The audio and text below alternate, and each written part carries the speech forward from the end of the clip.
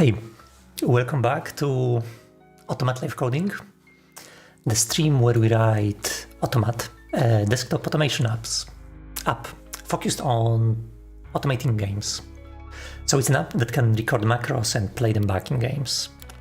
The macros can contain mouse button presses, keyboard presses, and the application that we are writing to do this stuff contains a bunch of nice functions that make it easy, for example, to create loops or to automatically record macros using this macro recorder. It's just fun to use. That's the point. Our application is mostly used for macro playback right now, but in principle it could do more stuff. Like here we have a Skyrim macro that can actually scan the vendor's inventory, and it does this using this text recognition object. So we can put it anywhere on screen and it can recognize text. And for example, attach it to Chrome, right? And I can read some text from screen by moving this box around.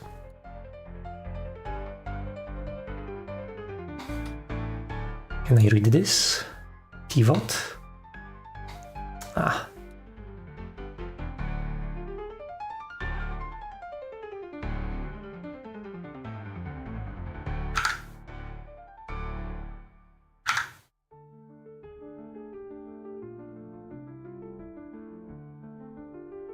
It's not great at reading text that's upside down, but you see the gist. We have this app which has many smaller objects that can be connected together.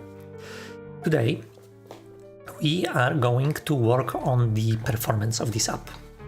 So this application has two issues. We are already pretty multi-threaded in terms of how it works. Like the UI thread, the operating system thread, is totally decoupled from the thread which does the fancy rendering. However, we want to go a step further. We want the rendering to also happen in multiple threads. So it may sound weird, right? Rendering happening in multiple threads. The GPU takes care of rendering, so what is there to multi-thread? Most of the time, actually nothing.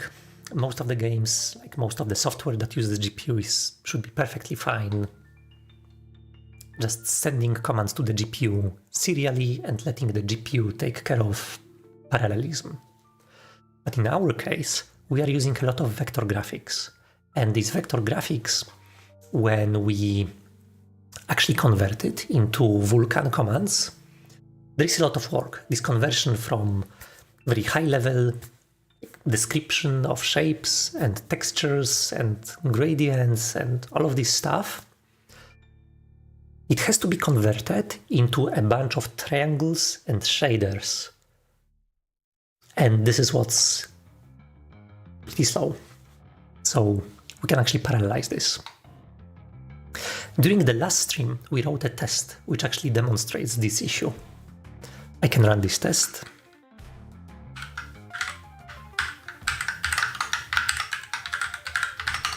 It's called the renderer test. This test is composed of a single object, this ellipse, which takes 1 second to draw itself. This 1 second is inserted here artificially. We kind of just put a sleep. Like whenever we draw this, we have 1 second of sleep. So our goal for today is to make this test case run super smoothly. So even though this ellipse is still going to render itself every second, we will take the previous texture and remap it to a new position on screen so that it animates smoothly, even though the rendering is slow.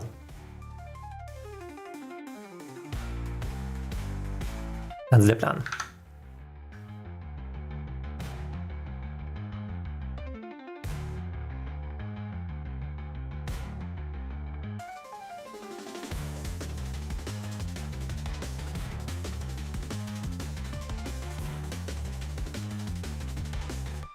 And in the meantime, we have some topics that we could watch together. Like there was this fun language posted to Future of Coding Slack channel, which we can take a look at. It looks interesting. I like this kind of stuff.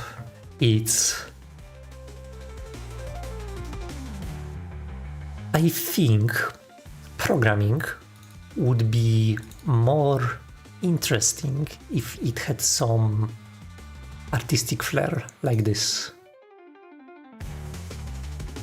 It gives you kind of this motivation to learn new stuff, even though, you know, it probably doesn't bring any new kind of computing features, like big new paradigm shifts. But just because it looks nice, I think it could have fun applications. I guess something like that. I haven't yet read through this, but if this is a programming language, then I guess it could be used in a game, right? As a game mechanic, for instance. And there is also a presentation by Brett Victor, a very famous person in the Future of Coding circles, who's demoing Dynamic Land, a project that, like, kind of like a public institution, like a public meeting place, which explores what computers could do if they were less screen-oriented. I watched half of it, but the presentation, I guess it can be watched from the middle as well. It's all of the points that Brett makes are fairly clear and self-contained, so it's not a problem. Okay. Let's start by actually taking a look at our code. So we'll close this console.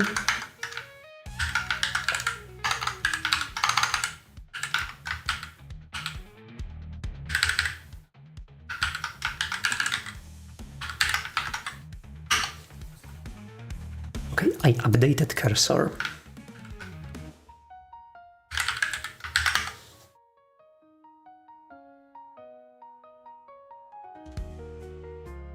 So now we have slightly more recent version.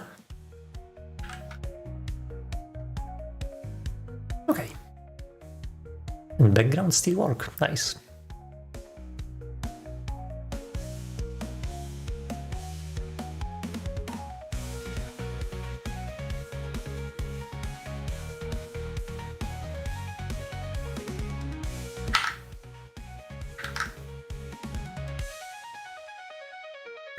I am trying to do one change in my editor. I'm trying to abandon the tab bar.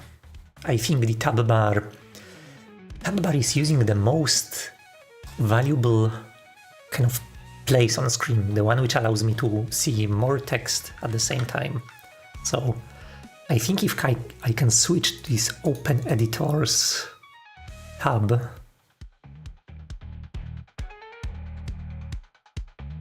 then it's going to be pretty useful. Okay, here's our renderer test, and I did some work within renderer. I did commit everything, so there's nothing to look here. But one thing I changed is when we render a widget into a surface, I've added this new parameter called rendering background. And I've added it because whenever we composite a widget on top of other widgets, we need to know how large is the surface, what it contains, and there is a big difference between widgets which we are rendering as part of the current frame and widgets which are going to be rendered in background and then only composited in the next frame. So everything which happens as part of the current frame, we can kind of assume that we are already using new surfaces. So when this render in background is false,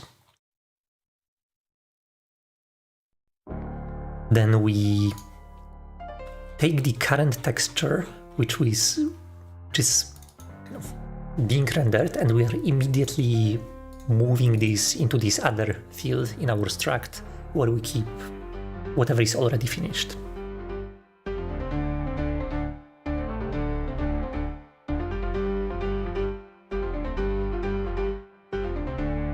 Yeah, and if the stuff is being rendered in background, so when the render is background is true, then we still do this. However, we defer this until the rendering finishes, so until the next frame. So this change actually doesn't do anything. It simplified code a little bit, because now in render frame, here when I call this render to surface,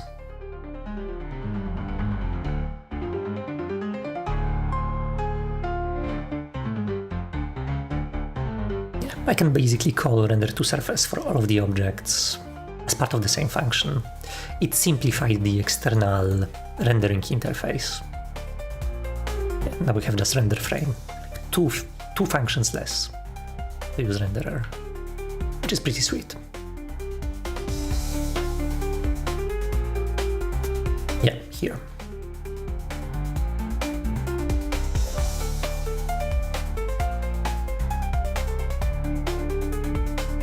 Okay.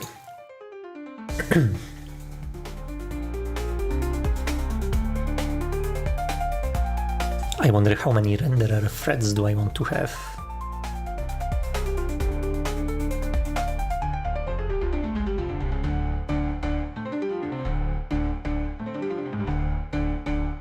Oh, so this parallelism, this is one thing that we will do. Another thing that we will do is this. We will get rid of this submit. It's going to be amazing if we can do it.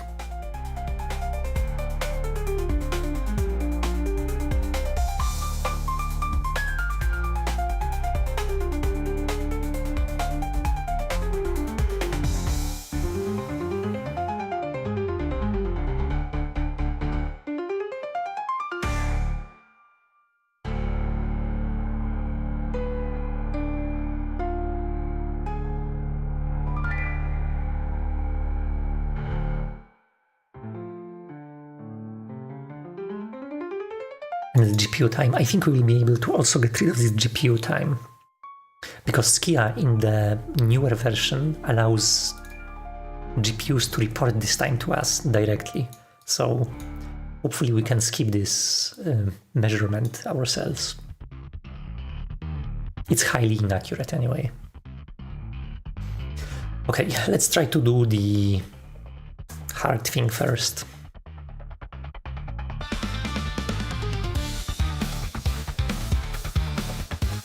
So I will try to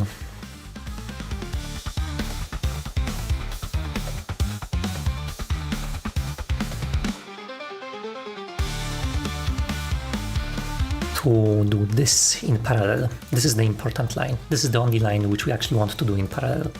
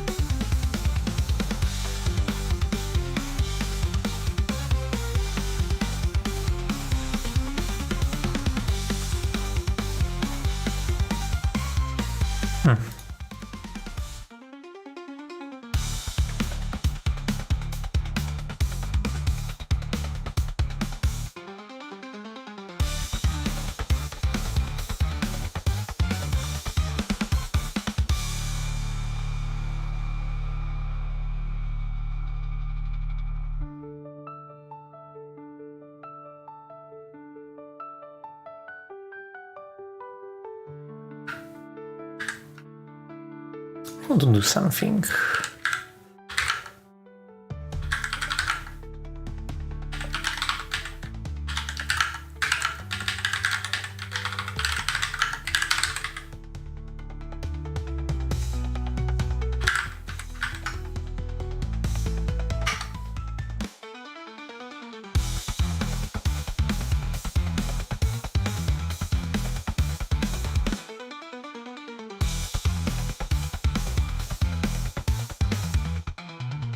Okay, our test has crashed.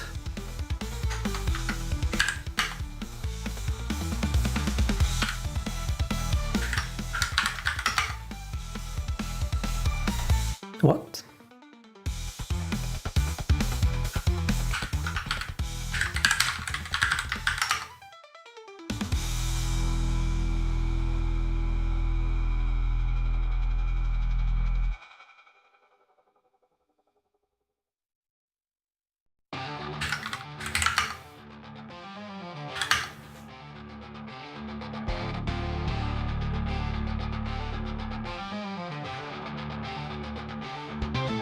Okay, this is troubling. This is a test that runs under debugger, but fails without one.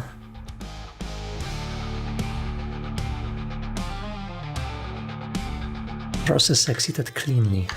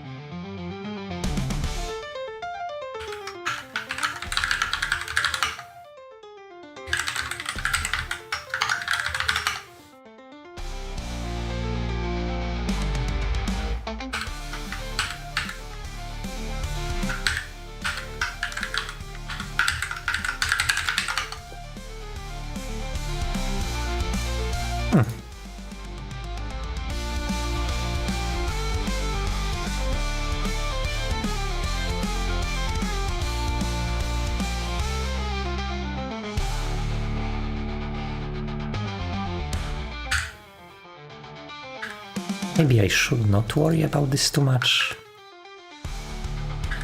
Maybe this is just a distraction, who knows.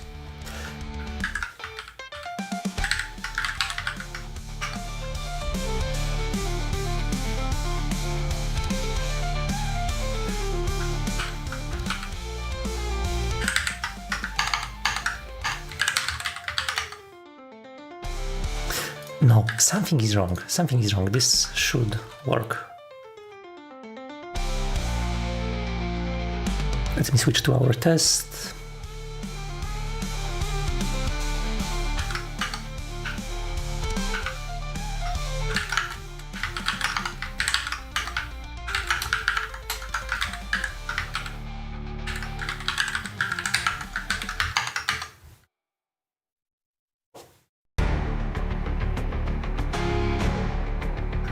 Okay, I can do this.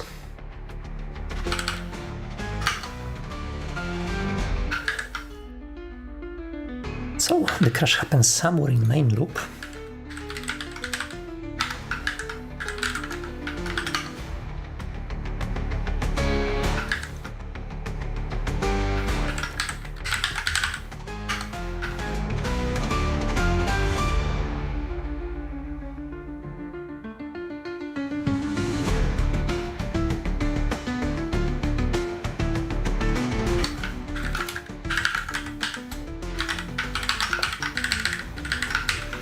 So the test fails under debugger, so I cannot use the standard debugger to figure out what's happening. I have to do this kind of bisect method with log statements. Okay, this one works.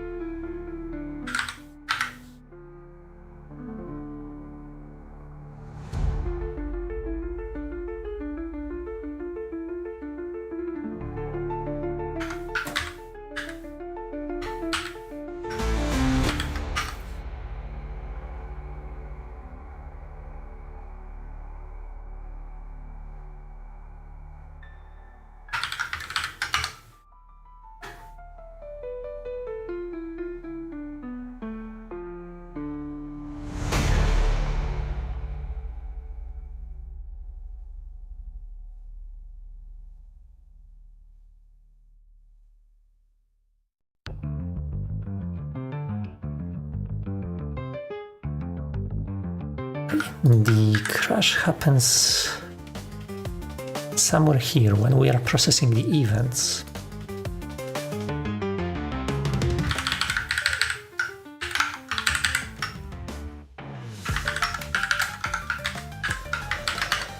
Let's see what opcode is causing the crash.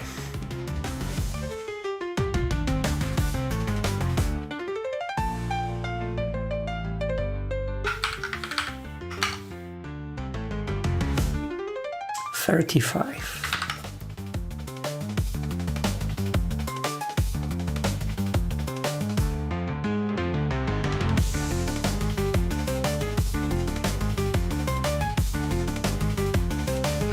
This is the generic event.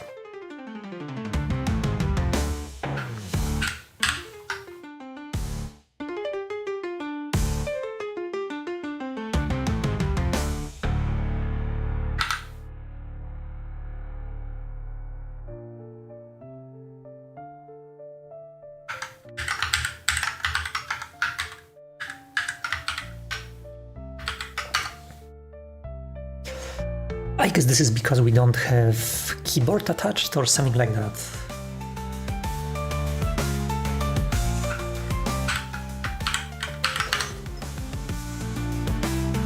D3.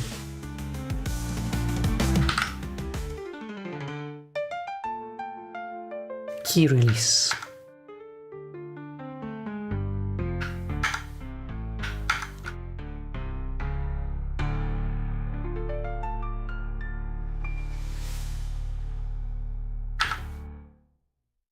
Oh, okay. So we are accessing the keyboard without checking if it's null or not.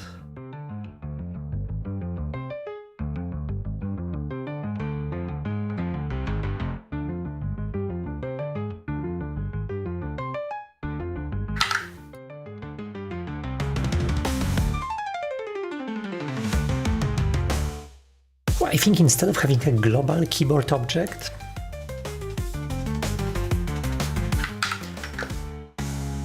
probably access field.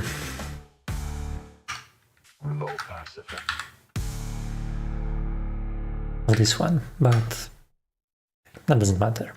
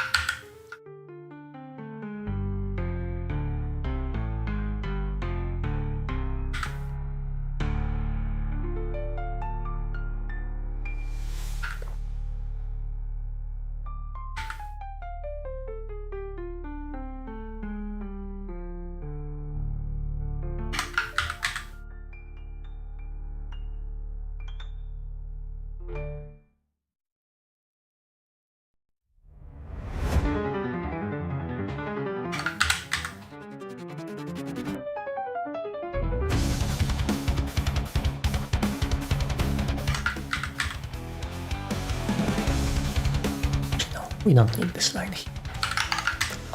Okay, that should solve the issue.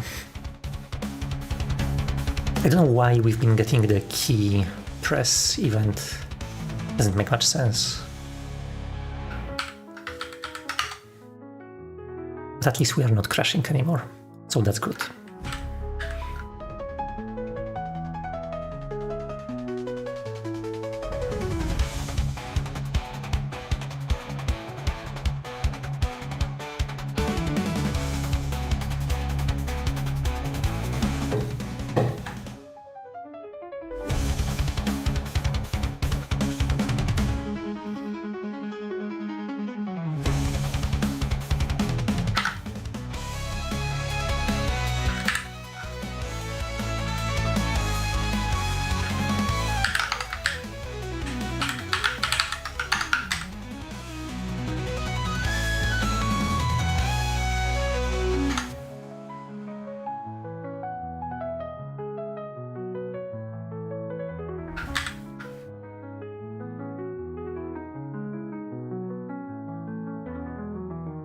Sweet.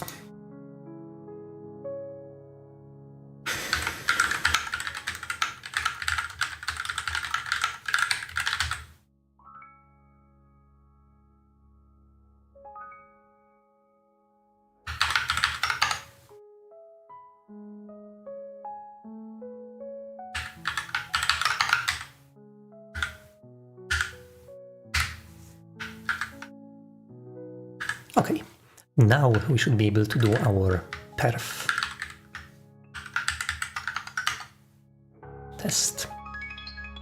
We are running this for a while, I'm closing it, and now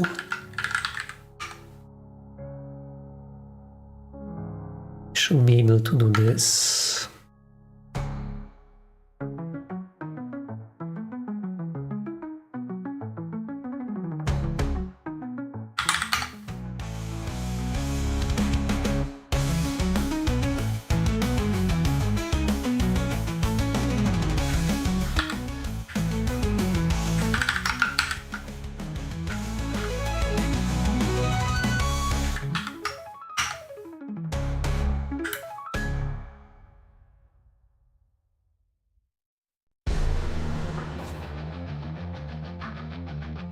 Okay, now we can take a look at flame graph. So the width of this flame graph is actually what's important for us. The width tells us which part takes the longest amount of time to do stuff. So this render thread seems to spend time in some unknown functions.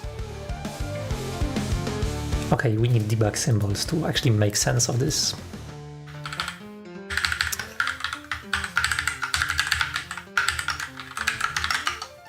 Let's first build our debug renderer test.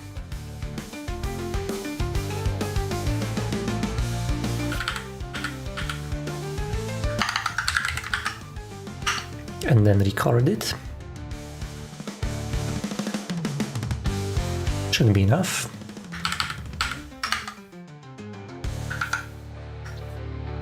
And now we can open this.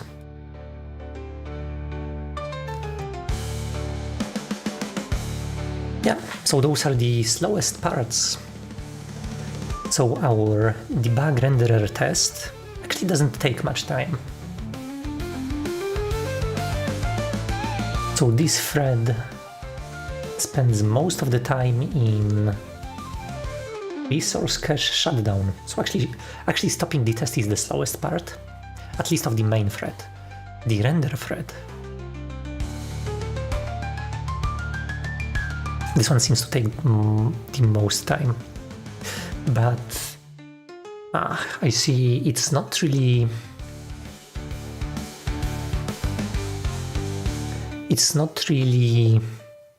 keeping the CPU busy, so maybe this is why it's not showing on stack trace.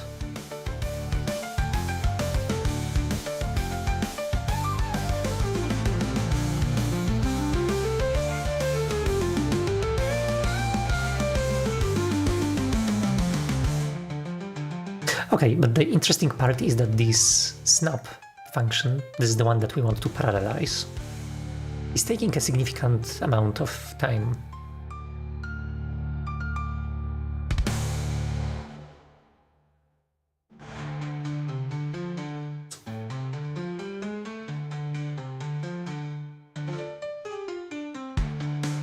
It is compiling SKSL.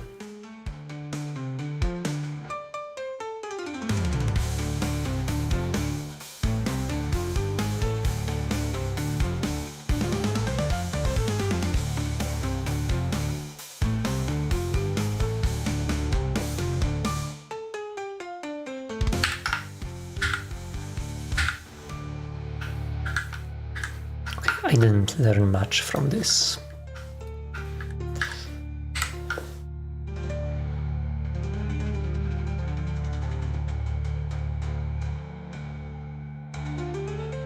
Okay, I'm going back to my render to surface.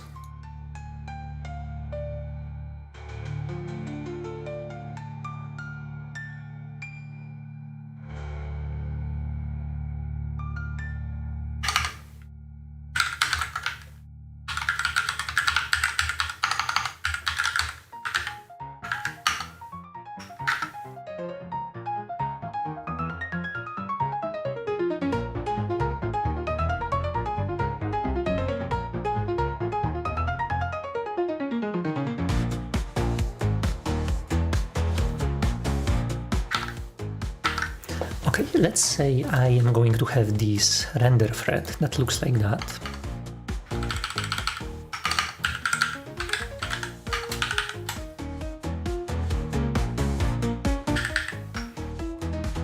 let's put blocking concurrent queue here, and our concurrent queue is going to take pointers to this stuff.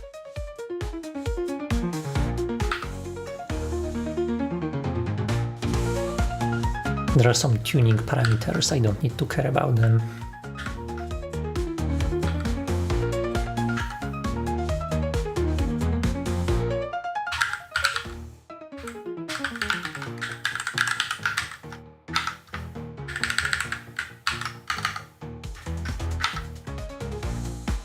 Okay.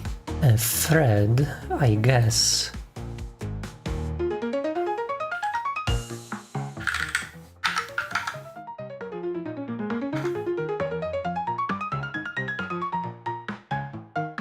I guess a thread should have this stop token as an argument, so that it's easy to stop it.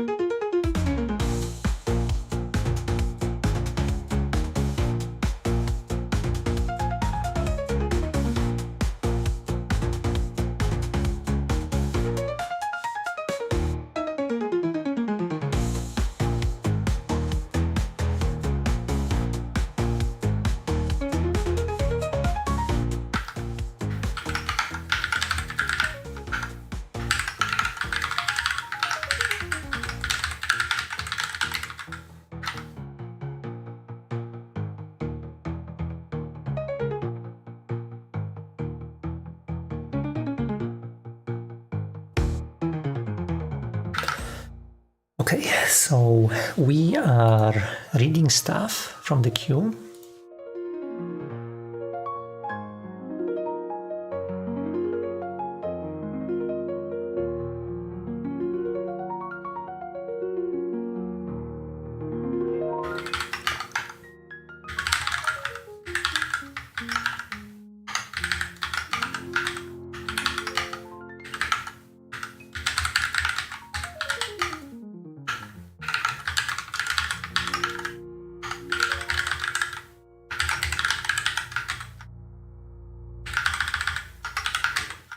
I need to somehow signal that I want to stop.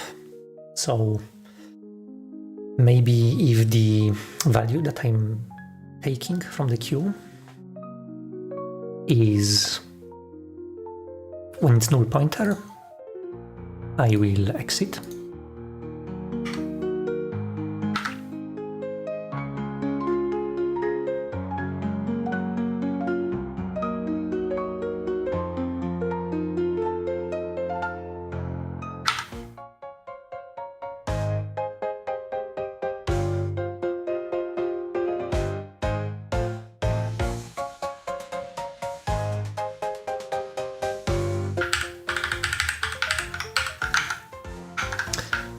I wonder, can I do this from a separate thread?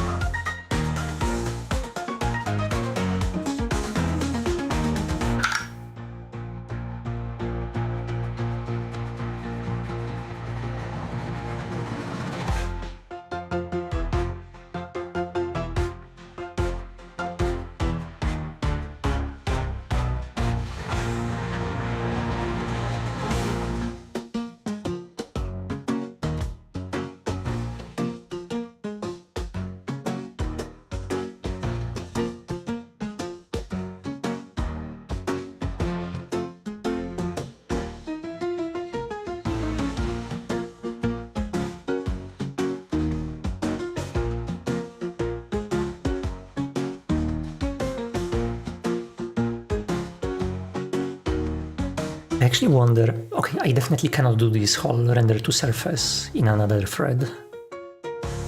It's definitely going to fail.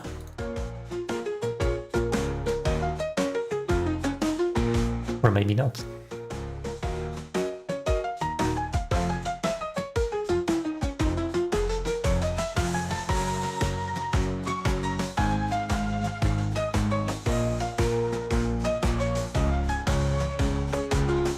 Actually, let's see. So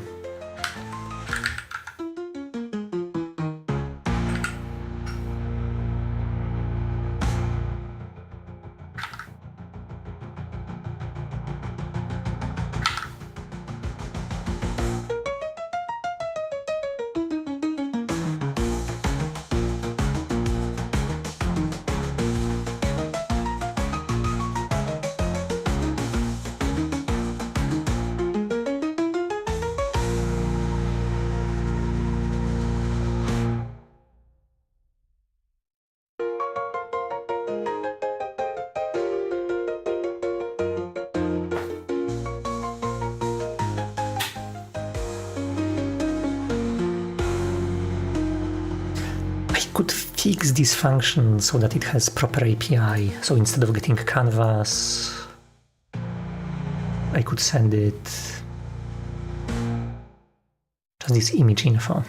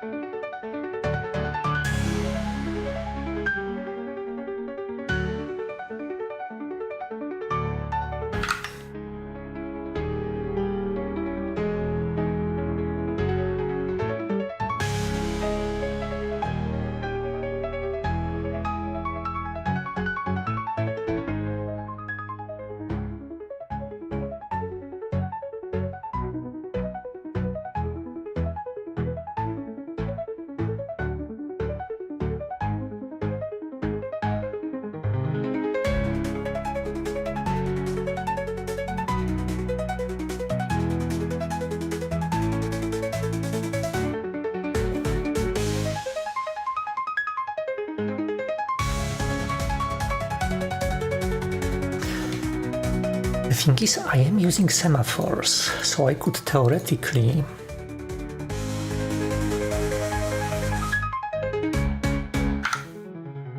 do most of this stuff in parallel.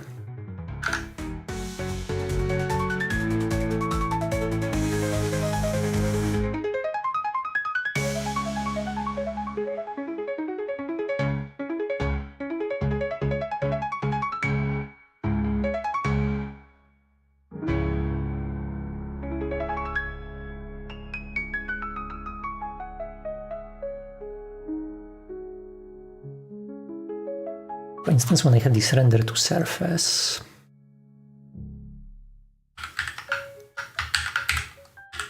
fold this,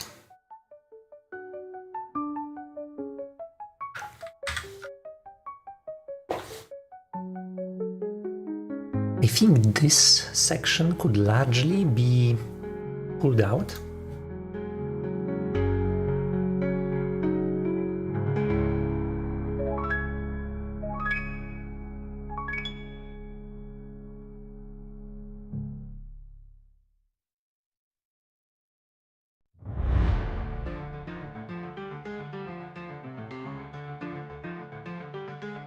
This render to surface is called from where? And there are only those 3 places where I call it.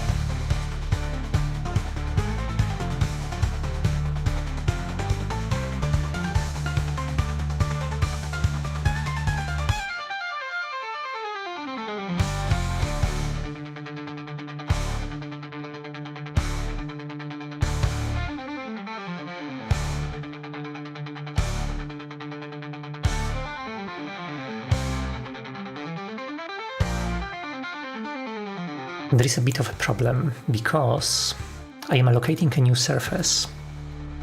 To allocate a new surface, I need to give a recorder. So this recorder cannot be living in another thread, because this surface needs to be used by other pieces of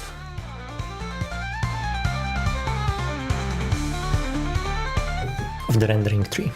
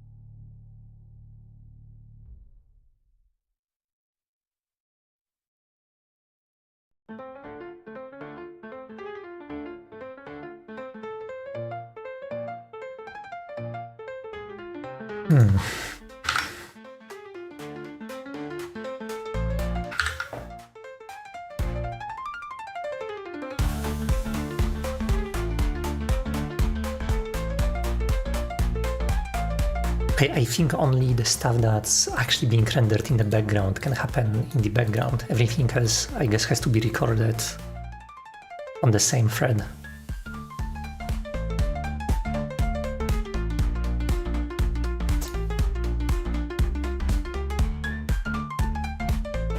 But still, I think I could... No. I want those multiple recorders.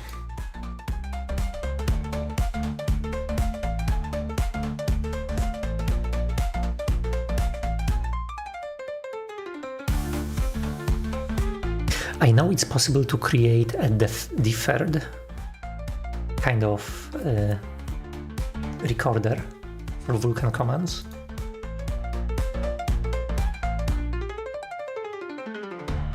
Maybe I can do that.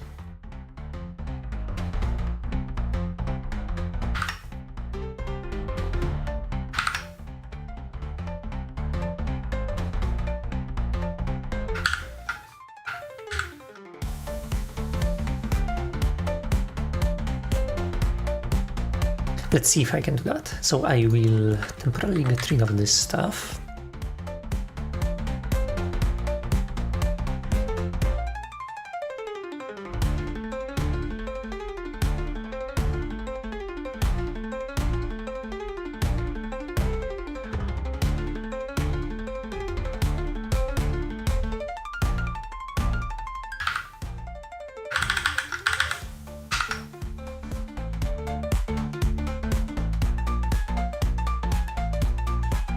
This target surface.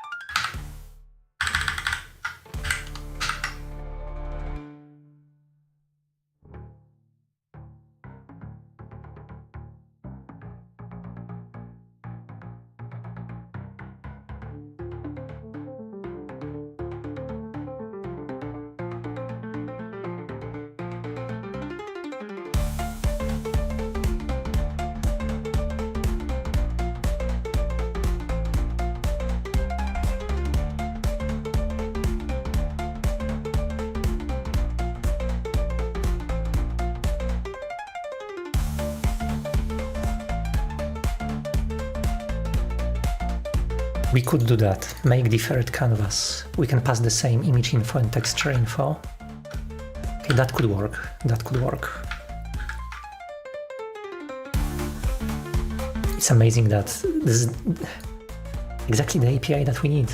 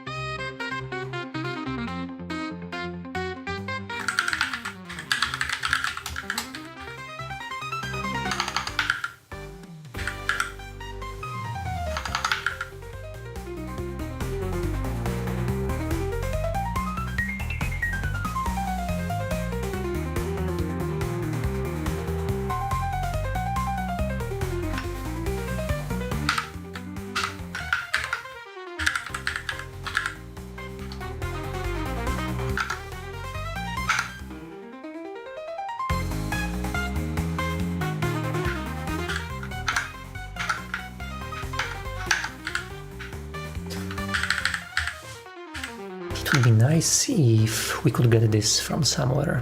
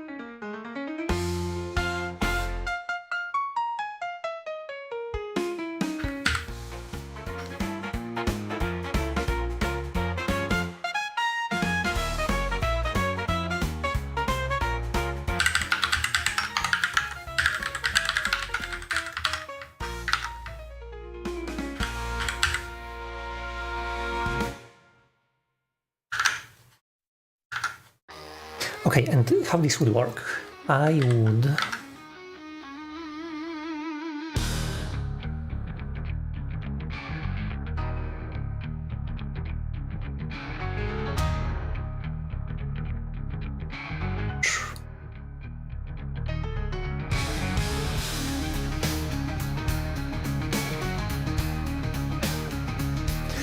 I'll make a short break, so be right back.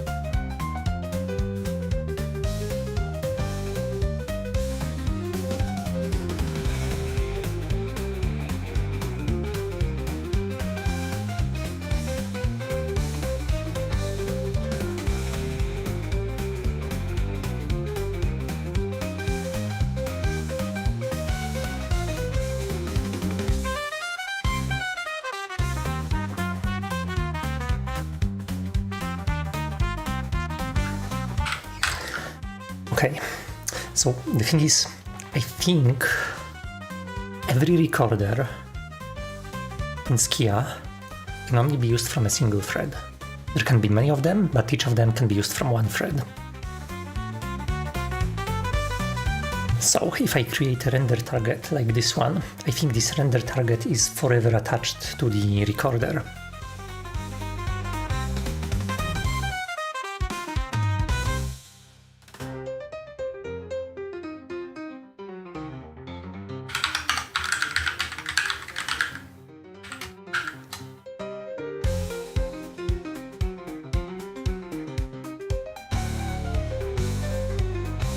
See, there is this recorder, recording context.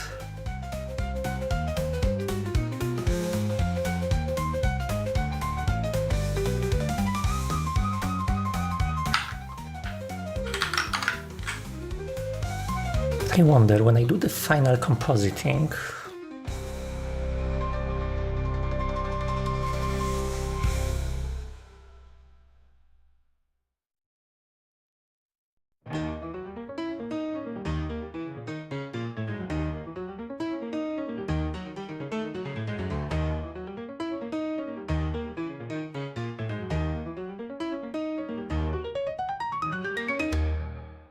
copy is a bad name.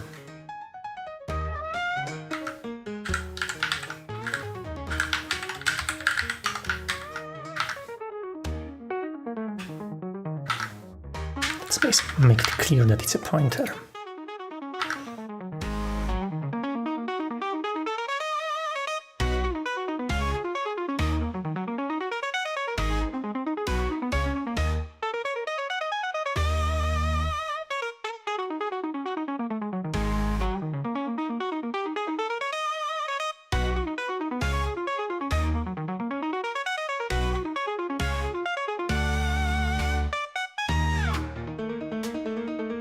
Multithreaded says, What's up, man? Hey. It's alright. Eurovision was pretty nice. Have you seen it?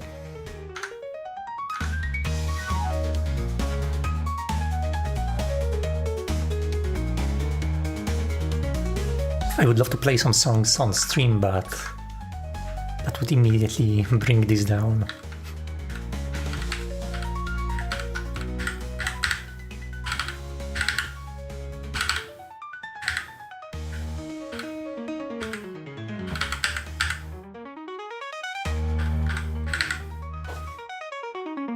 So I had some interesting favorites, completely different than the ones who eventually won the competition. So Estonia was amazing, right? Obviously. Very good. But there was this one song by Ukraine, which was... It just felt so nice. It was such a cozy, positive, and happy kind of song. You know, whenever I think about Eurovision, I always think about those old songs like ABBA style, and I think this year Ukraine, they totally nailed this feeling of an old ABBA song. It's totally different, but I mean, it's not even similar.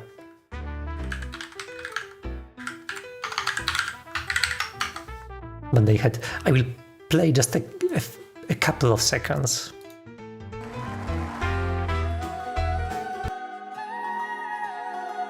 Singing.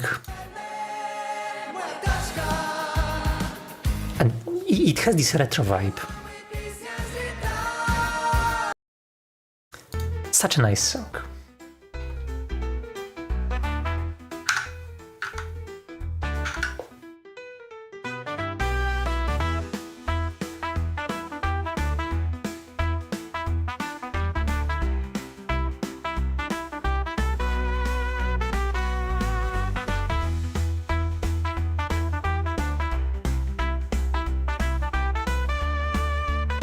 Yes, I watched. Ukraine was nice. Actually, Eurovision this year was overall very good. Like, it was much better than past years, I think. I agree. I'm not sure what was theme for this year. They don't have themes, it's like whatever people can come up with. But I was honestly... So usually there is like one or two better songs this year. It was like a lot of very good ones.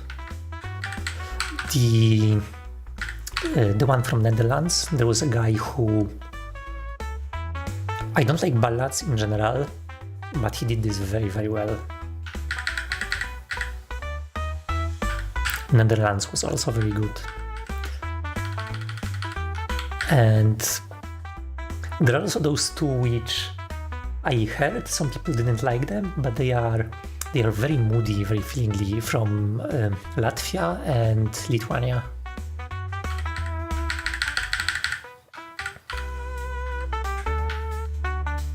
Poland was also good, surprising good.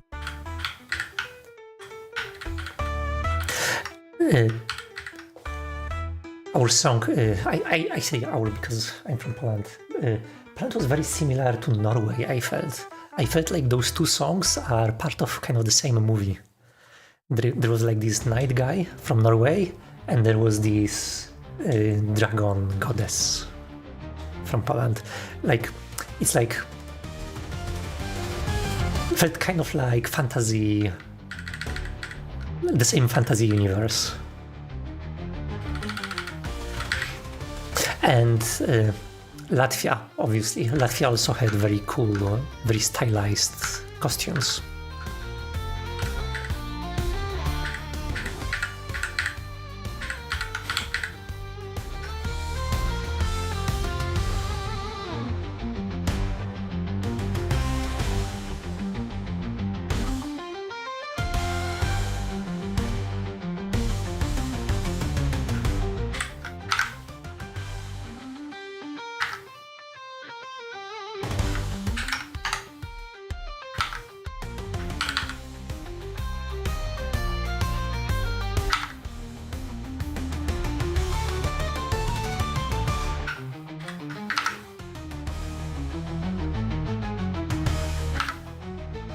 Okay,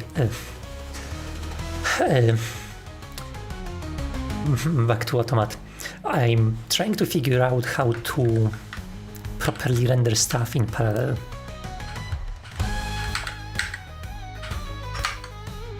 It's much harder than it seems.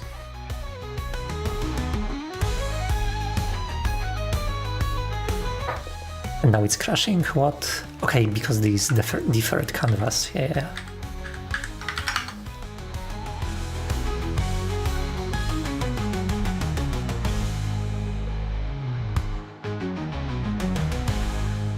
Okay.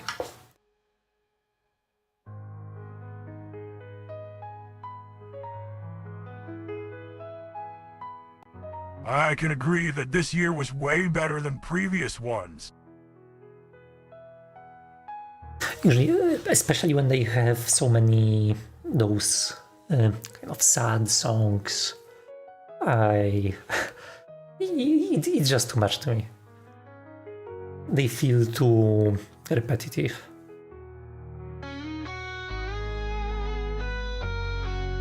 It's not they are bad, but just the volume is... it's like overstimulation. They don't hit as hard, or they don't...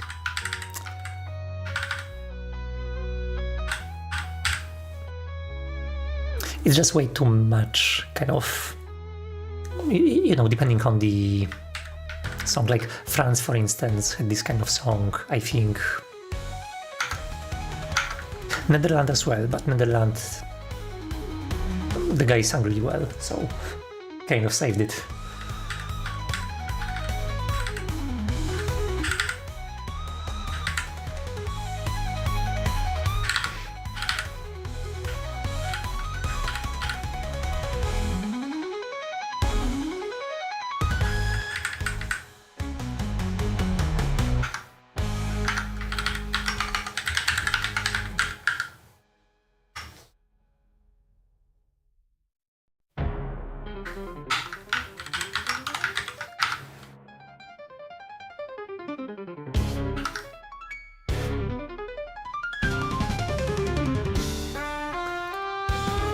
Okay, I need to get rid of this and switch to that.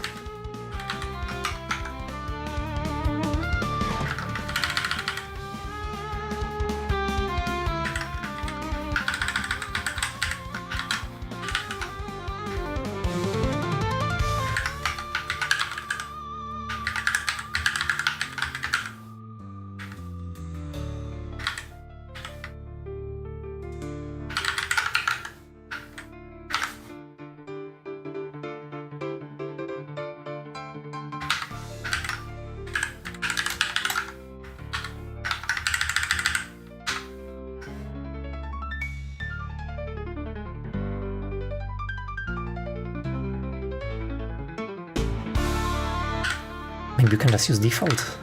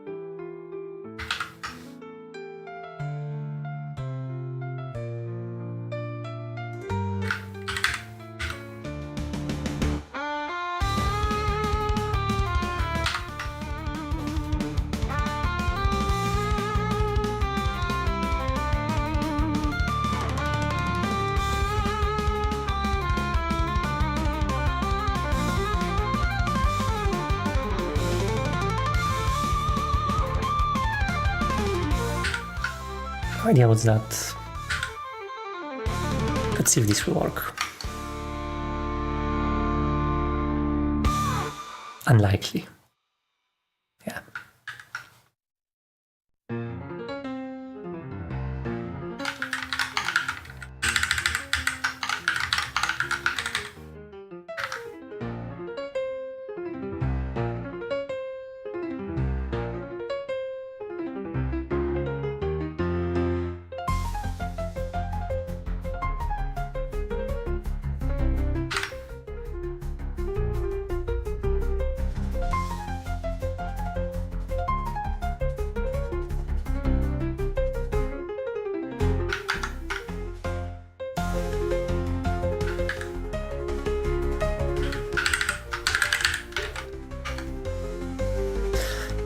I will run debugger, and debugger should tell me where we are crashing.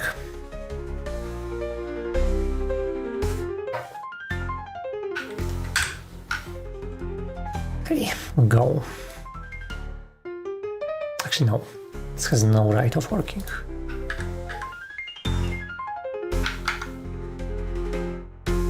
Now it can work.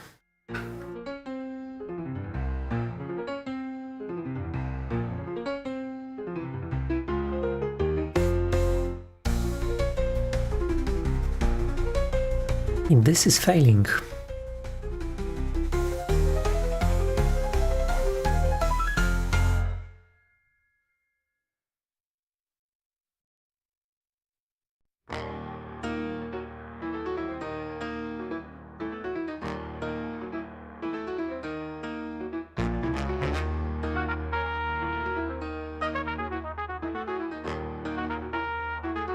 Texture info not available, image info not available.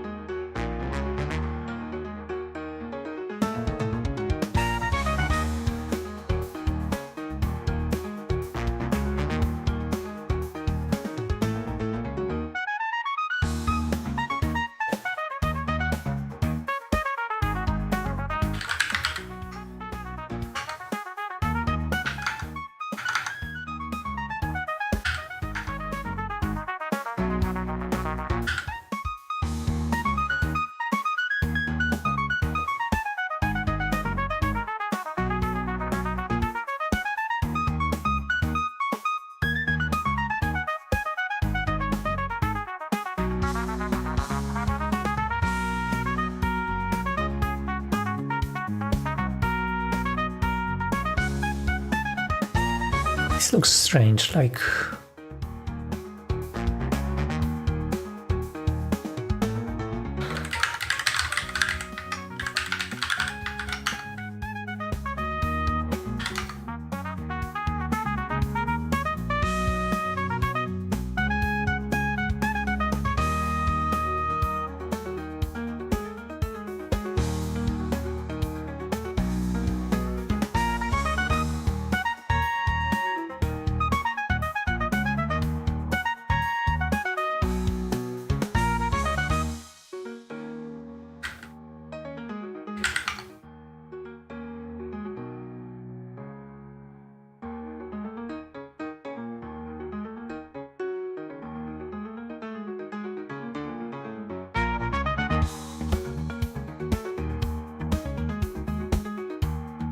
Okay, image info looks nice. Texture info.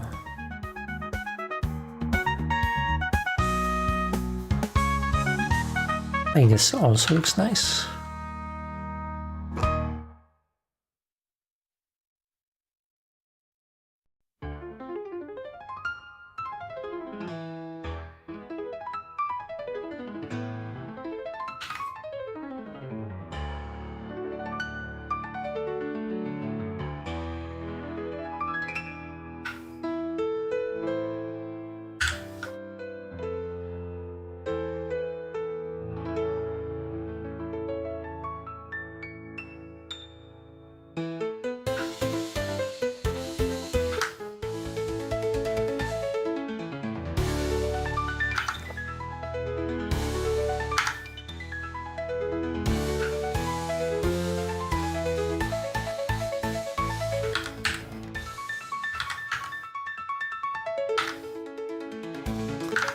I need to find the sources myself.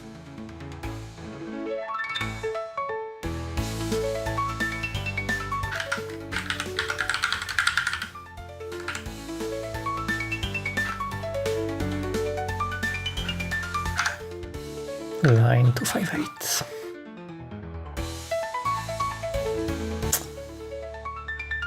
Okay, I think this is not my version.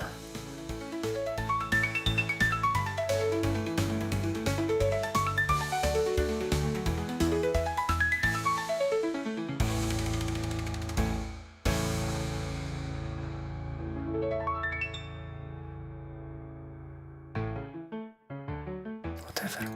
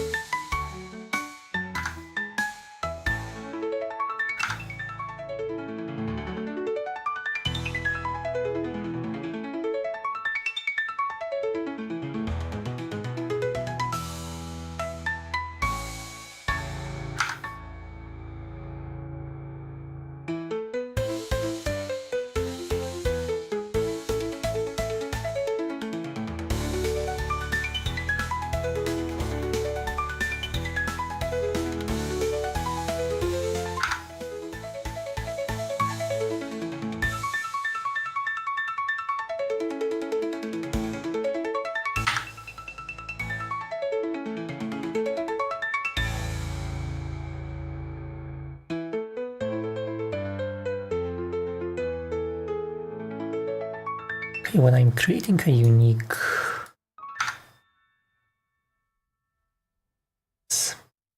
proxy device, I guess this must be null.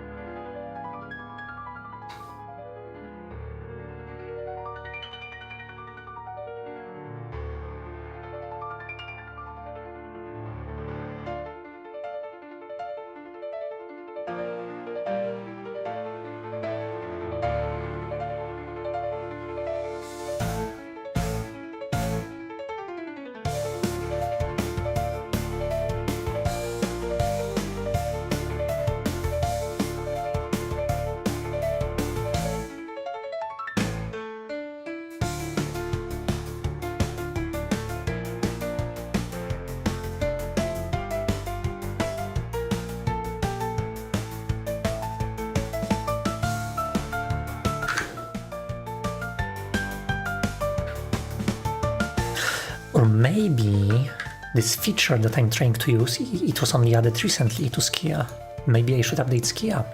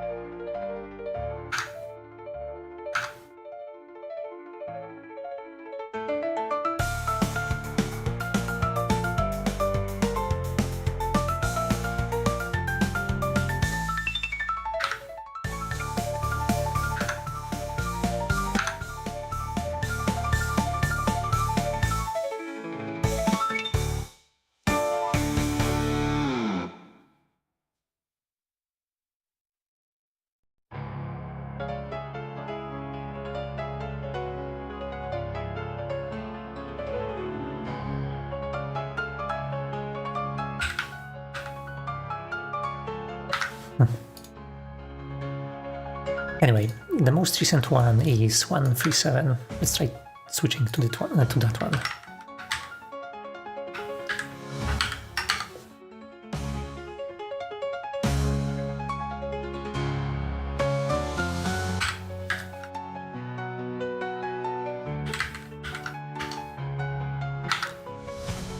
Okay, I need to get rid of the Skia source root. Or not.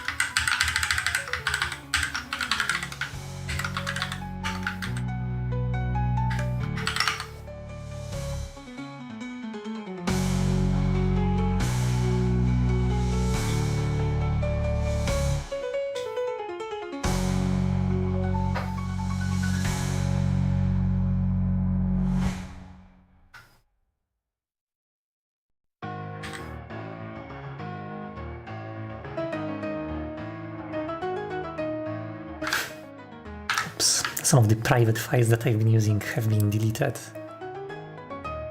It had to happen eventually. SRC, GPU, Graphite, VK.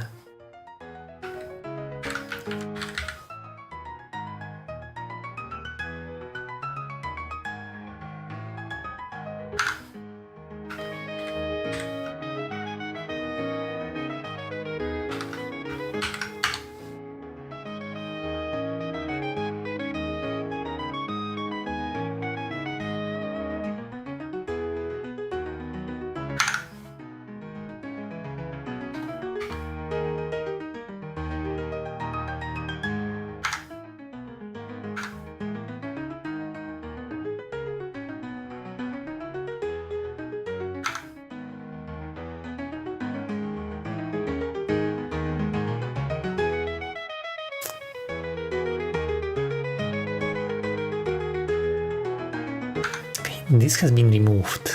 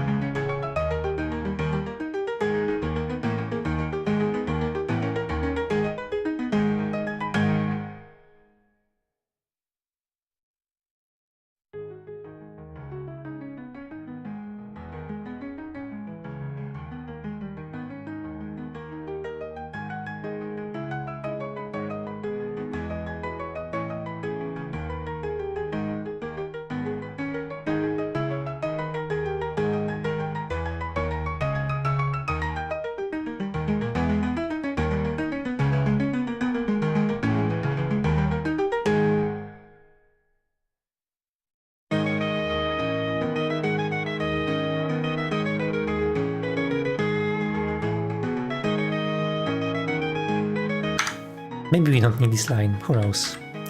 I remember it solved some issue related to multi-sampling. Yeah, we will see.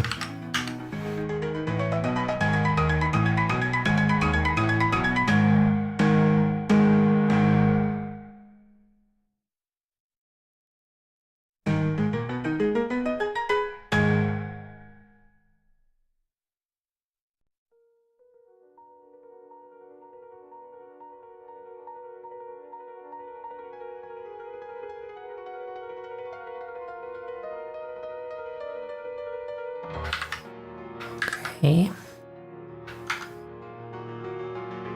Options. New options. It has a lot of empty space.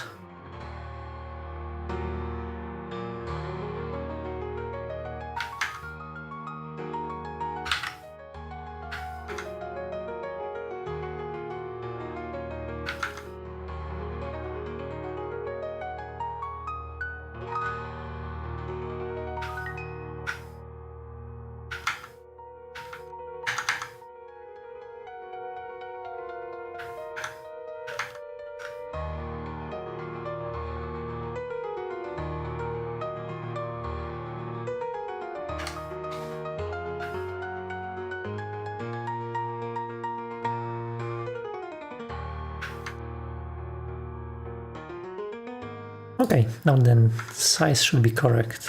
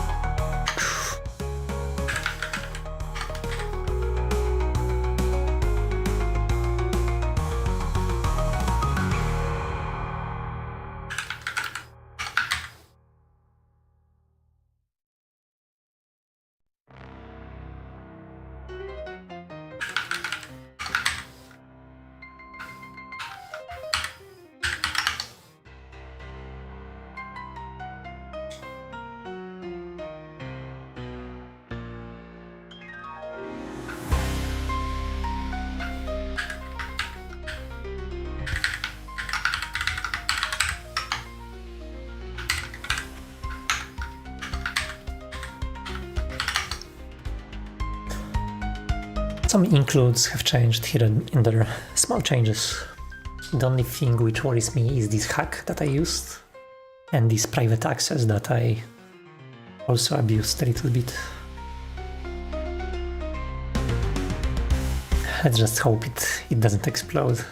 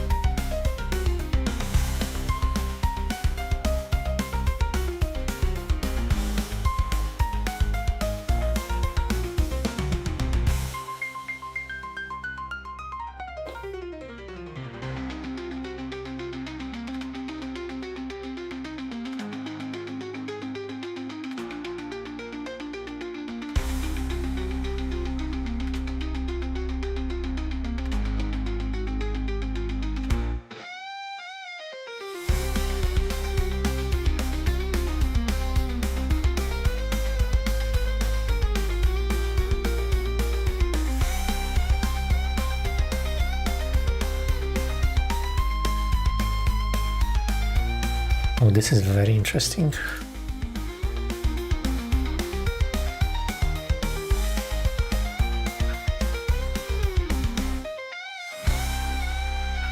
No vtable for... Oh yeah, because it's built with no RTTI.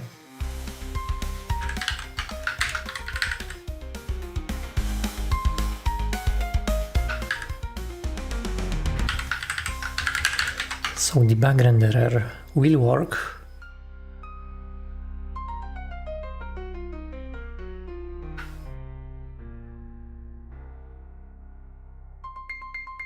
And it's fine, we can use debug renderer. I think I should get rid of this build skia. I think we have been using old one possibly.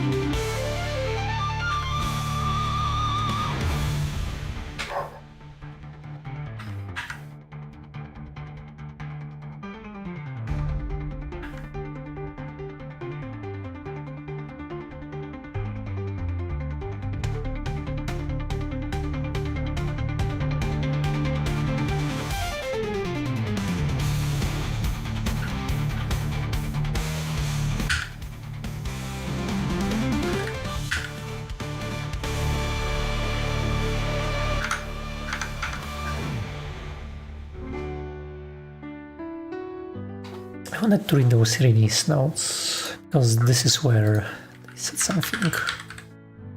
Multithreaded recording.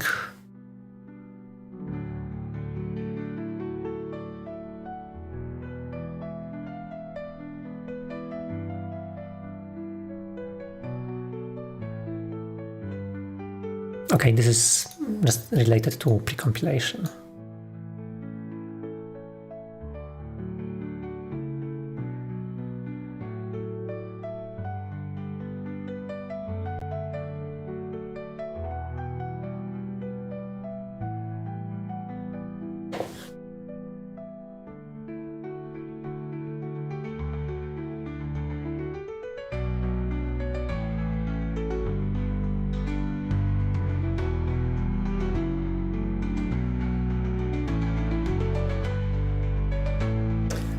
I think maybe there is even a different way to do this.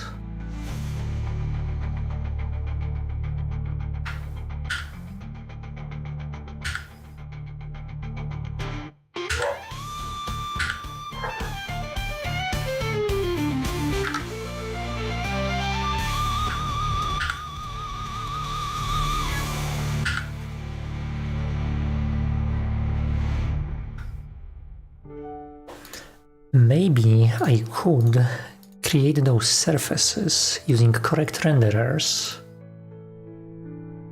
correct recorders.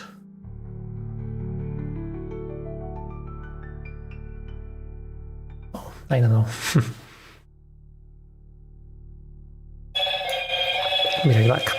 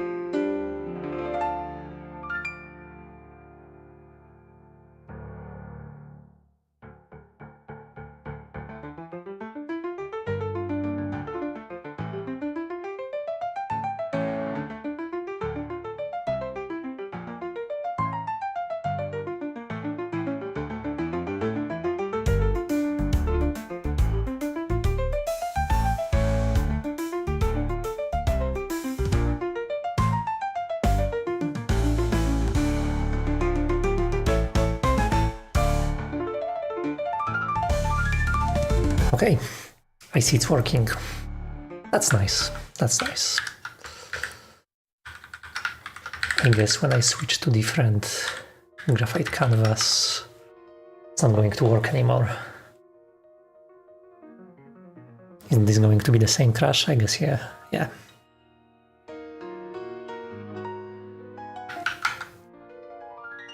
Could try debugging. Or else.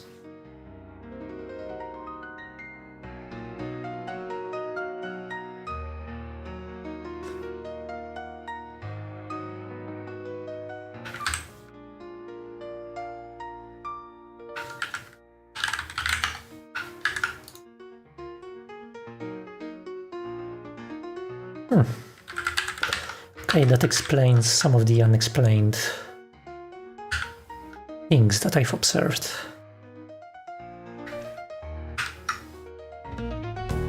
Where debugging didn't work as it should.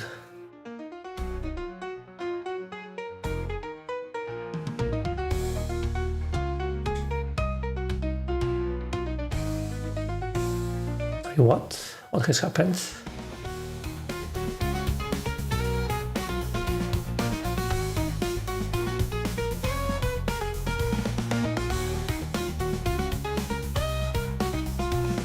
Okay, device is set to null. Yeah, which is exactly what I kind of expected.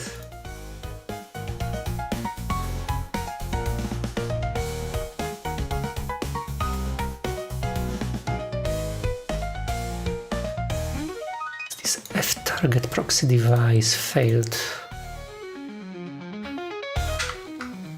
What could have caused it?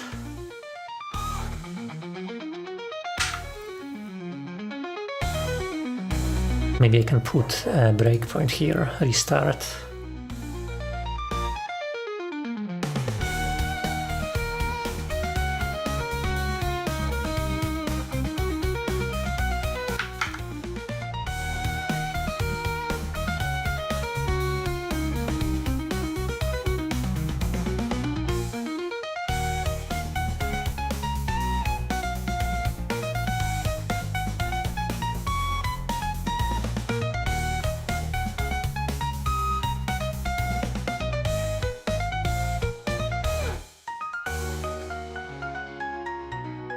The issue has to be inside.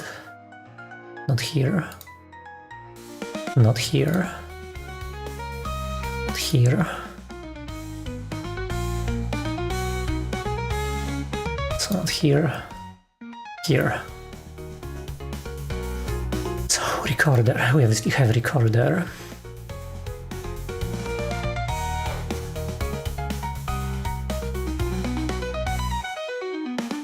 Let's see this draw context.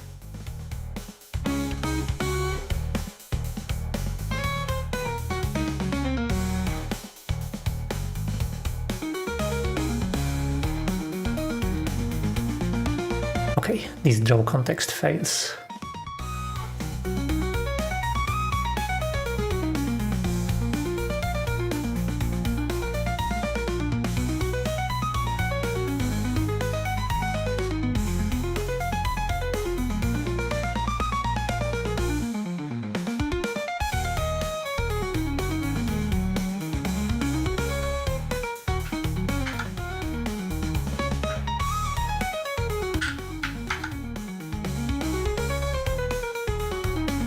Restart again.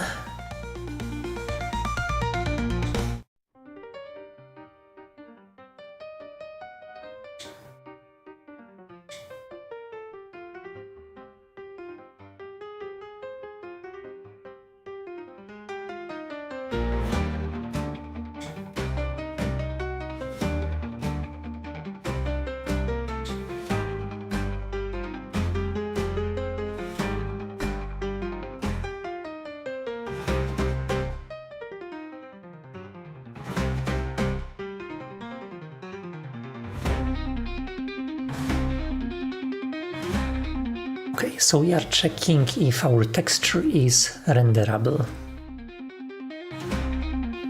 This checkpoint here. It is renderable, cool. And then we are checking if color type and texture info are compatible. They are. Sweet.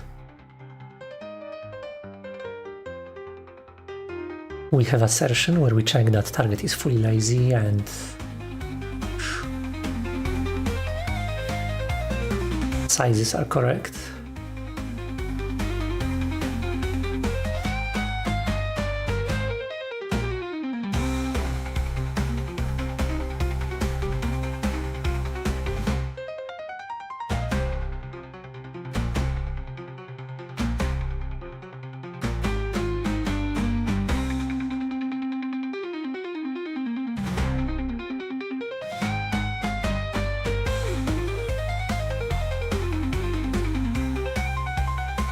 suddenly... Okay, this went through because this is the window surface. Okay, so that was... Yeah, we've been in swap chain create buffers. We're not interested in that. Still in swap chain create buffers. Still in swap chain create buffers. And now we are in render thread.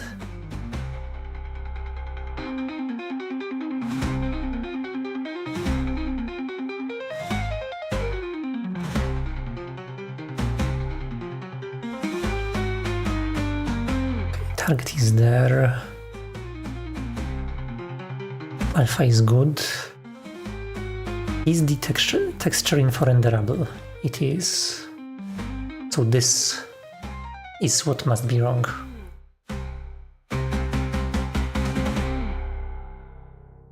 BG array pre-multiplied.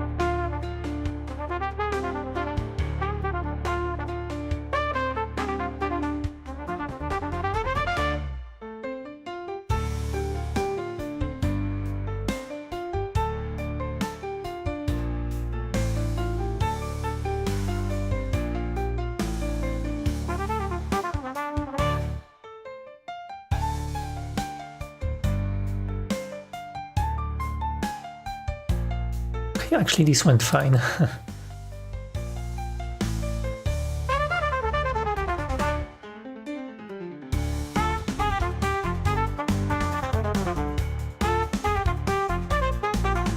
Maybe this image info will fail.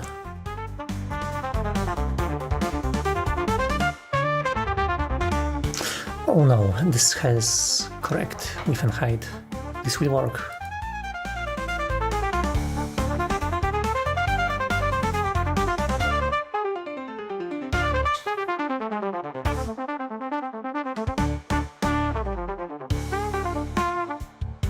Okay, this one could fail.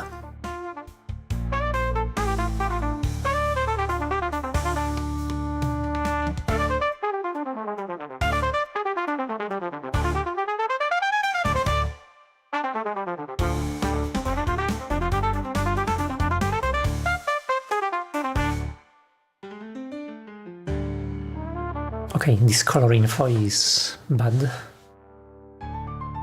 I'm passing.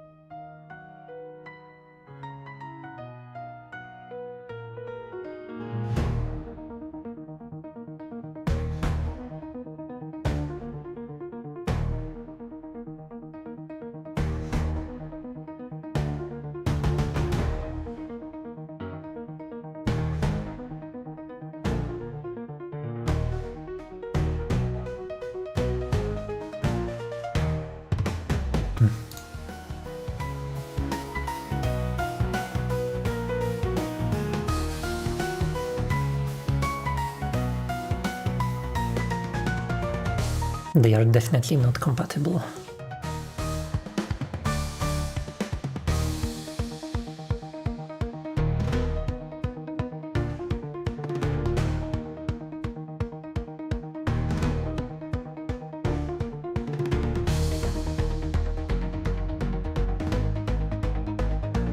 This is BG array 8.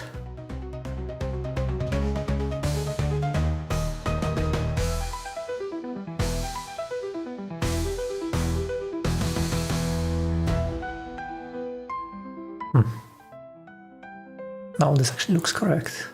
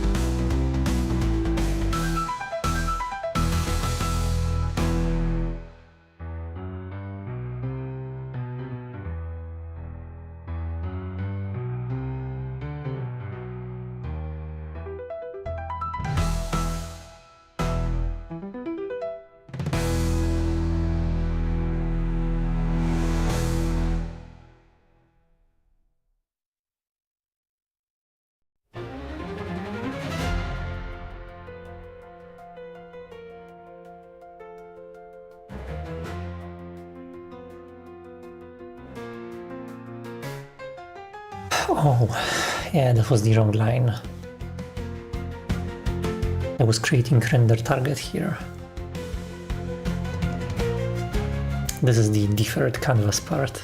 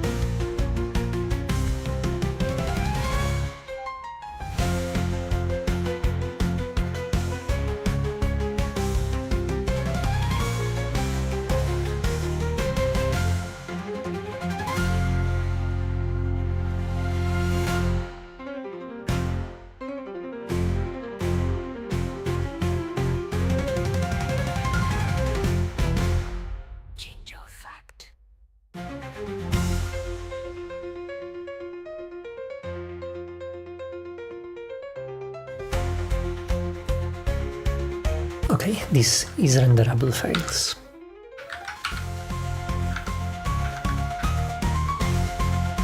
Let's find is renderable here.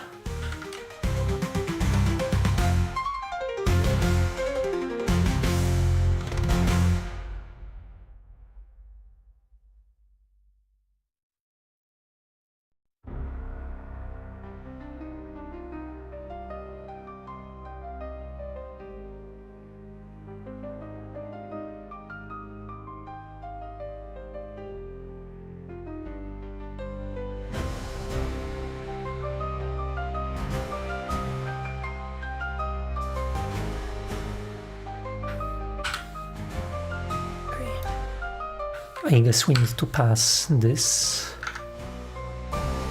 flag.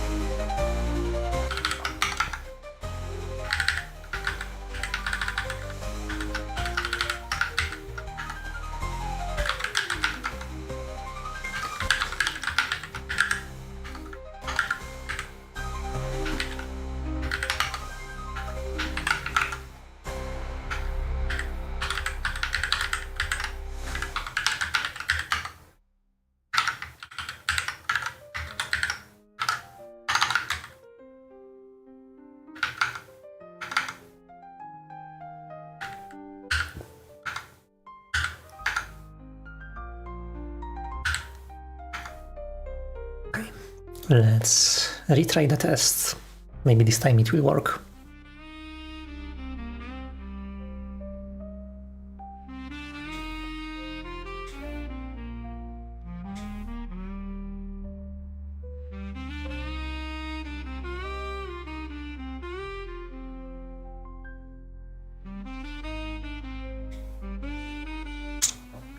Segmentation fault, device is 0. Okay, I will do a break now. I have this short video that we can play in the meantime. So I will hide myself, play the video, and yeah, that's what we are going to do for the next couple of minutes. Stop the music. So, I also have some tools and stuff in this binder in these little pockets. But yeah, basically, every line of code that we've written it physically exists. It's a place where you can get to it with your hands, put it on the table, change it, gather around with other people, talk about it. It's not hidden away in some screen or some directory. And maybe the last thing I'll show before we get on to cities is the community space that we were running closed down for COVID.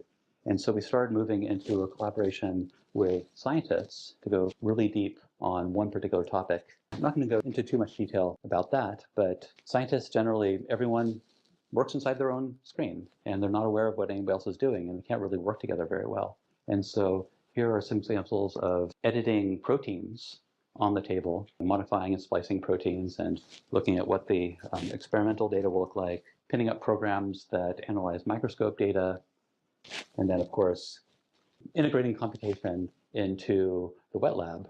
So working with test tubes and physical materials. Because if we want to integrate computation into timber frames, we also want to integrate it into actual biological materials, enable the scientists to actually see what they're working on. That's maybe enough of a background on what this computing system is all about. So let's talk about cities. Like I said, we've been interested in how computation can serve public life and be integrated into public spaces for a long time. We've never had a chance to do that work before, so don't really have anything concrete to show you about cities. But I thought what we could talk about are values. So what is important to us in the built environment? And are those things reflected in our computational environments? And so for each of these 7 values or contrasts or tensions, I want to talk about how they're reflected in the city, in the built environment, and how they could be reflected in our computational environments, where we can integrate computation into the built environment to uphold these values that we care about. And the first one I'm going to talk about is globalization versus local culture. So I have to start with that. So McDonald's as the international symbol of globalization.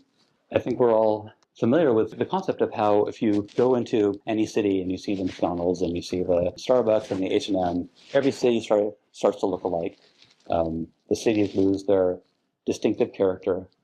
We don't necessarily have to say this is necessarily bad or good, but it's something that we can discuss and debate. It's a concept that is understood in urban design, the concept of globalization.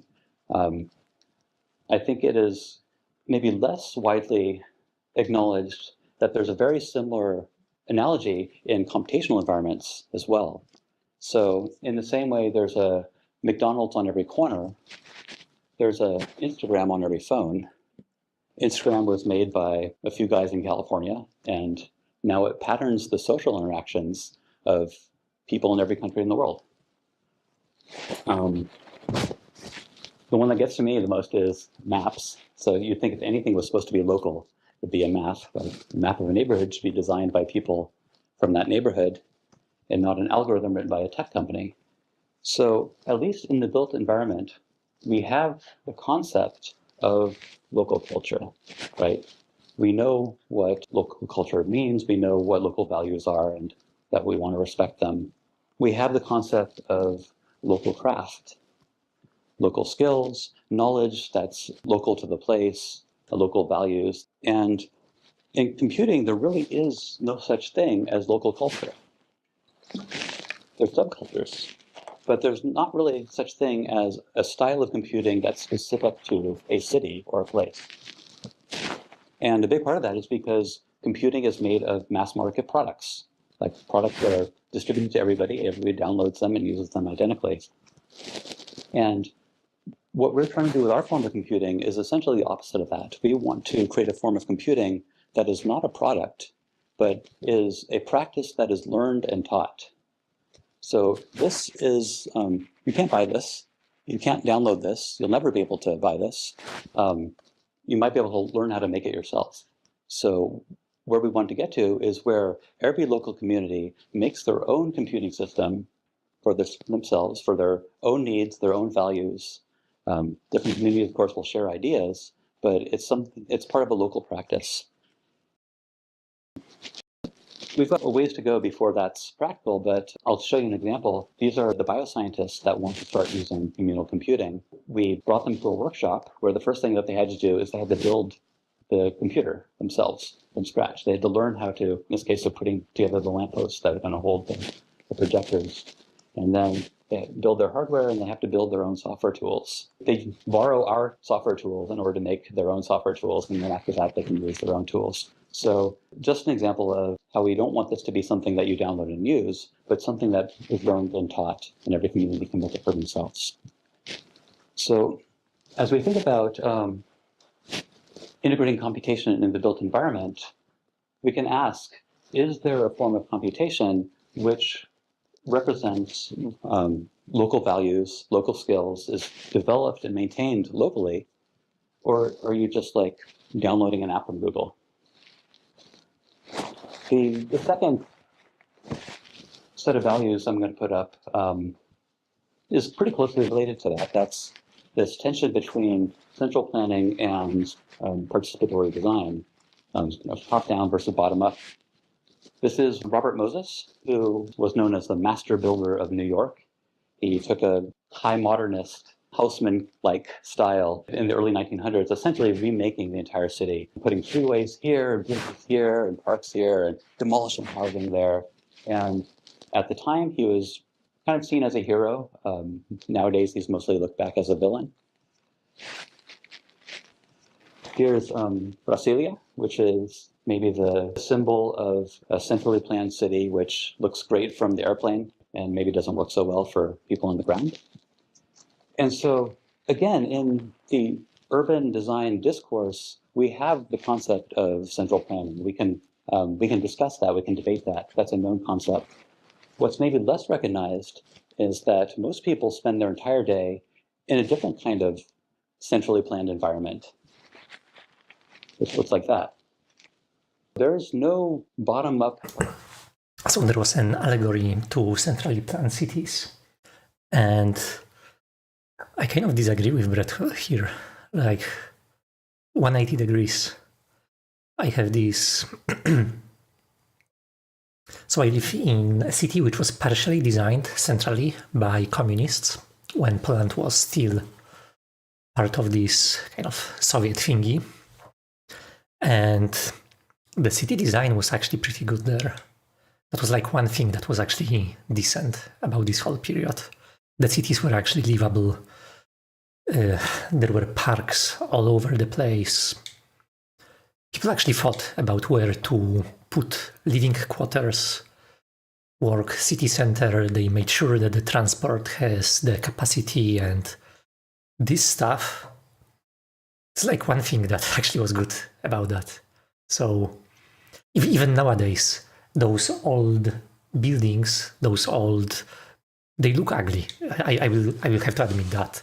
They look totally ugly, but they work. They are super practical, those buildings. You know, you live in a city block, you literally go down the elevator and there are shops all around you. It's not even like 5-minute city. It's like a city where you literally leave your apartment and you're kind of in the center immediately. So that design, that centrally planned design, when it's done well, it's amazing. It's way better than distributed design. I don't even think distributed design could work. But yeah. Participatory. That was just a metaphor by Brett, by the way. The stuff that he mentioned about the cities, it was just to put some kind of emotional sentiment on the stuff that he's going to say now. And it's possible, it's very likely that what he's saying now makes sense regardless of this architecture point. Design or democratic governance in Google Docs. That is designed by a committee at a tech company, and you accept it as it is, and you live in that world. If you don't like that city, maybe you move to a different city, but it's exactly the same. It's all the same stuff. So at least in the built environment, we have a concept of democracy, of democratic design, of democratic governments. We have a concept of participatory planning, participatory design. And as you've seen, most of the activities in the computing system that we've made look a lot like these pictures, right? It's people gathered around the same space, working on something together. And so we're interested in how can computing support bottom-up participatory practices within a city, within the built environment. And one way that might be is by using computation to support communities coming together to discuss and debate issues that are of importance to that community. The next set of values is isolating versus communal. So here are some houses. They're on the same block, but it's likely that the people who live in these houses don't know their neighbors, because all life either takes place inside the house or they get in the car and they go somewhere else. And there's an exactly analogous picture to this in computation, which is this. These people don't know their neighbors. They're each in their own separate world. They're not engaging with the people around them. And yeah, when it comes to computers, actually there is a huge potential in exploiting the closeness of different computers. Like the stuff that you download from the internet. You know, people around you probably have some like movies, music, games on their PCs that, you know, this peer-to-peer sharing could exploit. the people here, For instance. and the people here might be very social people. Or if somebody's playing a game, maybe, you know, the people around could be able to discover this and kind of join it, just to meet, you know, other people. That would be nice. But the technology is structured in such a way that it's inherently isolating, that it inherently pulls them apart. And so we can contrast that with an environment such as this. This is New Harbor in Copenhagen. This is a different approach to housing. Here, the environment is built so that people are always coming in contact with each other. So people are together, they're always seeing each other, they're naturally being brought into the same place where they can interact. And as I've been showing here, that's exactly the same ethos that we've been designing our computational system around, a form of computation where people are naturally brought together and working together in the same space. You don't have to be. Like, if you want to work by yourself, you can just go off in a corner and work by yourself. But the technology is structured such that it naturally brings people together rather than naturally isolating them. And this is doubly important because phones, they have this tendency to isolate people. Like, even when there is like a group of people together, when everybody pulls out their phone, like all of the discussion becomes much, much harder. Yeah, and PCs could actually work the opposite way. They could,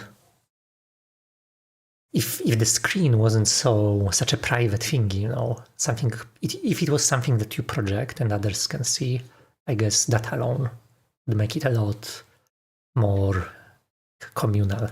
How is calling it? By the way, a lot of the points on this list they seem fairly closely related. I'm not sure there is much difference between like the first three categories: global, local, centrally planned, participatory, isolating, communal. So as we think about integrating computation into public spaces, the purpose of public space is to bring people together. You don't want to pair that with a form of computation that pulls people apart. You want the computation to also support people coming together in the space. The next value is private property versus public space. So on the left, you spend your day in the privately owned office building, which you get to in your privately owned vehicle. On the right, you spend your day on this privately owned computing platform, which you get to on your privately owned device. What's funny is in both these cases, the roads are public, right? The streets are public, and the internet is public infrastructure, but you don't spend any time on the street. You spend all of your time on private property. And Twitter might feel like a public square, but it's privately owned, and you find that out when the owner starts asserting his ownership. So at least in the built environment, we have a concept of public property. This is Oakland, California, near where I live. The yellow regions here are public. The yellow regions are owned by the city. You can see it's mostly private property, but the yellow parts are all of the parks. And streets. I guess the streets are also public. Public housing here. And of course, the squares and plazas are all public spaces that belong to the people. And so I think it's a really interesting question of what is computational public space? And we believe that in order to have computational public space, you need computation in space. As long as all the computation is within a private device, you'll never get it. You'll never get there. So, and like I said, we were operating our community space, trying to move into the direction of a kind of public library, public discussion forum, where people from the local community would come together to discuss things that mattered to the community. But that's just one building. So if you want to think about integrating computation into all public space, what does that mean? We think that it should be a public form of computation, right? You shouldn't be downloading a private app from a private vendor and installing that in public space. So how can we make public space with computation that is actually belongs to the public?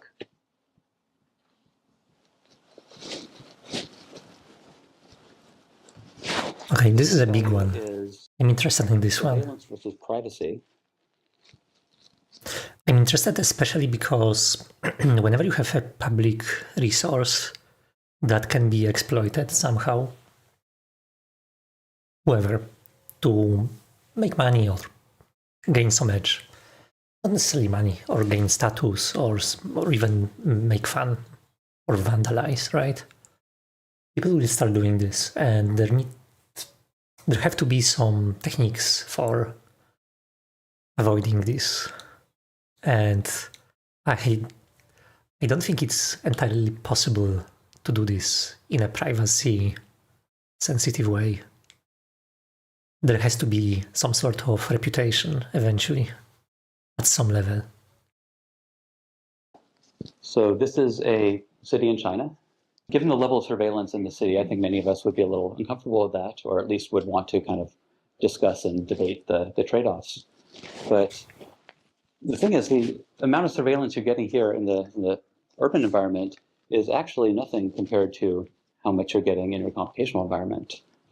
Everything you do online is recorded and tracked and sold back to advertisers, and that's Google's entire business model. So there is something that people repeat, like being sold to advertisers. It's not quite true. Google doesn't sell data because that would be pretty bad if they sold it. They mediate access to this data. They show the ads to the right users, but they don't actually share the data about the users. So as a counter to that, we get things like legislation to try to protect people against And this legislation was actually meant to block data brokers, which are actually companies that are doing that. They are actually companies, or they used to be. I don't know if they are still functioning, at least not in not in Europe. It's privacy brokers. And we believe that was pretty messed up stuff. Those data brokers. Essentially, once you're working within screens, you've already lost the privacy game. Because in order to do anything within the virtual environment of the screen, you essentially have to turn all interactions into data. So if all your life takes place within the screen, then you've already committed everything about yourself into that virtual space. It's data, it's inside your laptop, it can leak out. So I'm sure all of you have laptop computers, and that laptop knows everything about you, right? It knows everyone you know, it knows all of your conversations, it has all of your personal data. The computer that I'm using to give this talk right now doesn't even know my name. It knows nothing other than what it sees on the table right now. And so, and because it's a form of computation, that's for people coming together in the real world. If you have a conversation in real space, it doesn't have to go into the computer. Most of what we do is we're able to turn that into forms of manipulating physical objects in the real world. That doesn't get into the computer. And then for things that do have to be captured within the computational space, they're all attached to physical objects.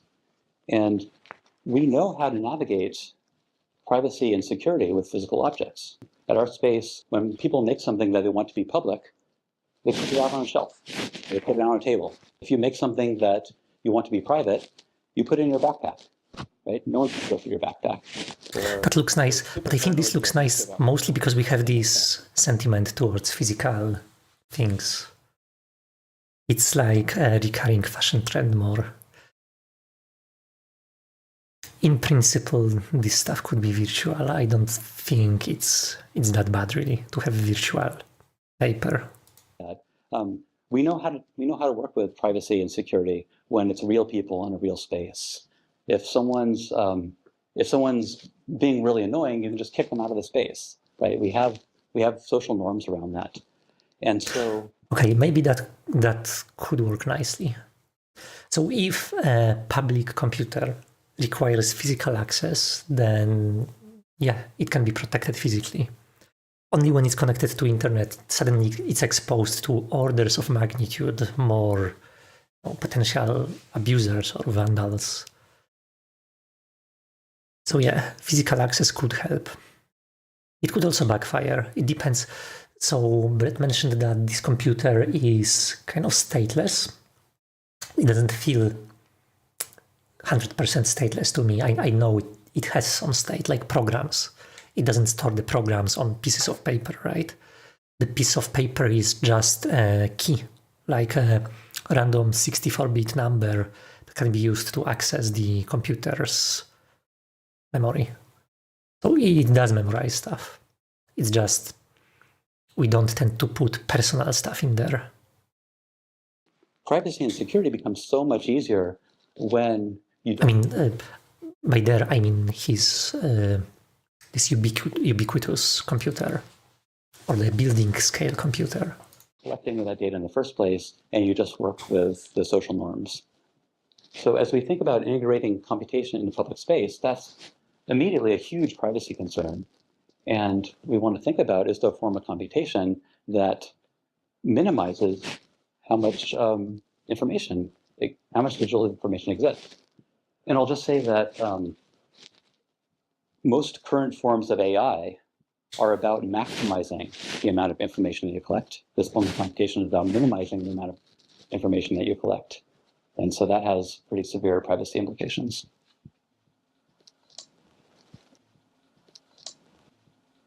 So these five up here are pretty well understood or pretty commonly discussed issues in urban design. Right? We know what each of these are. We know that there are debates about these. These last two are a little funny. These last two are something that aren't really talked about commonly, but we feel that they're the most promising opportunities for integrating computation into public space. This first one, I'm calling consumption versus awareness. Yesterday, I was calling it consumption versus depth. The idea is when you go into the city, what does the city want you to do? Right? Because you go into the city, there's shops, there's restaurants, there's parks, there's theaters. You shop, you eat, you talk, you entertain yourself. You pull out your pocket computer and you shop and you talk. And there's not necessarily anything wrong with shopping and talking and eating, but is that really all we want for ourselves as members of a civilization, right? What, like, why are we here? Why do we inhabit a city? Can there be activities that are actually about making us deeper people, about learning and understanding and be able to contribute back to civic life? And so we have institutions for those, libraries and museums. This is the New York Public Library, and this is the Exploratorium, a wonderful science museum in San Francisco. The problem with these institutions is that they're isolated from daily life. That you go into the library, or you go into the museum, you study something for a few hours, then you come back out and then you shop and talk. And that's not how people learn. People learn best by immersion. If you want to learn language, you go to the country that speaks that language and you use it for everything. You rub up against it every day. It's kind of part of your surroundings. You don't learn language by studying it for a few hours every once in a while, right? And so integrating computation into public space, we think of this amazing opportunity to take the knowledge that's locked up inside these institutions and bring it out into public space, into the city. That's true. Where Yeah. we can, where it can be part of daily life, part of everyday life. Yeah, just increase the exposure for interesting ideas. Like, it doesn't have to be like this in-your-face teaching, but just weaving in the works of culture, art, philosophy, those ideas that you typically get exposed to only in schools. Yeah, they could be pretty much all over the place. They could be integrated into this computational medium. This could happen today even, because this doesn't require any sort of public computer. It just requires somebody with, a little bit of artistic vision of actually doing this. Thinking about that, but the way that I tend to think about it is hidden versus visible. On the previous point, games do this to some degree, some games. So that's one example. But desktop software, for instance, operating systems, they tend to be those totally neutral tools that they just do what they are told, and they don't try to expose user to new ideas if they can avoid it. So there's many ways in which a city is a black box. If you're thirsty, you pull this lever here, water comes out, you're satisfied, but you don't get any sense of where that water came from, right? I think most of us have a very vague understanding of there must be pipes and a reservoir, a filtration system. We don't see any of that. We just see the endpoint of this much larger system, which is hidden. You put a plug into the wall and electricity comes out. What is electricity? Where is it coming from? How is it generated? It matters a lot now, how electricity is generated. We don't see any of that. That's not part of our daily experience. We're only experiencing the endpoint. But as a democratic society where we want to collectively govern ourselves, we have to understand the systems that we're immersed in. And we haven't done a good job of making those systems visible. You put something in a bin, it goes away. Where is away? Right? So every time you do this, you're having an action elsewhere. How can we have a sane democratic society if we don't understand the effects of our actions? We pull internet through the air, right? I think most of us don't really get what is the internet. Internet travels through the air. How does the phone work? We depend on this for everything. For most people, this is magic.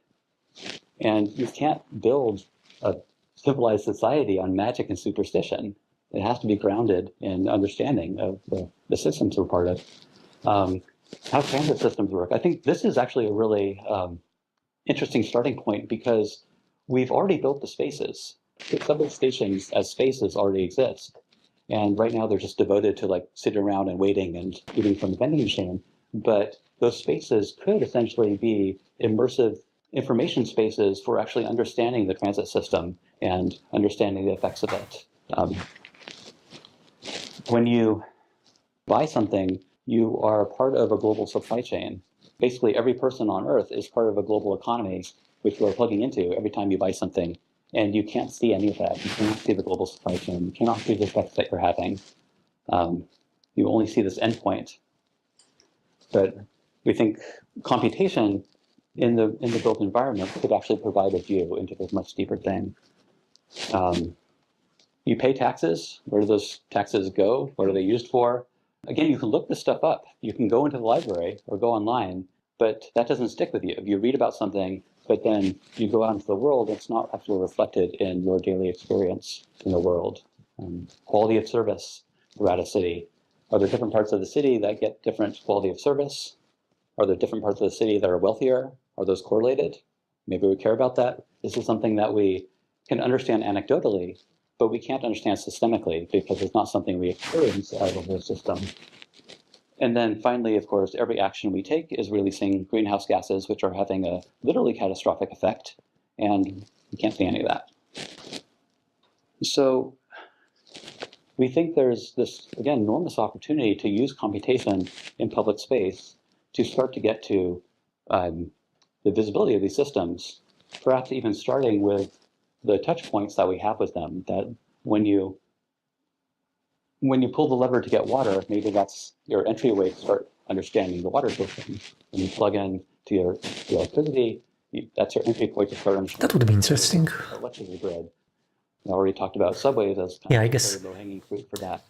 some knowledge about those systems, we eventually learn this, mostly when there are some issues happening, like if there are some issues with power grid, that's a good motivator to learn what's being broken. Or when there is an issue with water in the neighborhood, you tend to learn where are the major kind of key valves in the neighborhood that need to be taken care of.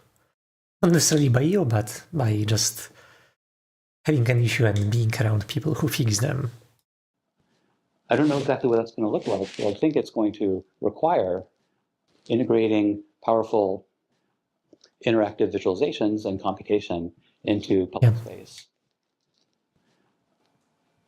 Our brains... And that would be a lot like those scenes from old sci-fi movies where you have this 3D, grid, like 3D map, for example, of the water network in the city or power network. Would be pretty cool. Haven't changed 100,000 years, but we've built this very complex society around ourselves, and we've decided that we want to collectively govern it, and we can't do that if we can't see or understand how any of this works. So, to summarize, I think as we were thinking about integrating computation into public space, there's a number of really interesting questions here. One is that, can it be locally grown computational systems? Does it have to continue to propagate the idea of mass market products and the tech company determining whatever it does? Or can we have a form of computation which is built and maintained and understood by people in the local community? How can computation in public spaces support participatory, bottom-up collective decision-making? If we want public spaces to bring people together, can we have a form of computation which is also about bringing people together and not about isolating people? What is computational public space? Is it appropriate to use private products from private vendors to support a public space? How do we integrate computation into public spaces without enormous, huge privacy violations? Can we use the form of computation that just doesn't care about any data in the first place? Can computation in public space be used to give us insight and awareness to these vast invisible systems that we live in and are responsible for? And can we do that by making these invisible systems visible, allowing us to be able to see them and grapple with them and discuss them as we go about our daily lives? Thank you. Nice talk. Yeah, as always.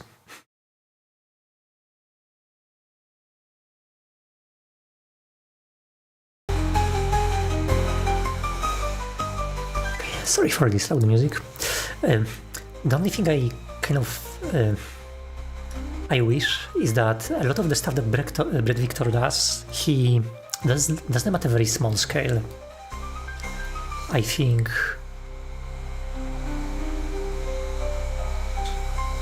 I think a lot of this stuff could be turned into a movement pretty much, instead of like a small scale experiment.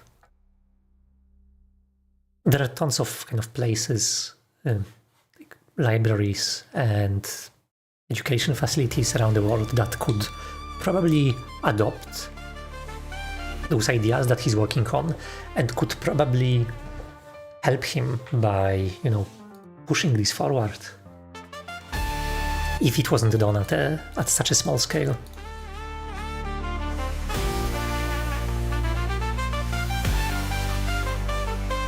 Okay, let's do. Let's get back to work. Back to debugging Skia. I think we need a couple more minutes to figure out why our renderer test still fails to create this deferred canvas. And if we can make it happen, then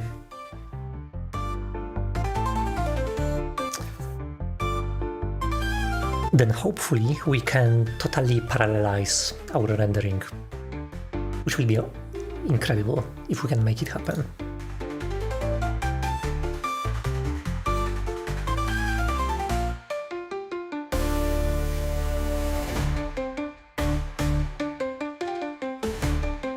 Okay, let's switch back to debugging.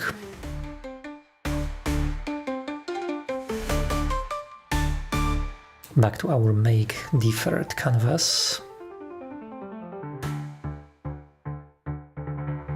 Let's go.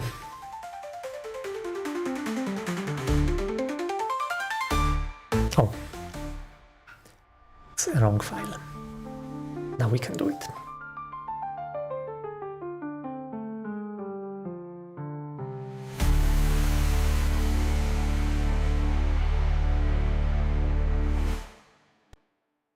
Come on, yeah.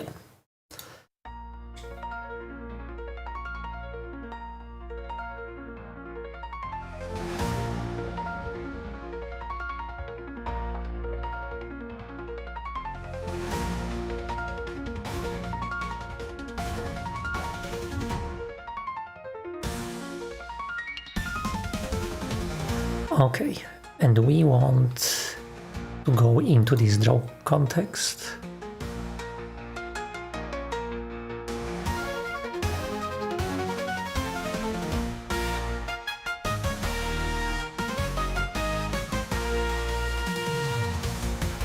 Okay, and the is renderable, this is what's failing for us.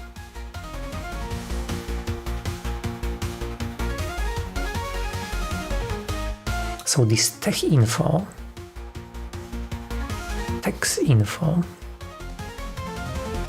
it needs to be is valid true. It is valid, this is true. And this is renderable also needs to be true.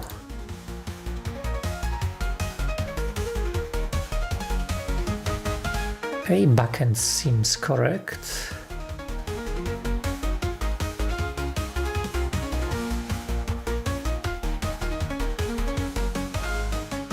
This is our is renderable.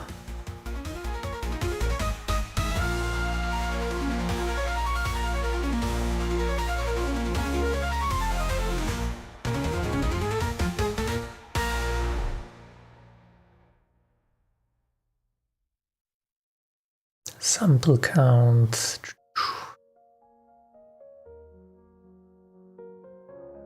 One.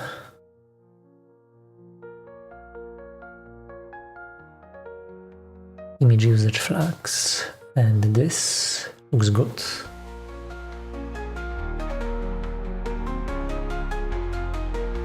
Let's enter this is renderable.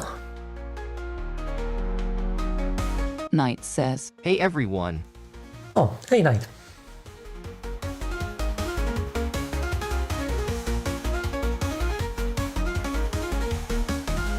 Sorry, what?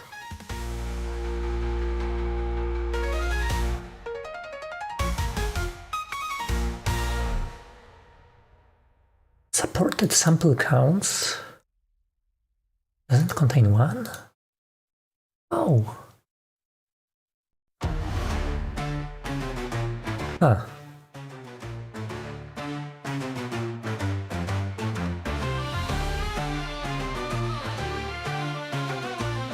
Okay, I think we are close to figuring out what's wrong.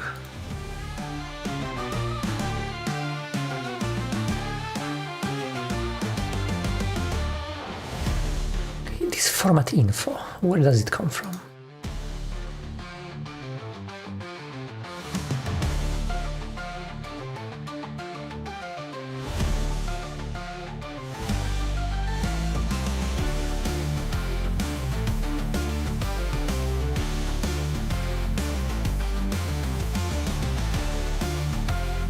Okay, I need to change this format from VK format undefined to something which is not undefined.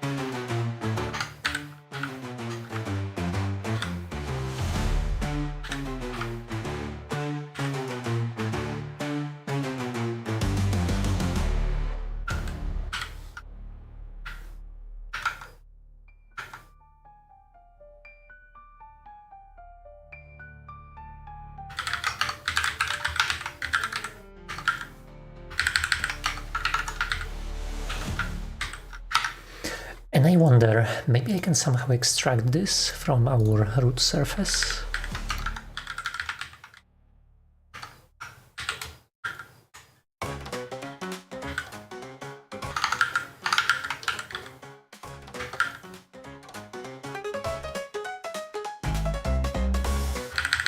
There's this pixel geometry.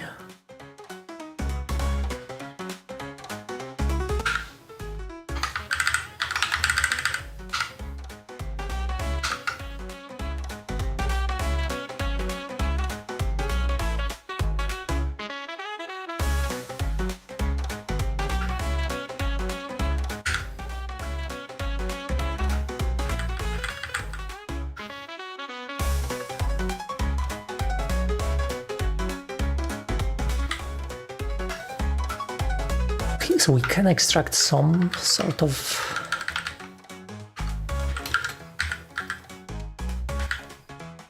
texture.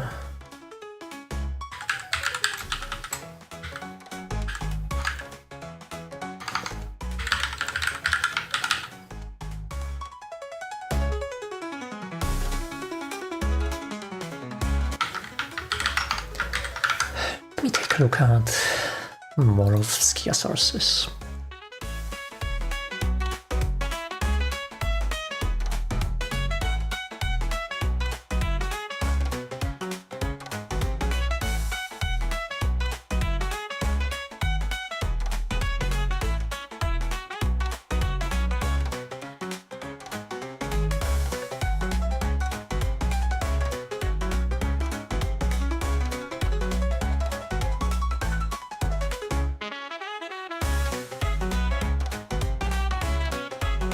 It would be nice if I could get from surface to some Vulkan type to get this texture info.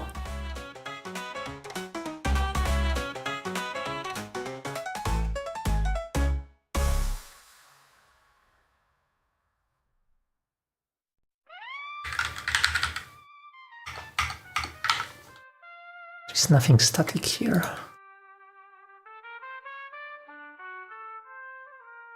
Backend texture again, nothing static.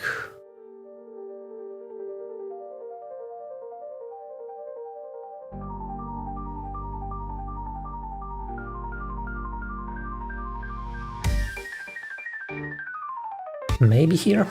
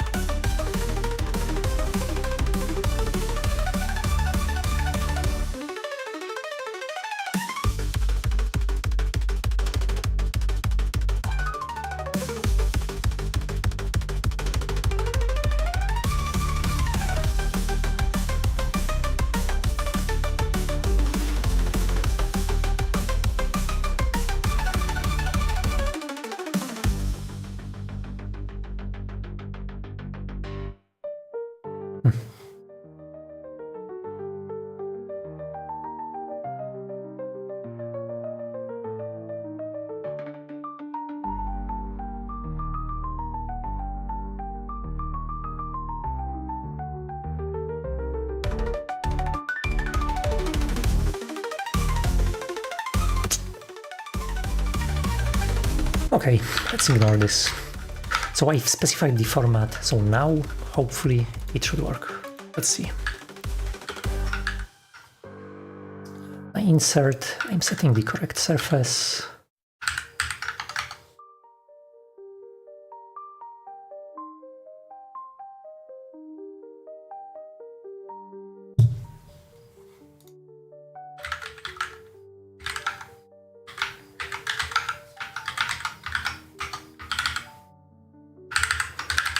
You know what, I will run the debug version. That one doesn't require so much recompilation.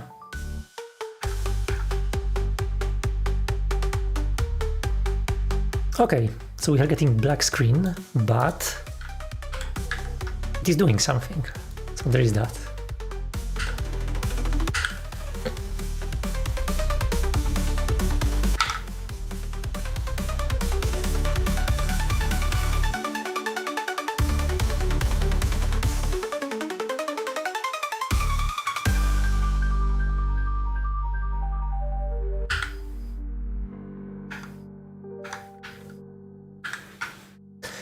Why is it black?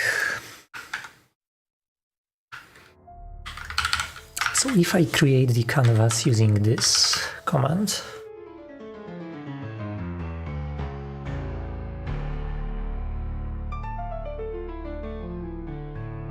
then we get a nicely animated image.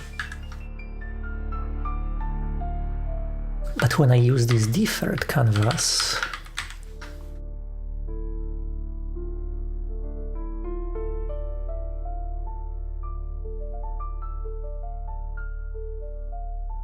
can only be called once per recording.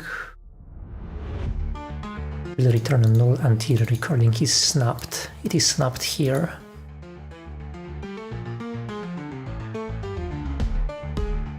Okay, and canvas is only valid until this snap, which we don't retain it.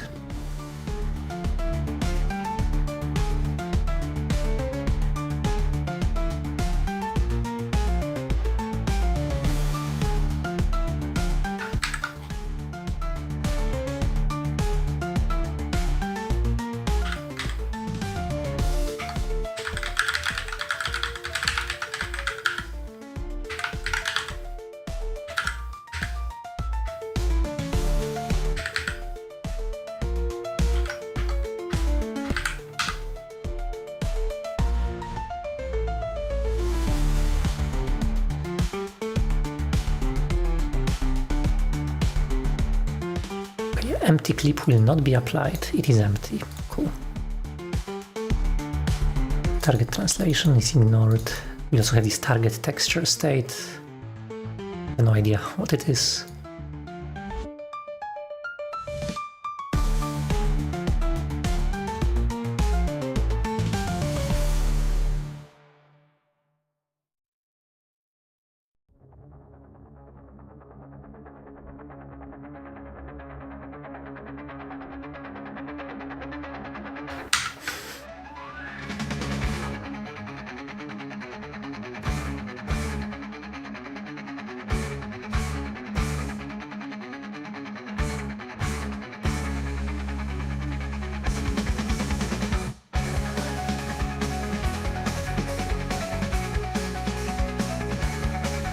Okay, maybe there is a difference between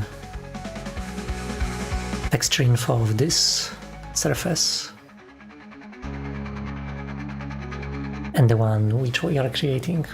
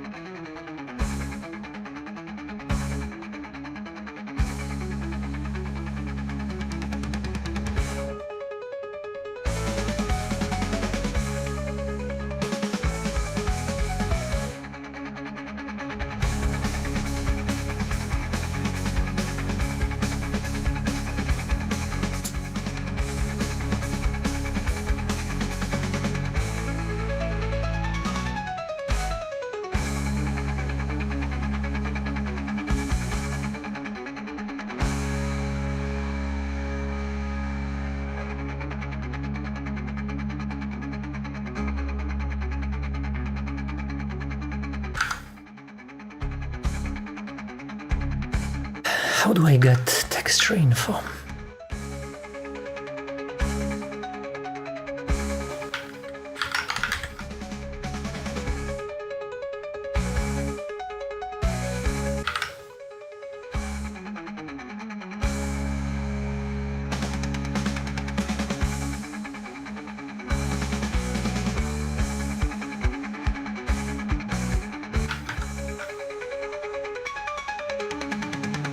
Maybe I can put a breakpoint here.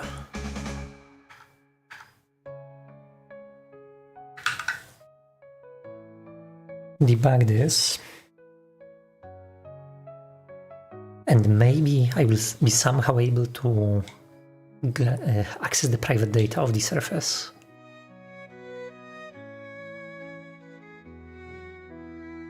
Let's check the root surface.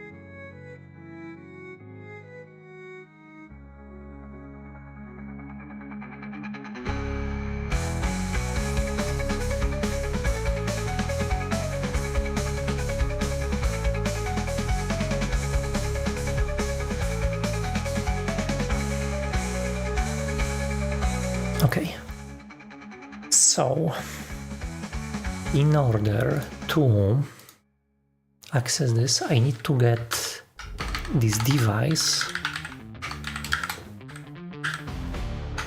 I have no access to device, unfortunately.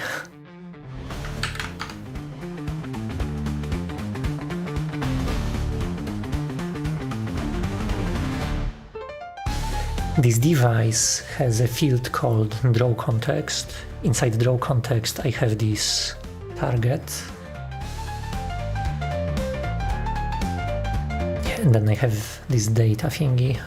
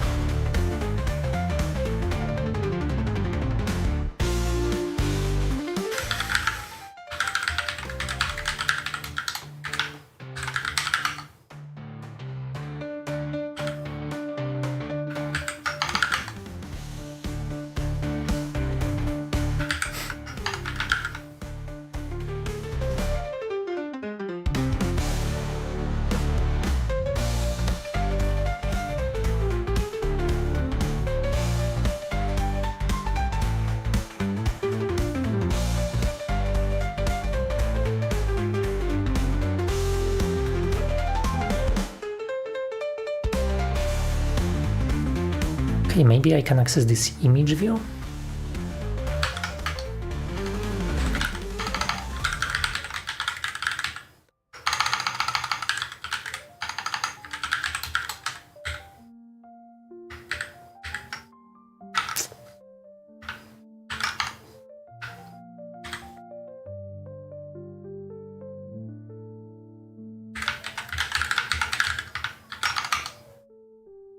No member named image view in SK surface, even though it's there. It's definitely there.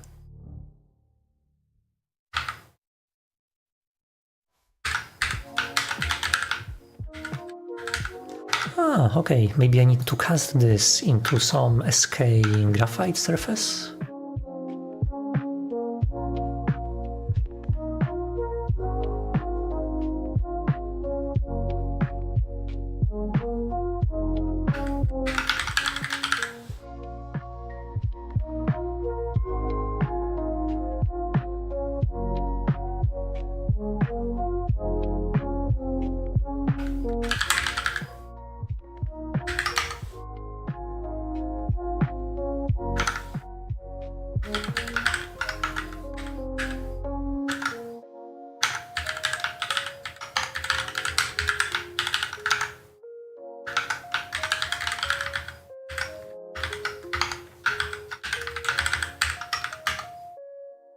Okay.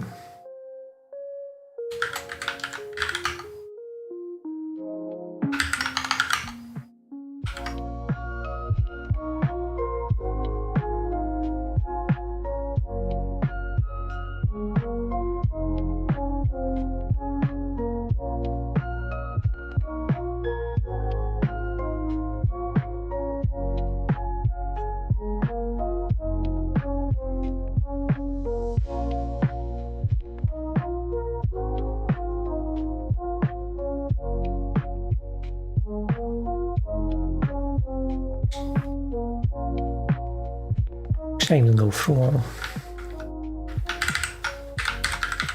device.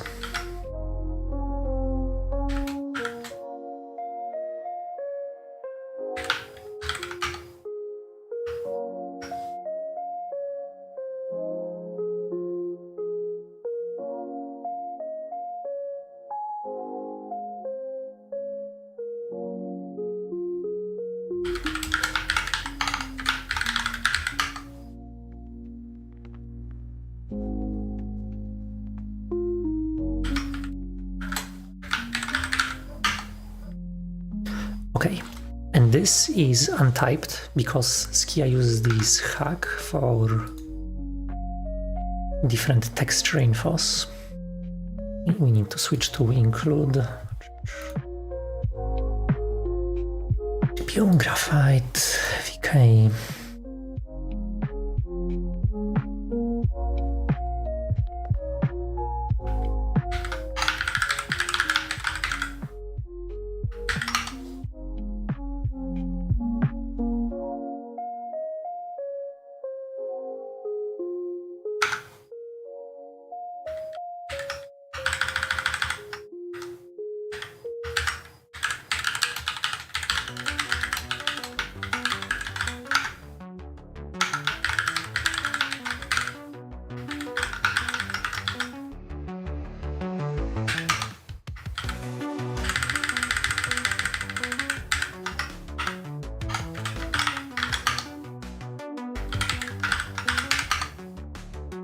Nice, now we see everything.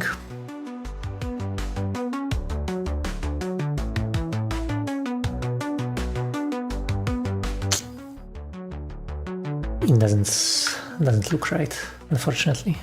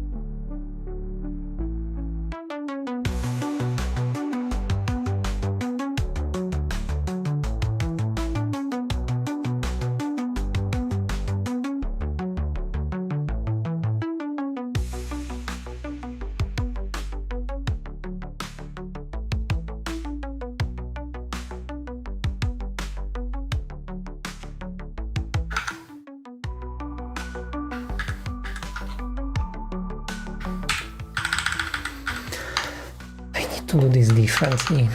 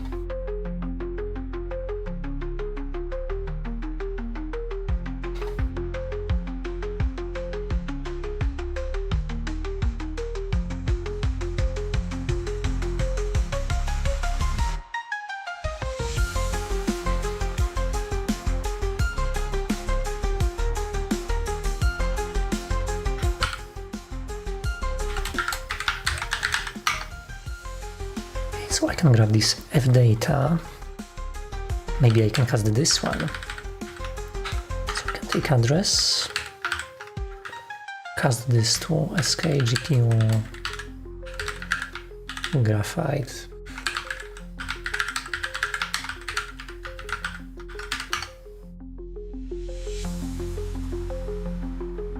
Okay, yeah, now it looks good. That was a pain to extract.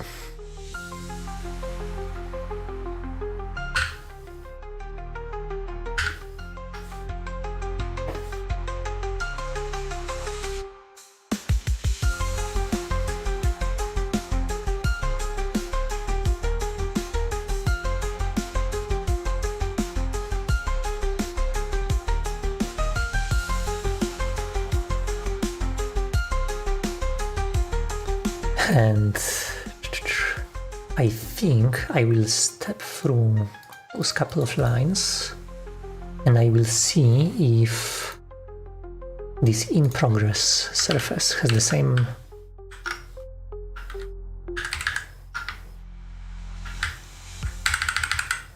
values.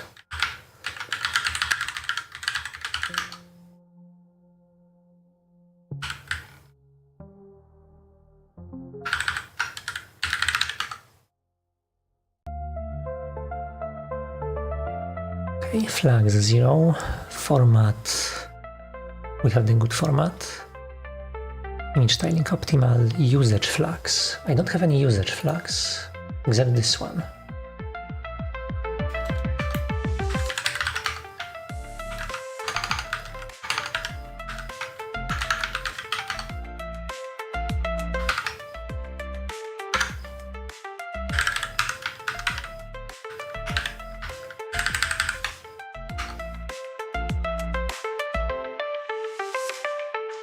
Okay, we need this.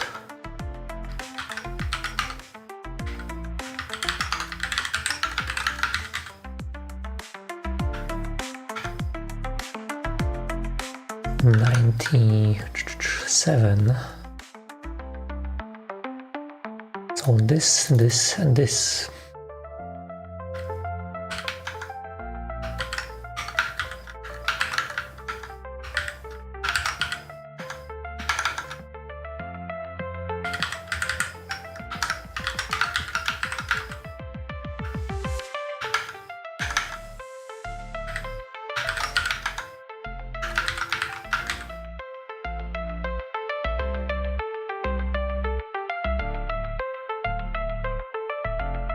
Okay, together this is 3, 7, 3, 5, plus 6. Okay. So usage flags is good. Next is sharing mode. Is sharing mode exclusive? Exclusive, and we are also having exclusive aspect mask 1, aspect mask 1. So, and this YCBCR conversion info.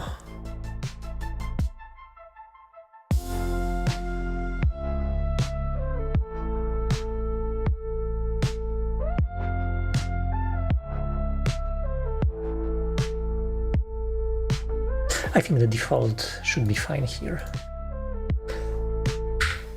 Okay, so I basically stole all of the flags that I need to set correctly to draw to this texture. Hopefully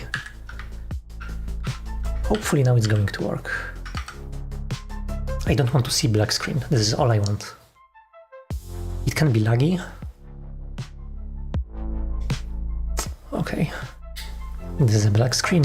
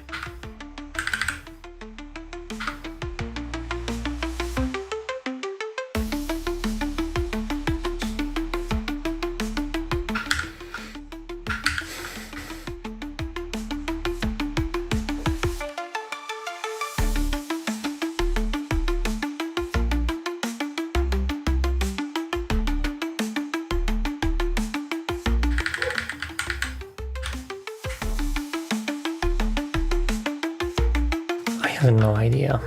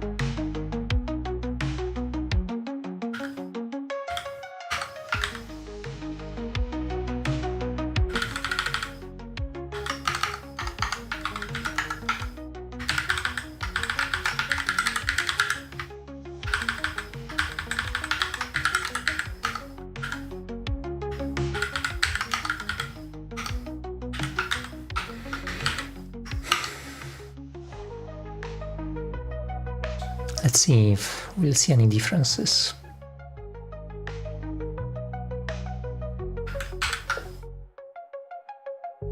Flags the same, image styling the same, usage flags the same, shrink mode the same, spec mask, PPP, sample count, map protect.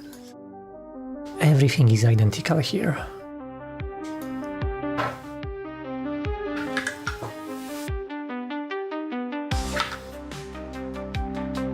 Image info has to be identical because we're literally passing the same image info here.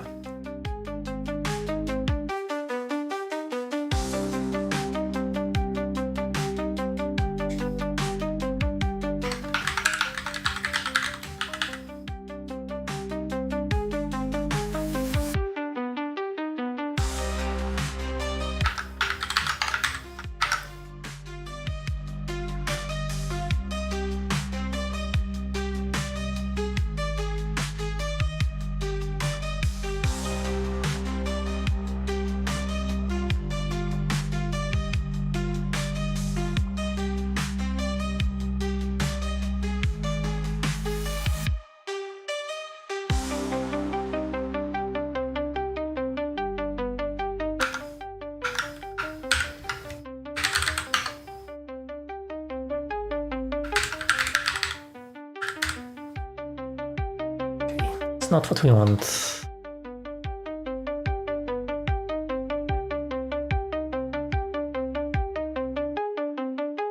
I already feel like the whole day we are going to spend today fighting with proper Skia setup. The worst part is that we don't really see the issue, right?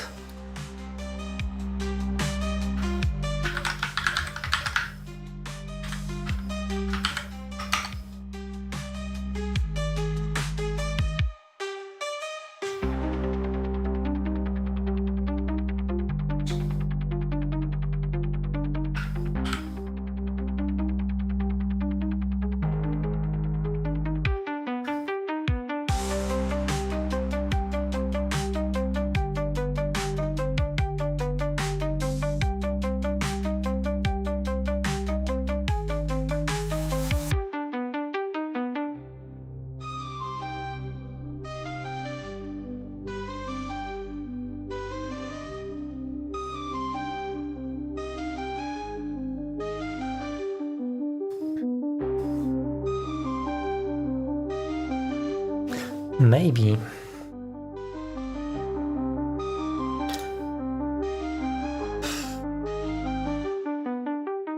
I'm somehow leaking reference counter to this surface.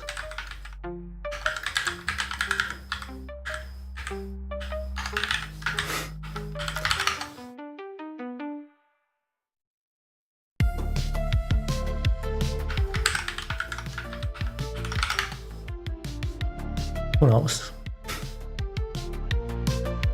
Unlikely. It's still going to be black, yeah.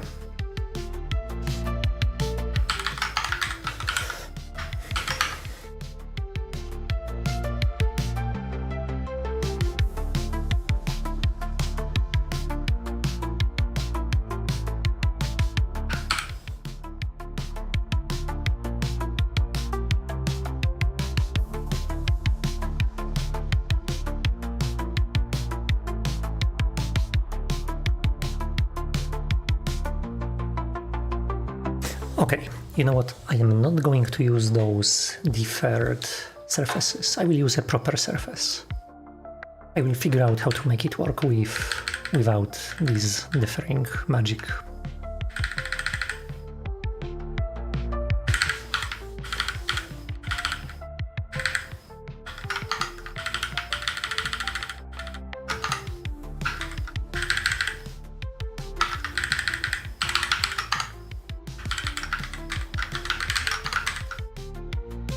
So we are back to square one.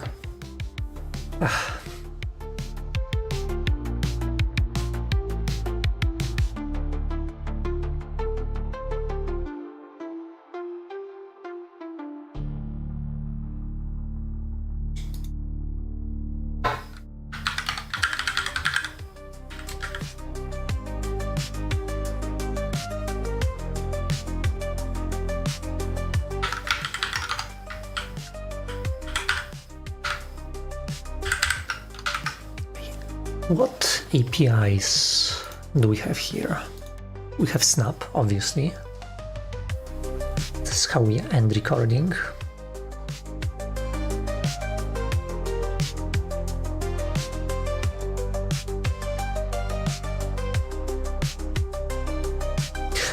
Oh, I have an idea. Let me restore everything.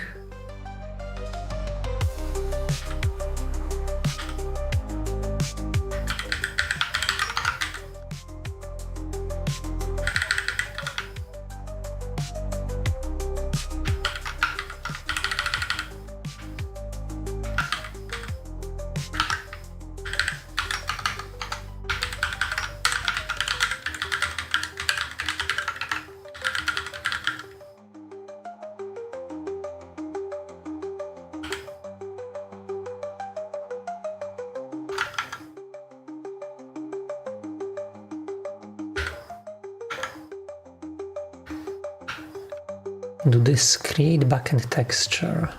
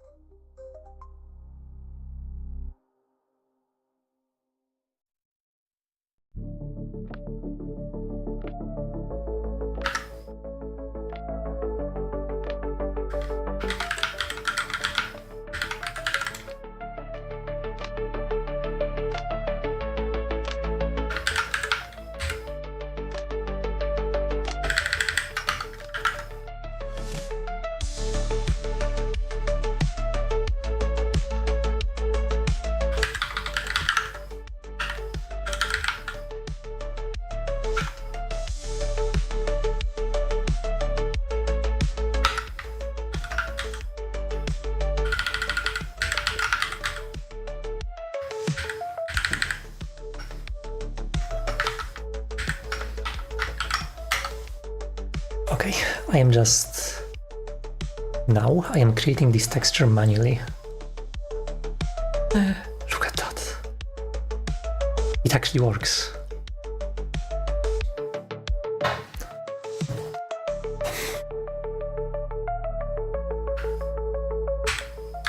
Amazing.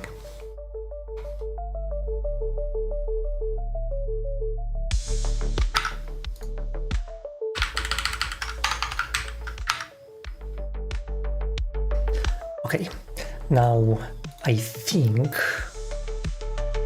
since we are calling this create backend texture, I think we have to manage those textures now. They are no longer just surfaces that we can hope Skia to manage for us. Now we need to do this ourselves.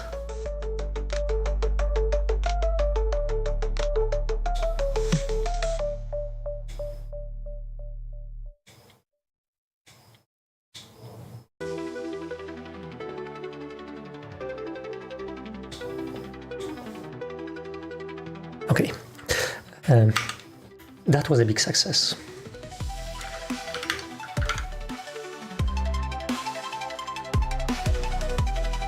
I will make some tea and I'll be back in a couple of minutes. In the meantime, we can watch this amazing animation.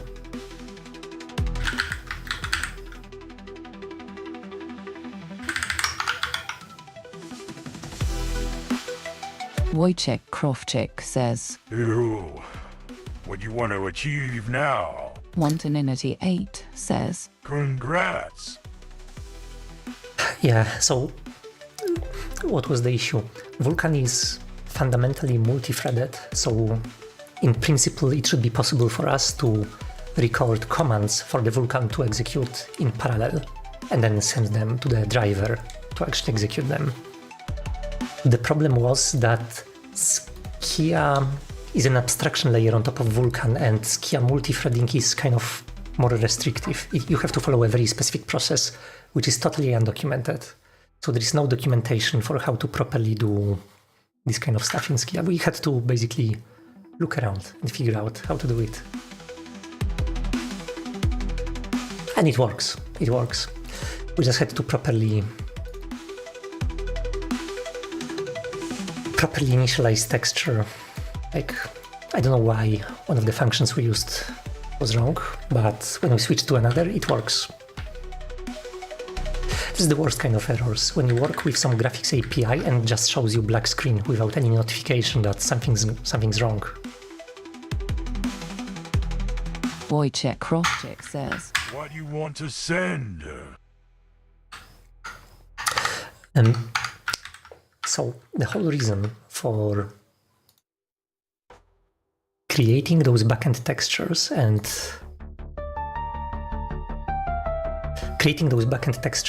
wrapping them in surfaces and then creating canvas on top of them is that we can do this in parallel. So we can have multiple threads that will record drawing commands, and only after all of the drawing commands are recorded, we can actually submit them to the driver and give the driver some textures so that it can draw to those textures.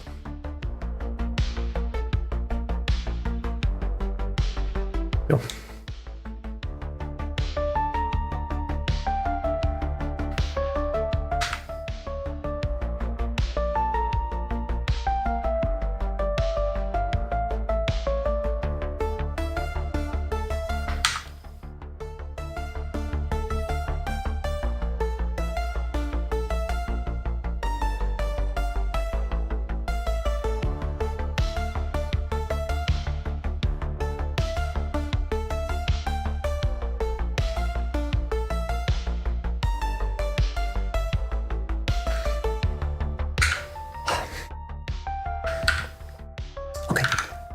Anyway, I was going to make some tea, and then we can try to start actually do multi-threading. Yeah. I'll be back in a couple of minutes.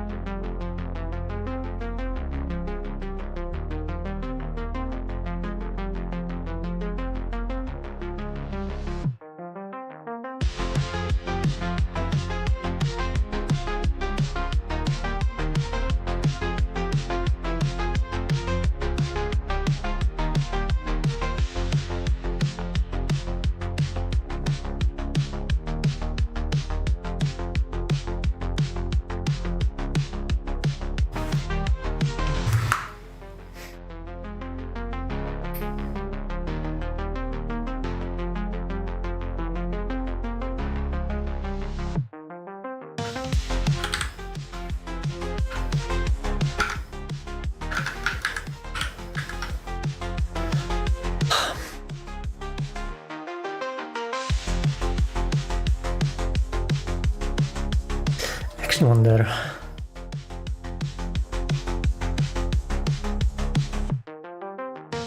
In this backend texture, maybe I could use another recorder to create it. Because this texture still seems to be bound to this recorder.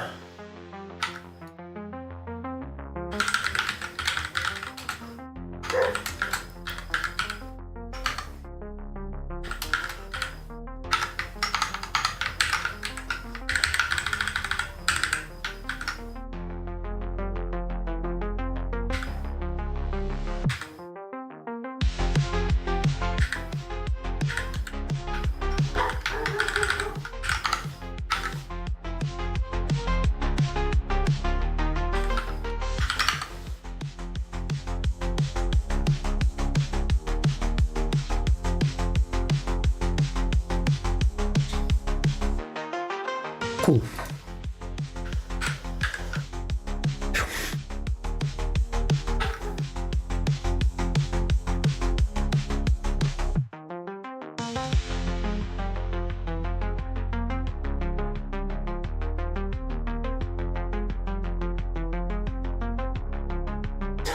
Okay, so the way we are going to make this work is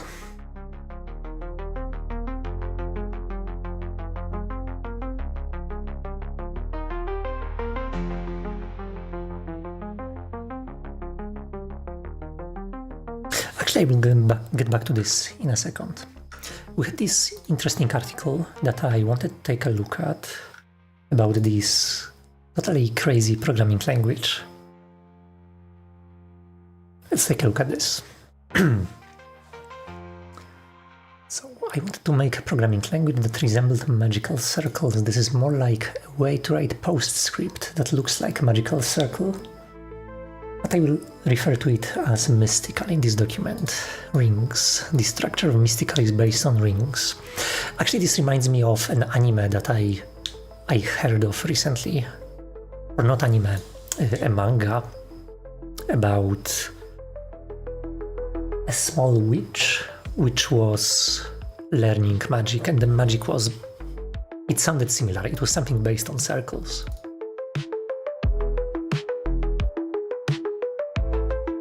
So these are circular bands of text and sigils with an inner and outer border. So this is a ring. The content of the main ring of a program starts at the rightmost 3 o'clock position. This is actually how the angles start typically when you learn them at school. So they start this and they go counterclockwise. And the flow continues counterclockwise. Widershins, what's that?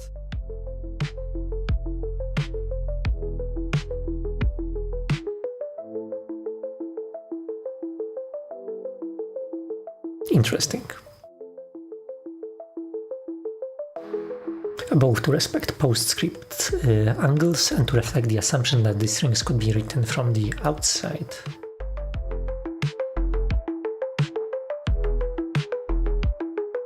Okay, true.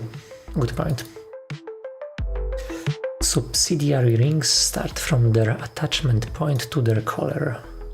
Subsidiary rings, I guess this is subsidiary. There are 3 types of rings in Mystical.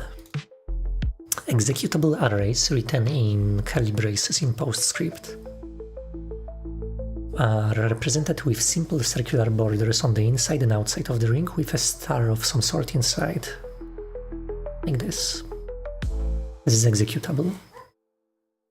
The start and end point is marked by a symbol based on the work complete symbol from Alchemy.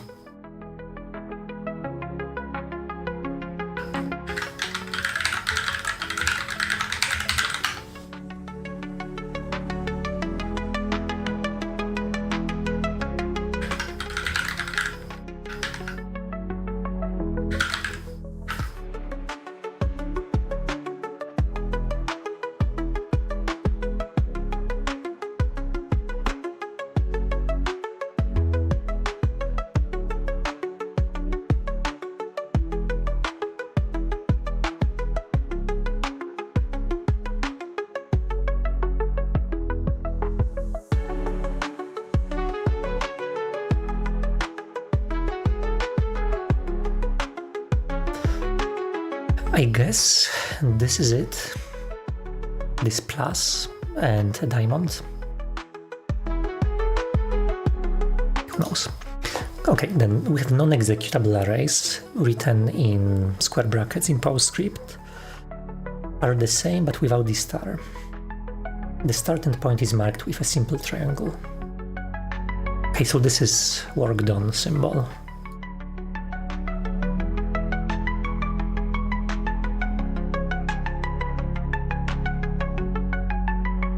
Dictionaries written in, and those are French quotes, in PostScript are polygons with a double outer border and a single inner border. The start and point is marked the same as the array. How is this dictionary? Oh, this is key value, key value, key value, key value.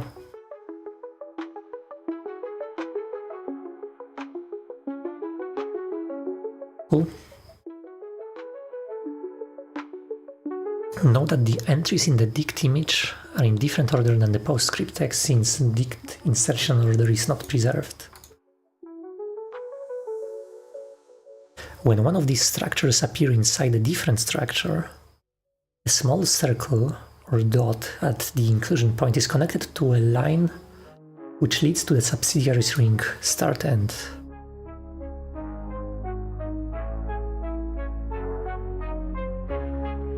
Okay.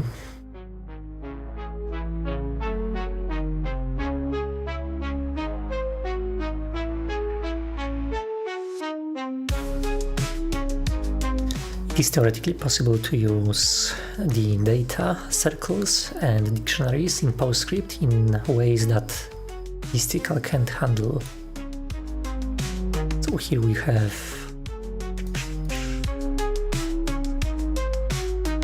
something interesting.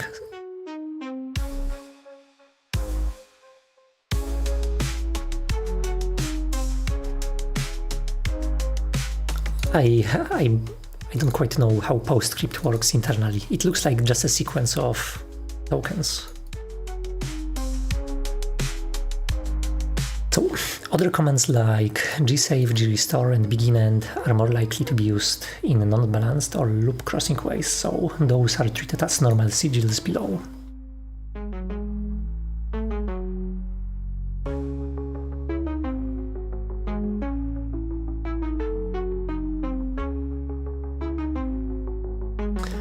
The rims contain text or sigils.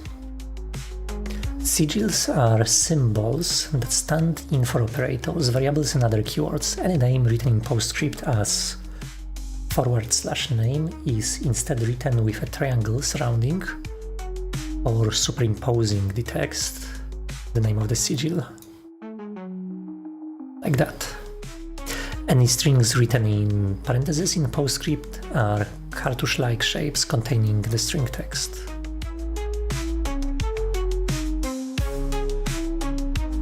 This is actually kind of intuitive. This / looks like a side of a triangle, parentheses look like sides of the capsule.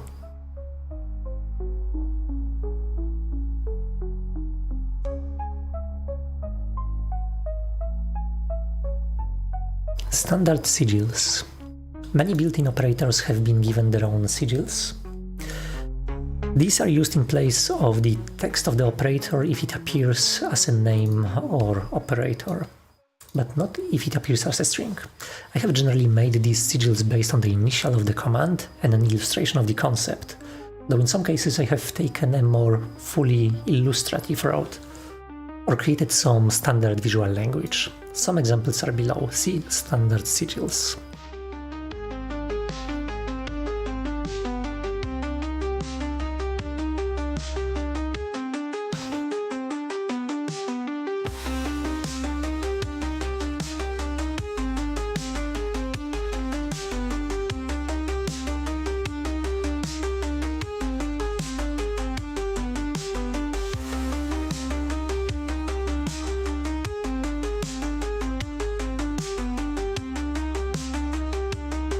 Oh, there is a visual language here. like matrices have this square, this window shape, and colors have this circle with something inside. RGB is a triangle, CMYK is an asteroid, HSB is like a polar coordinate system, and gray. Wow! This is a really nice language, very memorable.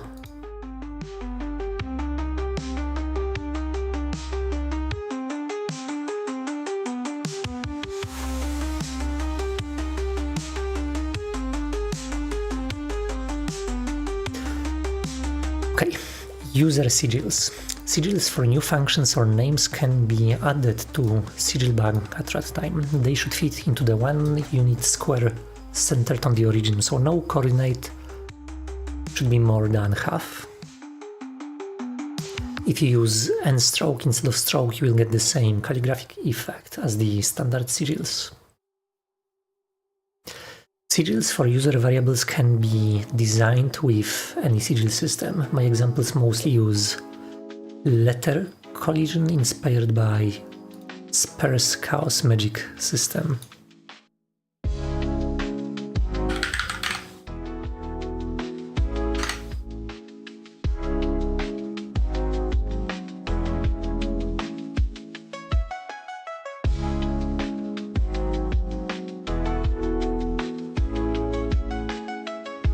I guess it's related to this thing here.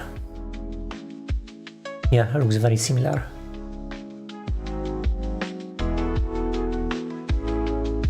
It can be rather...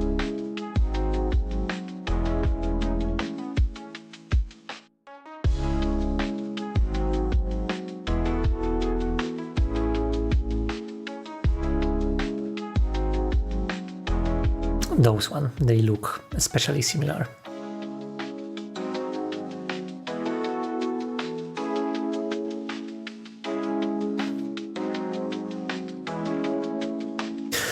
Anything that turns a word into a symbol will work. Kamiya's wheels, square word calligraphy, circular Gallifreyan, citylene, illustration pans, etc. New names based on official operators can incorporate the standard sigils for these operators.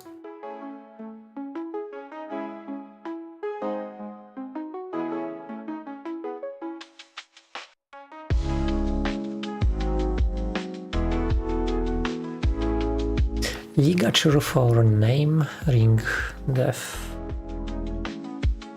I think this whole thing, it looks like a graphical representation for PostScript.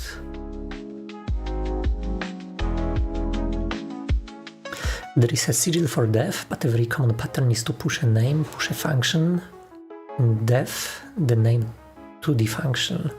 To save space and to emphasize this definition, there is a special syntax for this case, consisting of the usual name triangle with the end of the link line directly below it. So this. And the def sigil is omitted entirely. This is extended to the other two ring times for simplicity. Any other use of def will just use the def sigil as normal.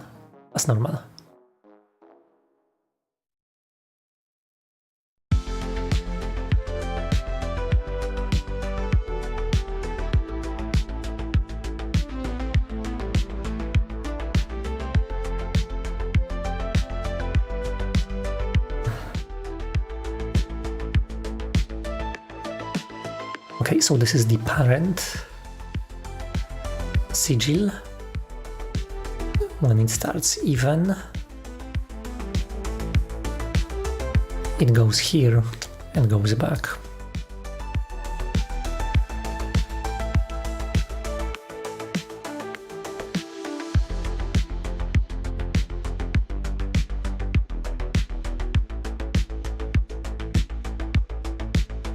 So top of the page contains quicksort. Interesting.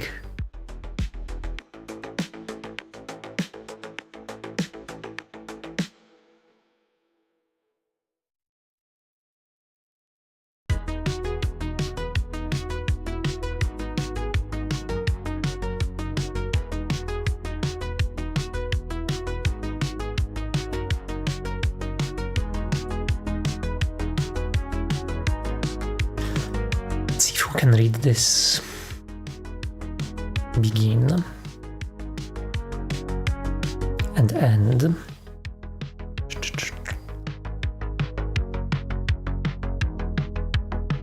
This is B argument, A argument, this is the definition, and this 8 with 2 lines.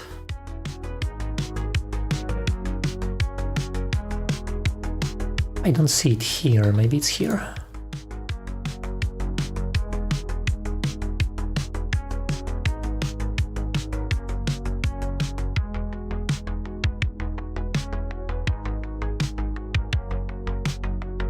Loop. This is a loop.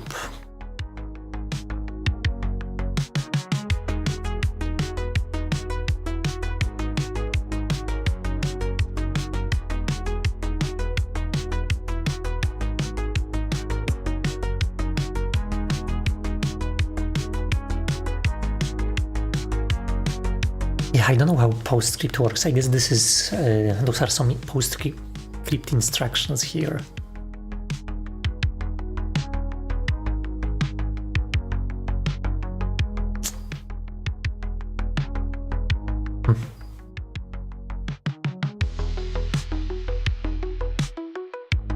So this definitely performs some loop. I don't know exactly on what. Maybe on the previous symbol, maybe it jumps somewhere here.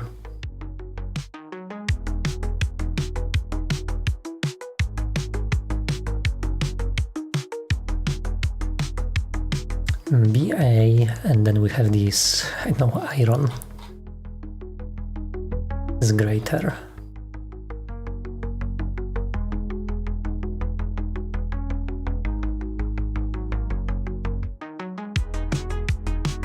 This is no, this is executable.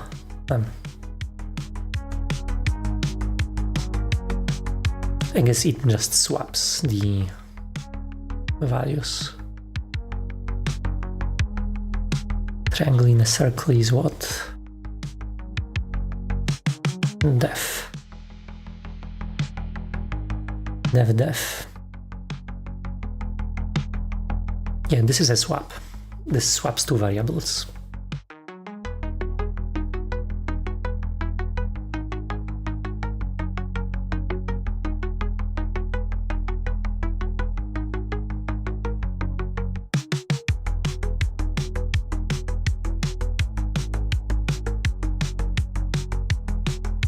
It's modulo. So we are setting R to A modulo B. Okay, so it's based on, it's a stack machine. PostScript, I guess. It looks like we are pushing stuff onto stack and then applying operators to combine them, those things from the stack.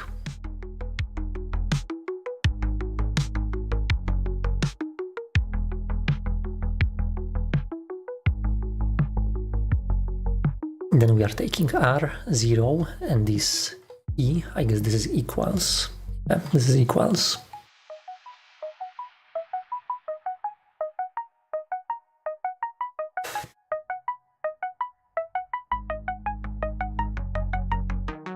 So I guess if it is equals, then we will execute this. What is that? Don't see it here.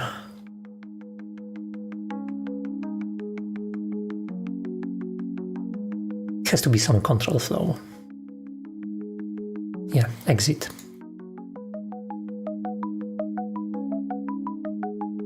So if it's equal, we are exiting.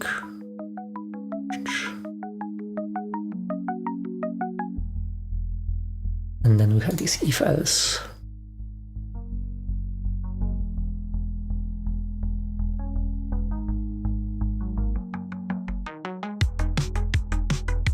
Oh, interesting. So we are pushing these equals on this stack. We are pushing those two programs on this stack. And then we are calling if else, which will choose one or the other. So let's say we are choosing this exit.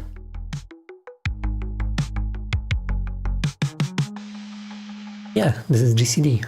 we will be swapping those variables and doing modulo in a loop. And this is the same as here. This is reassigning B and R to A and B.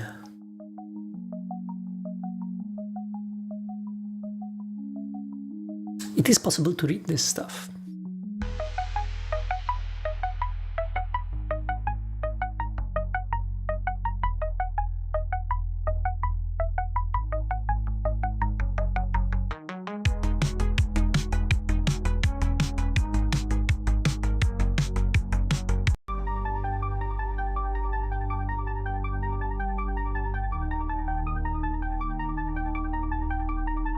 Okay, this is really cool.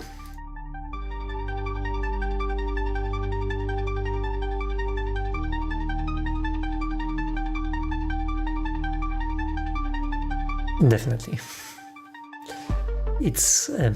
It could be turned into a visual programming language, but it would be hard to work with because it has this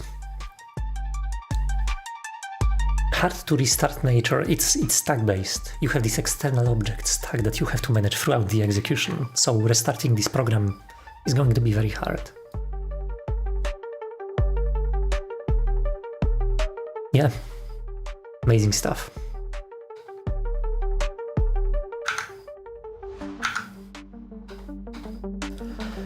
Okay, back to Automat. I think,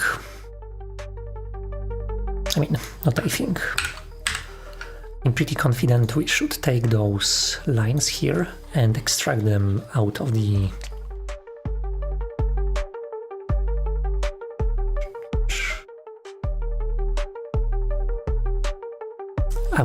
render to surface.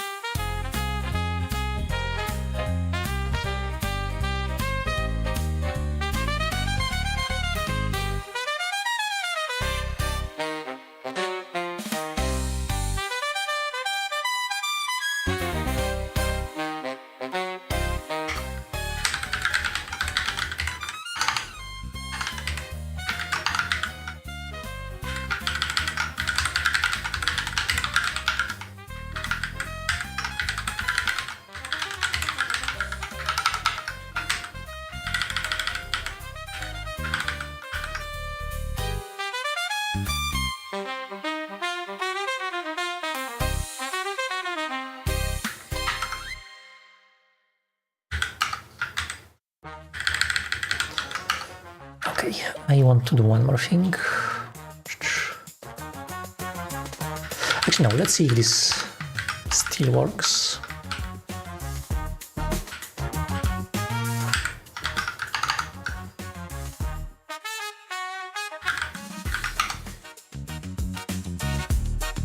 Yeah, let it compile.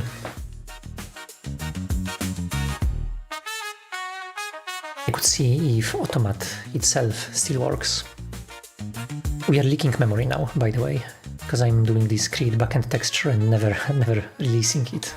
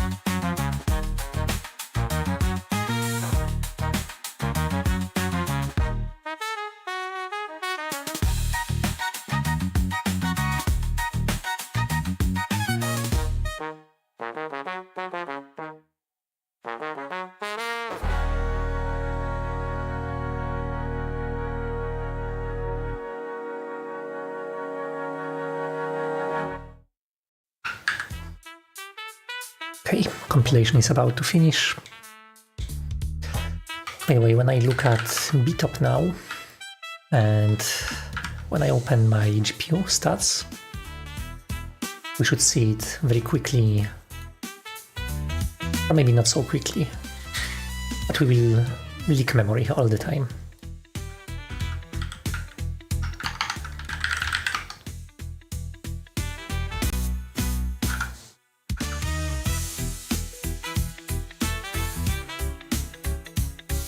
Yeah, this is used memory.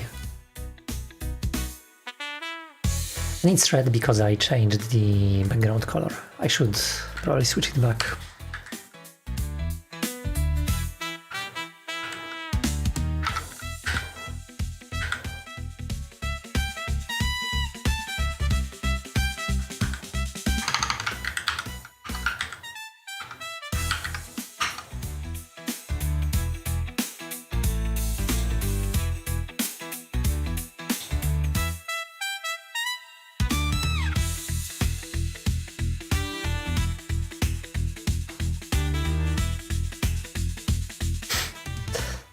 I have no idea what's happening here. I guess ordering. We must have messed up something. Oh no, my GPU is out of memory.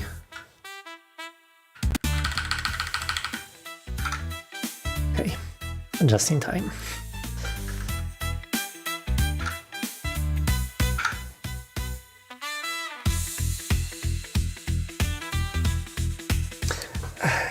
Yeah, I feel like I'm not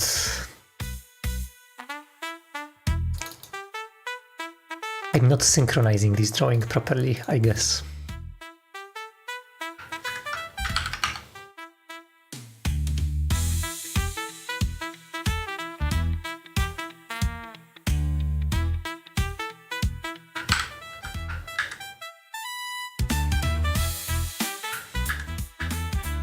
But it's a problem we can solve it. We can figure out a way to make it work.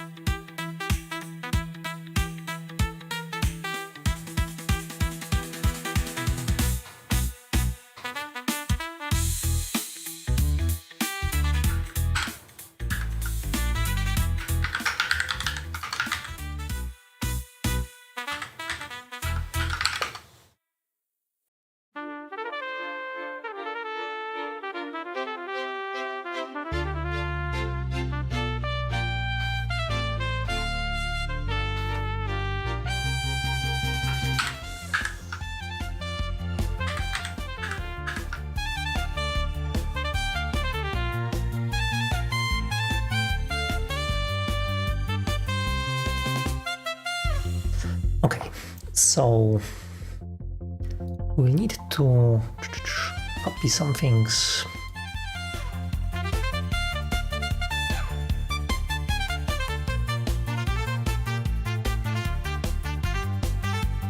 Like this SK image info.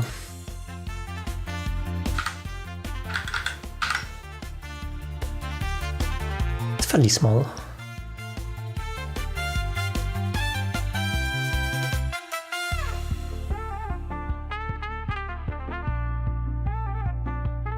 Okay, this is just color info and dimensions.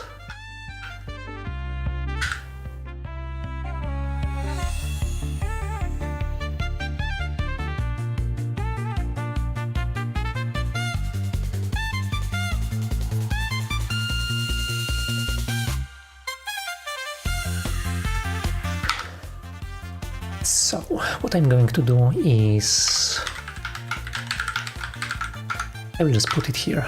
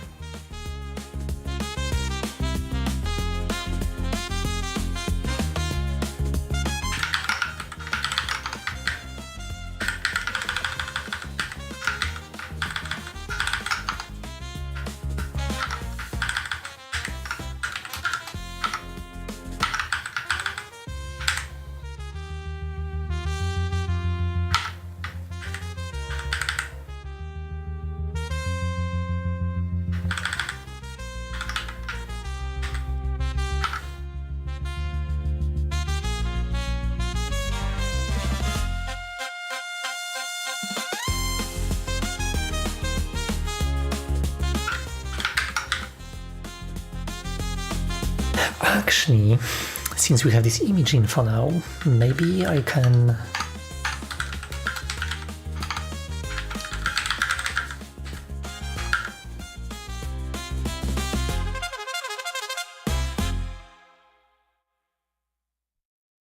maybe I can just access those dimensions. Width, height, yeah. It's like I have everything here.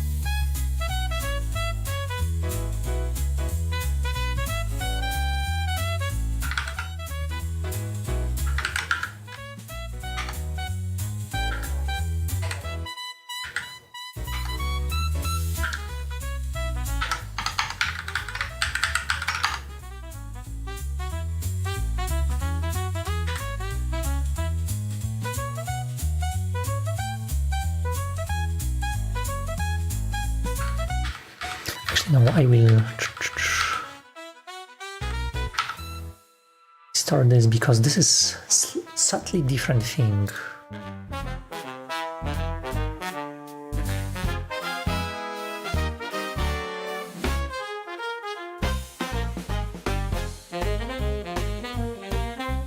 It contains width and height, but not the offset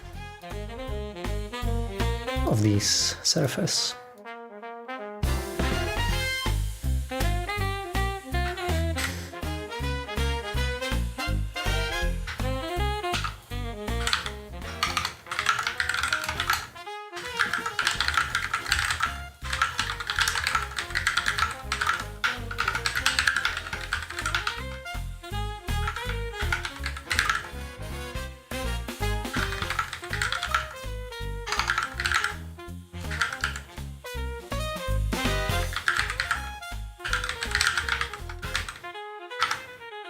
Just an idea.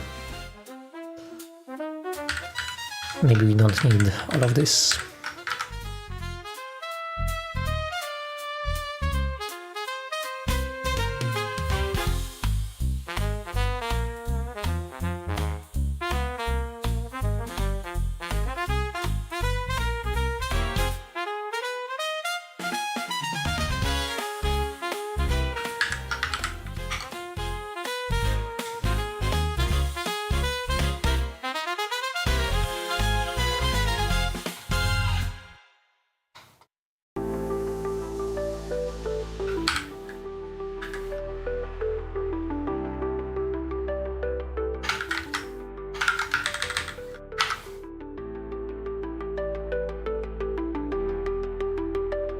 Okay, let's keep removing stuff.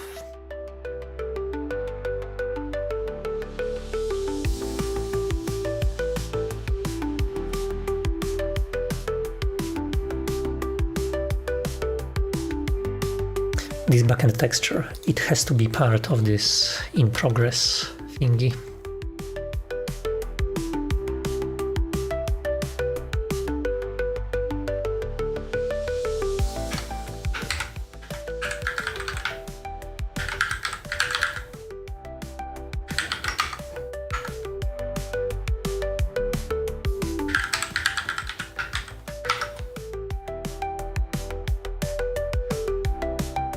We store this by value here. I guess that's fine.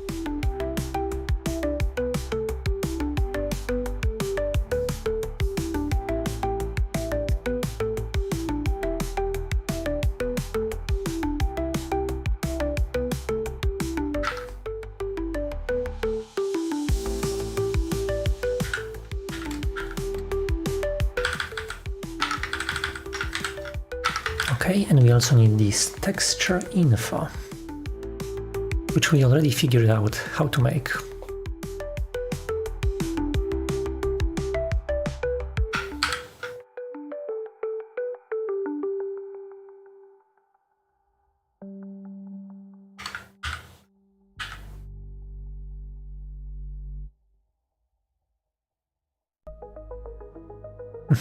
Turns out it's quite a lot of data to store just a single texture.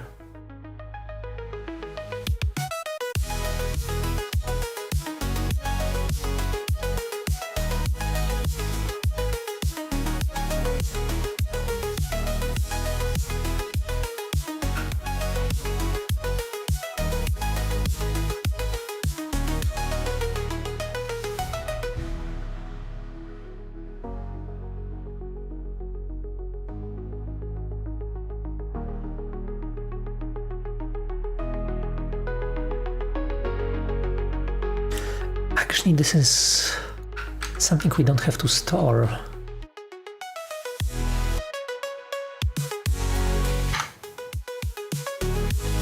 Because it's the same, always.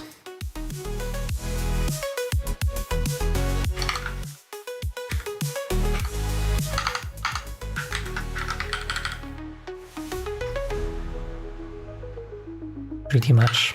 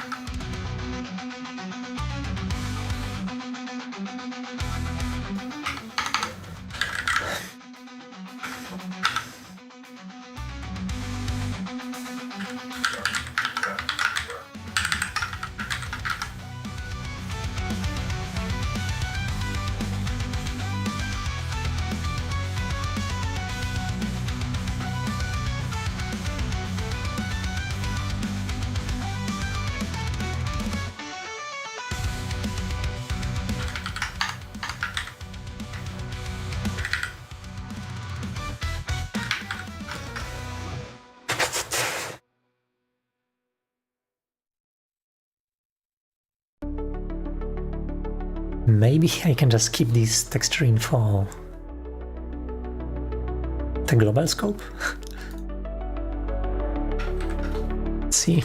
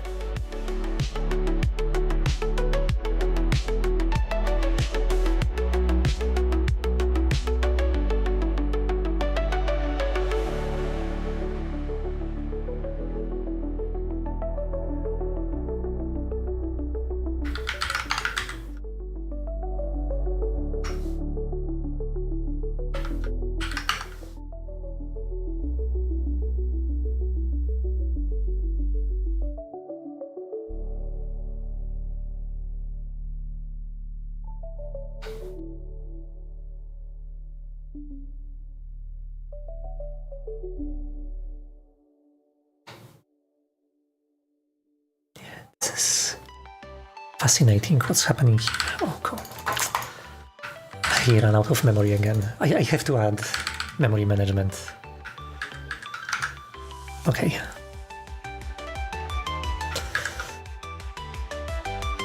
It's too easy to crash it right now.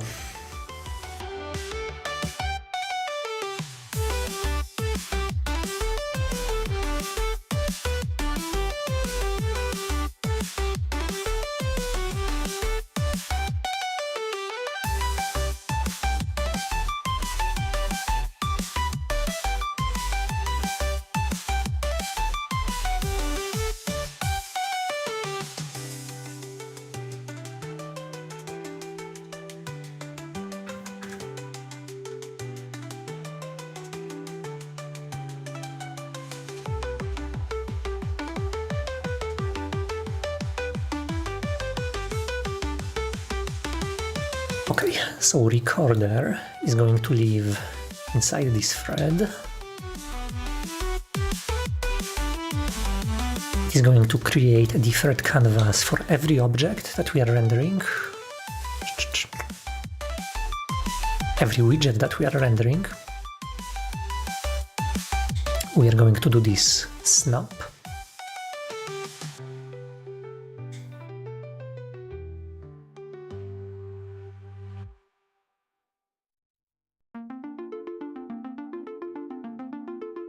And this insert recording, I think it has to happen on the ski-as thread. This is where synchronization has to happen. Yeah, assert single owner. This is the thing that means it's single threaded. I mean, it's kind of complex. You have to expand this, but this is basically what it means. This is assert single threaded. I mean, it doesn't have to be single threaded, it just has to be single thread at a time. It cannot be accessed from multiple threads at the same time. It has to be synchronized.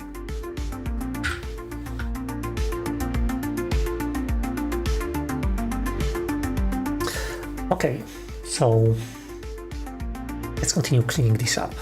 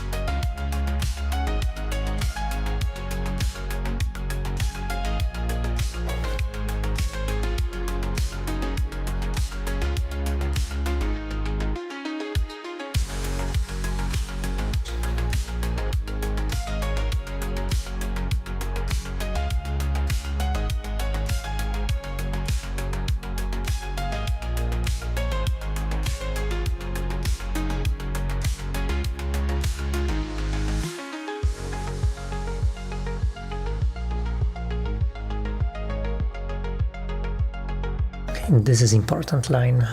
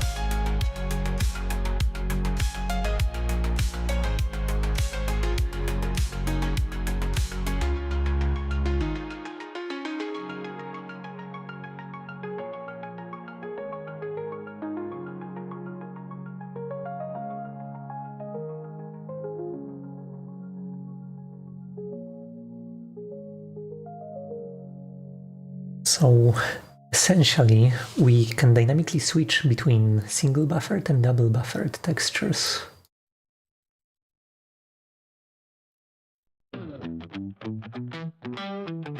It's very interesting.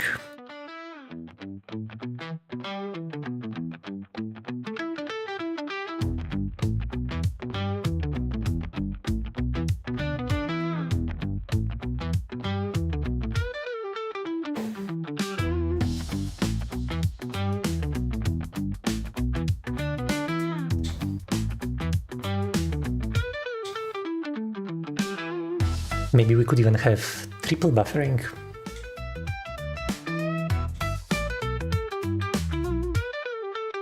For widgets, that would be crazy. But that would bring latency very low.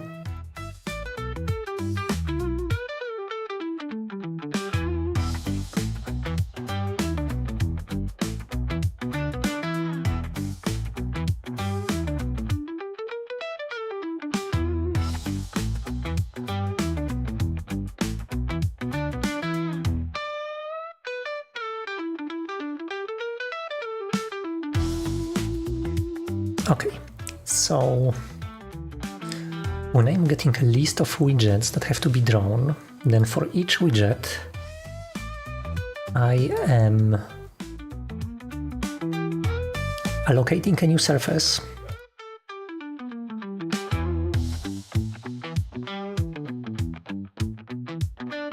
This create backend texture, wrap backend texture. Now, the ones which are rendered synchronously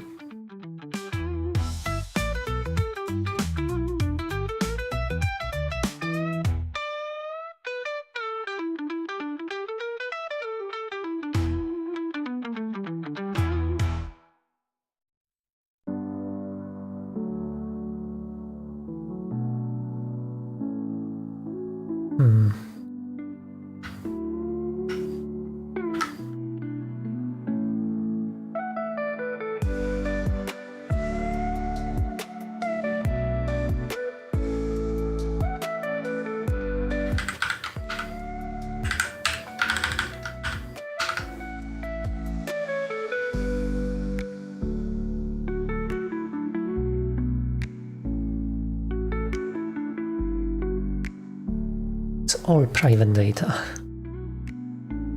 Literally nothing here. There is this array of finished procs.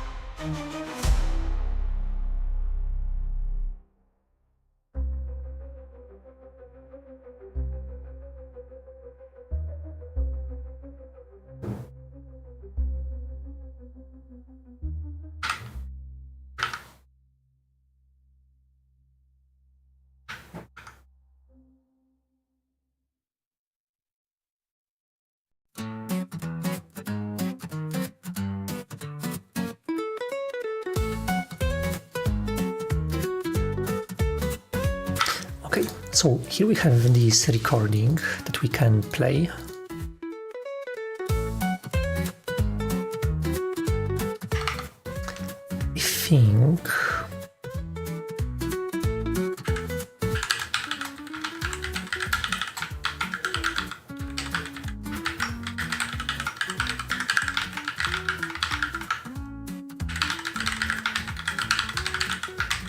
I think I will store it here within this object.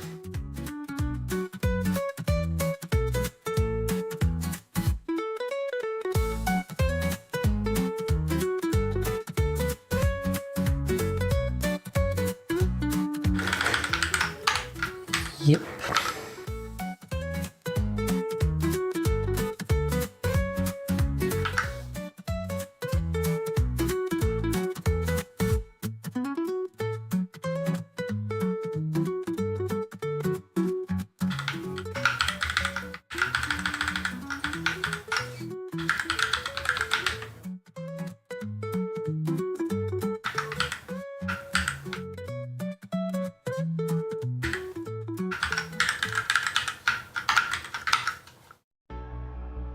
I've introduced two queues, so when I have a bunch of objects that need to be converted into those Vulkan recordings, I can put them on this queue, and when threads finish with them, they put them back on this recorded queue.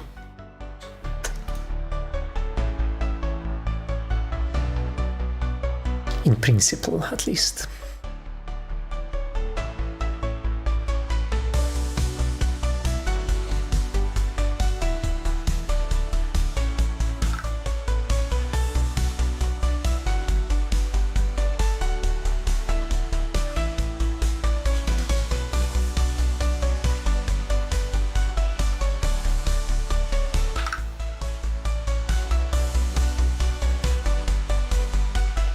So instead of this, next frame request, render results, pushback,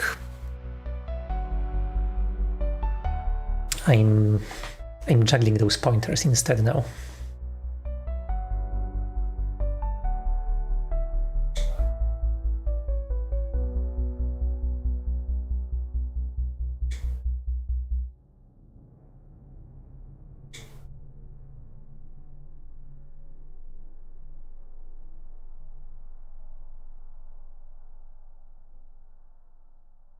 I'm afraid those will have to be smart pointers.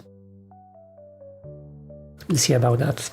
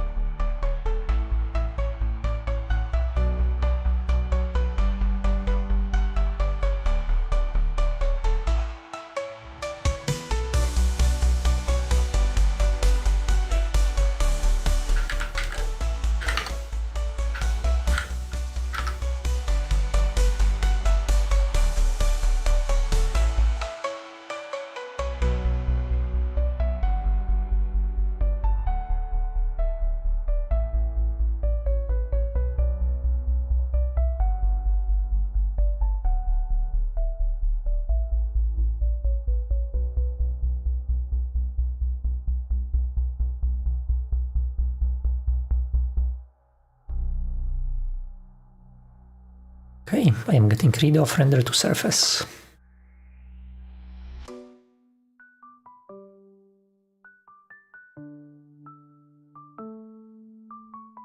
slowly.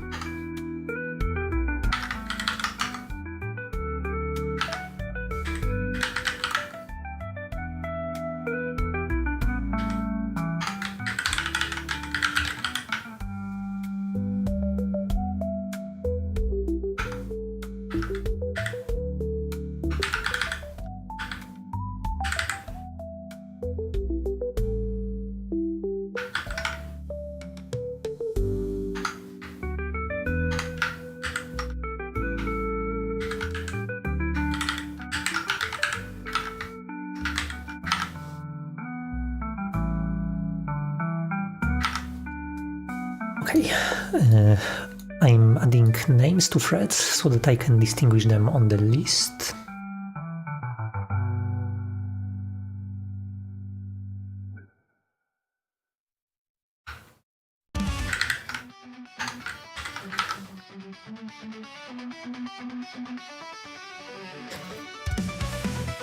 Next thing that we'll need is this finished context.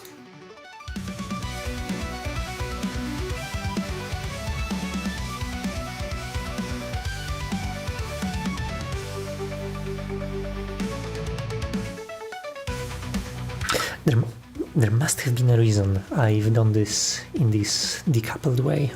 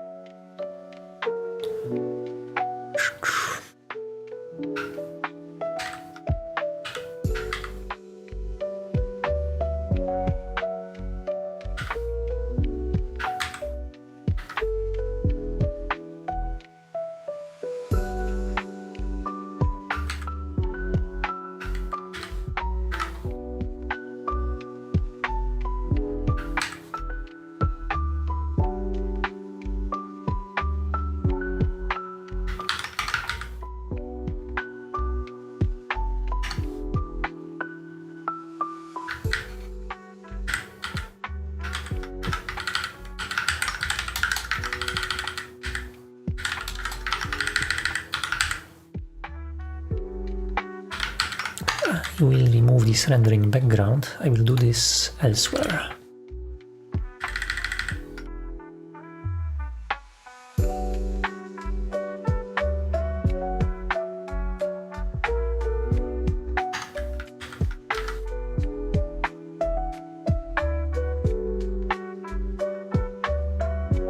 Yeah, the same here.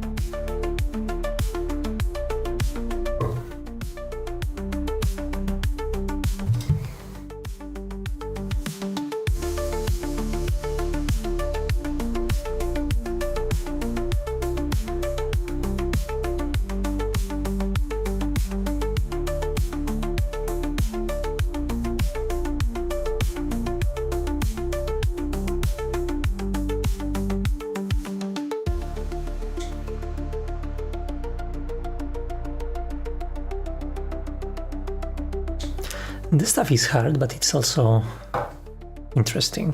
It's fun to think about. I think it can be simplified a lot.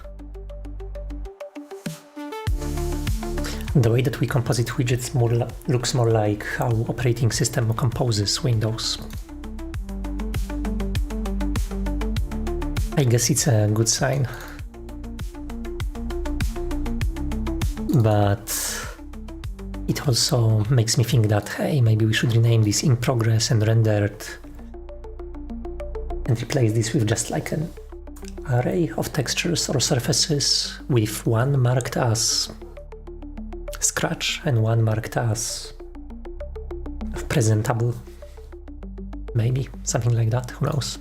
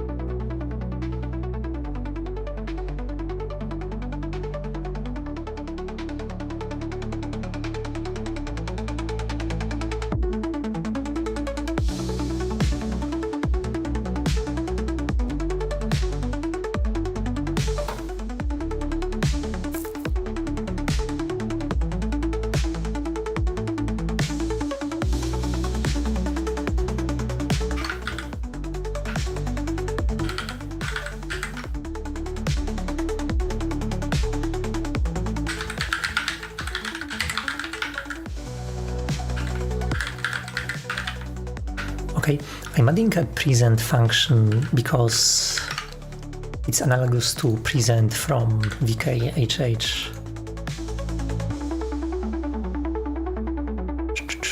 Let me find this class.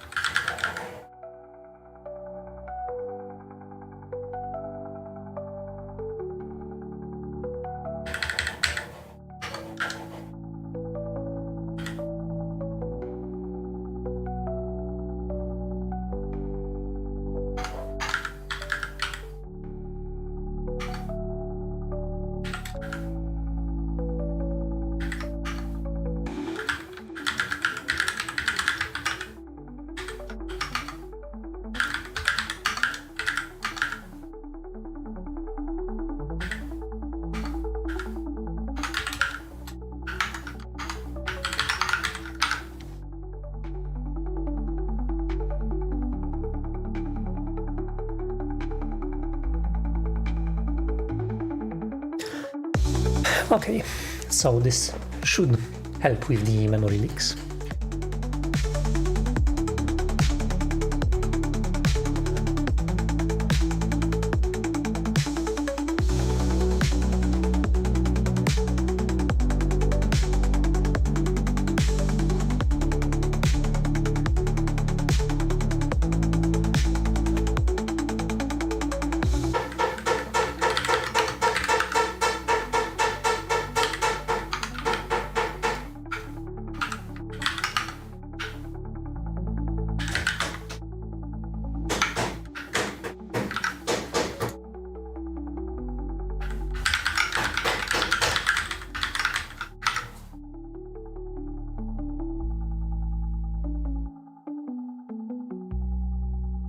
Okay, small sanity check.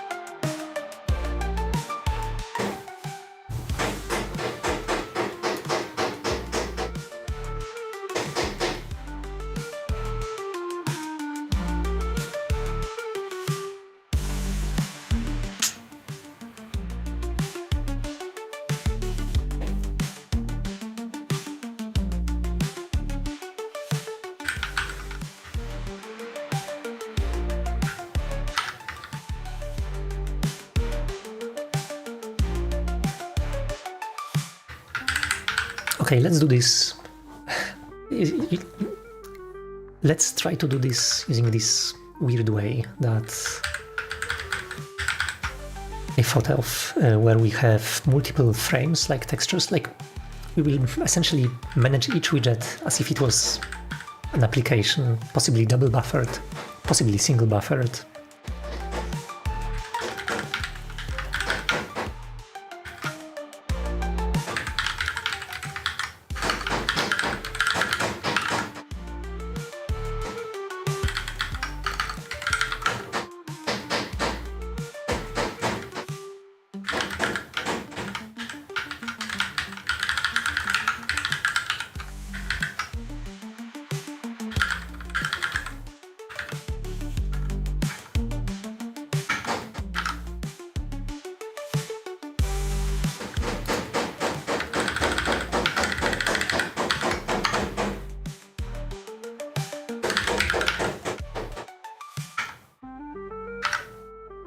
Yeah, we are not going to do anything here. Now, we need to put a lot of parentheses.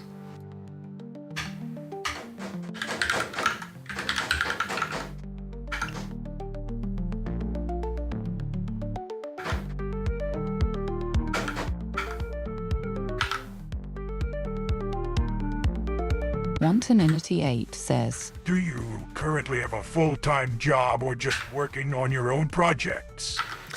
No, this is just a hobby project, and I work on this almost full time.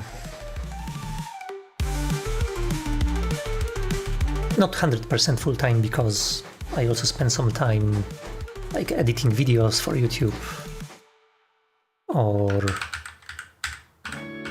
just doing presentations and talking about this. But yeah.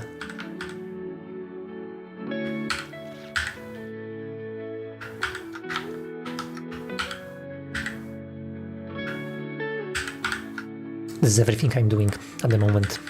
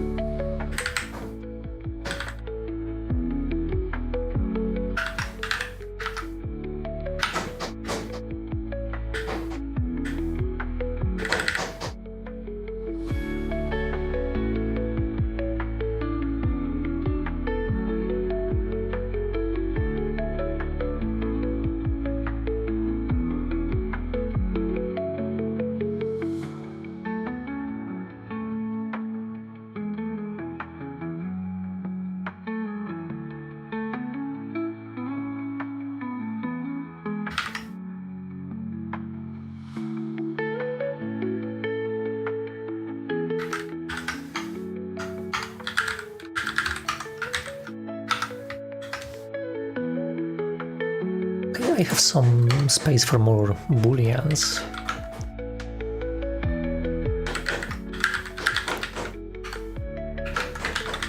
So I will add a new field here, rendering background, because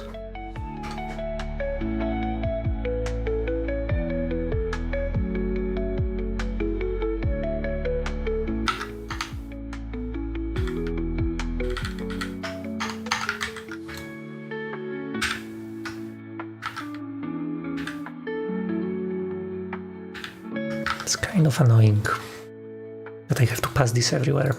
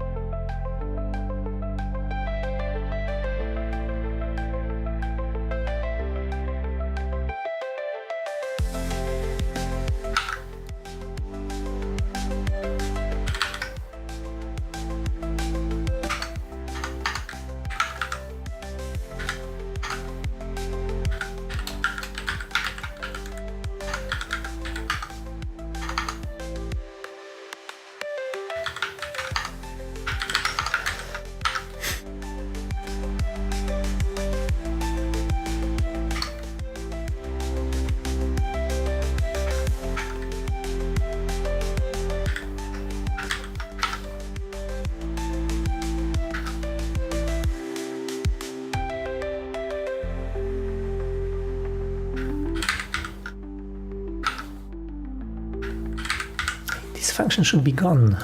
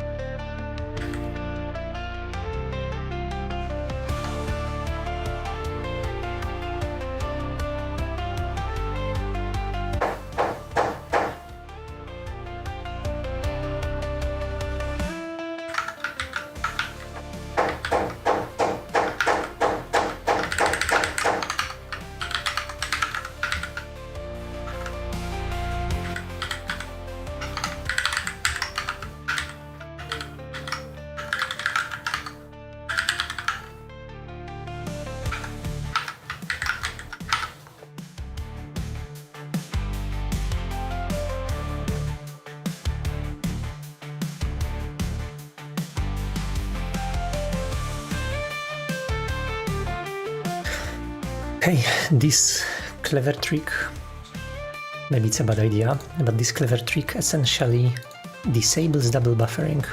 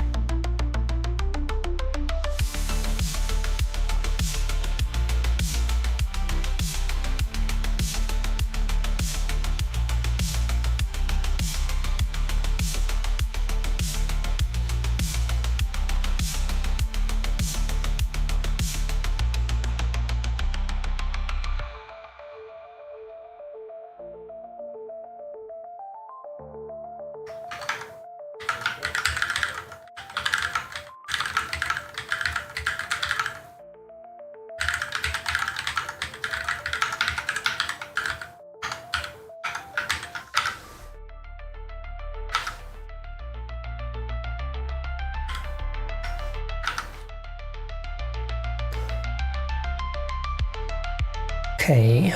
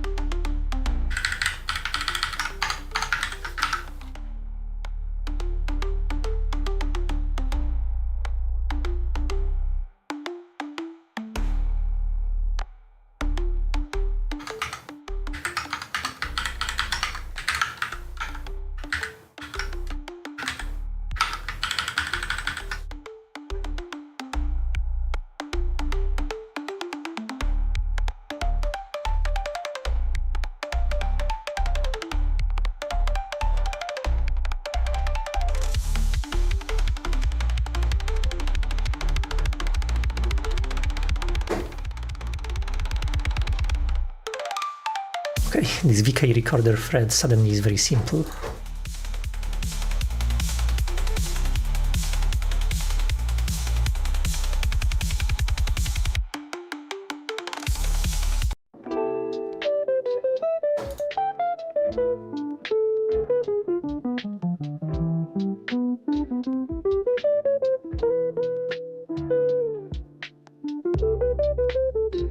Oh yeah, I cannot see it now. We are missing a semaphore here.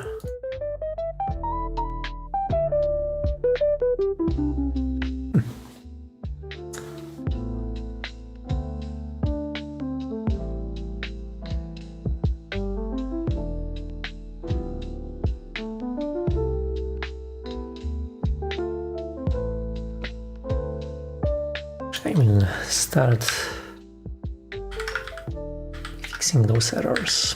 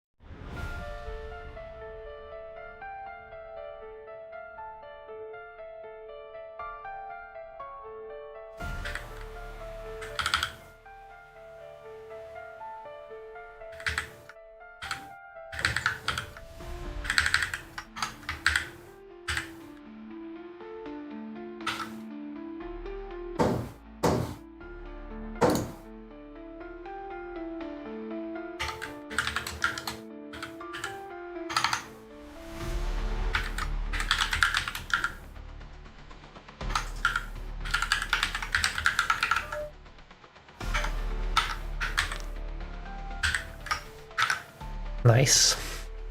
Now I can totally separate the CPU time from GPU compute time. Add this to the frame.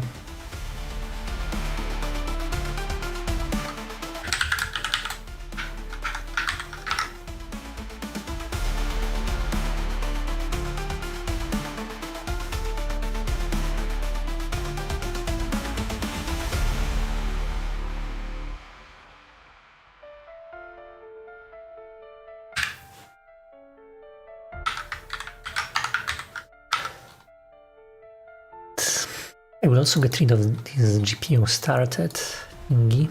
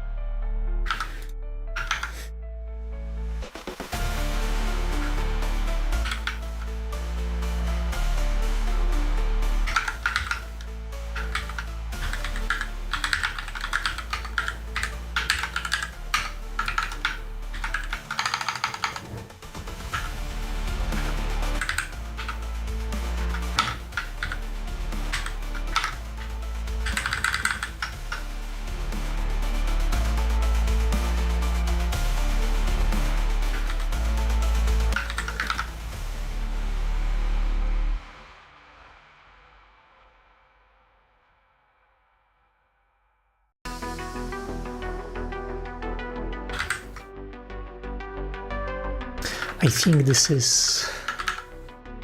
I would guess this is nanoseconds.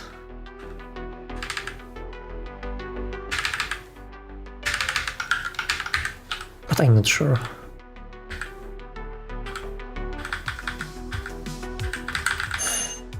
Be right back.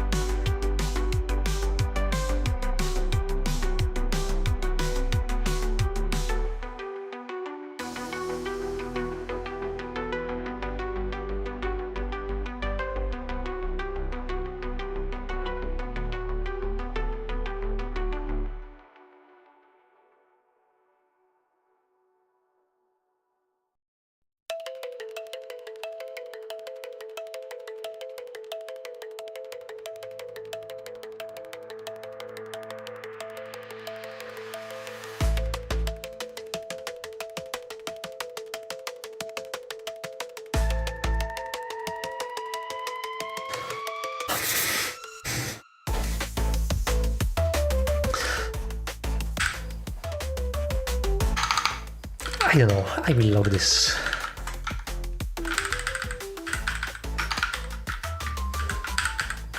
This GPU time is going to be super tiny anyway. I just want to see how long it is.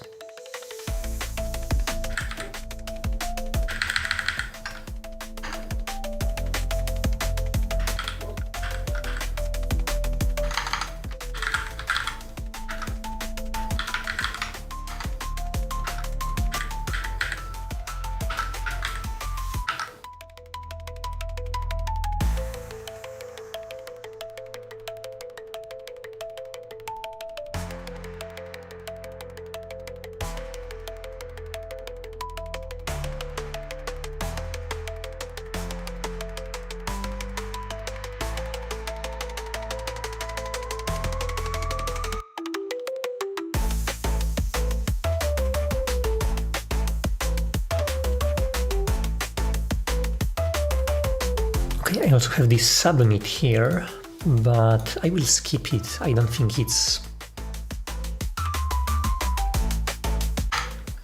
really worth including all of them, like submitting them all the time.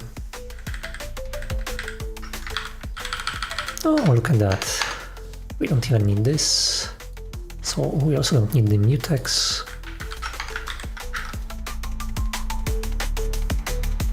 Nice.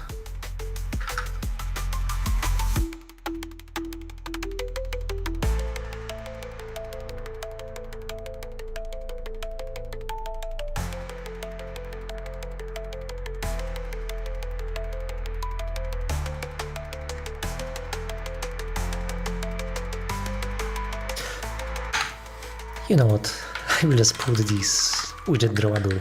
There's no point to overcomplicate this. Oops.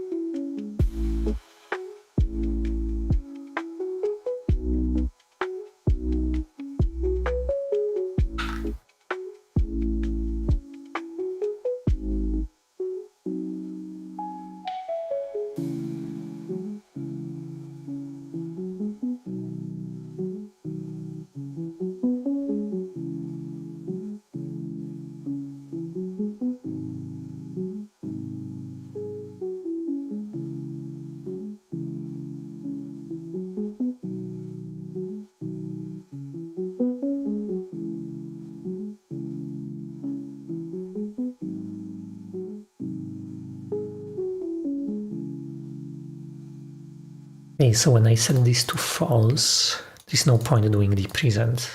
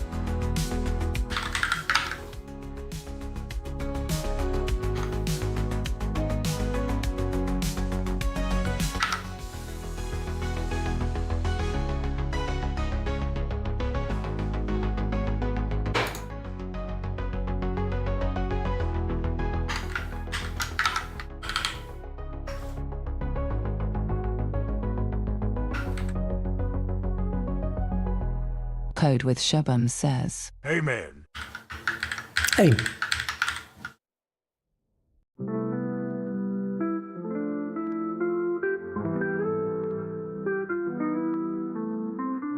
so I could show you what we're doing, but we are so deep in rewriting the rendering engine that it's gonna be very hard.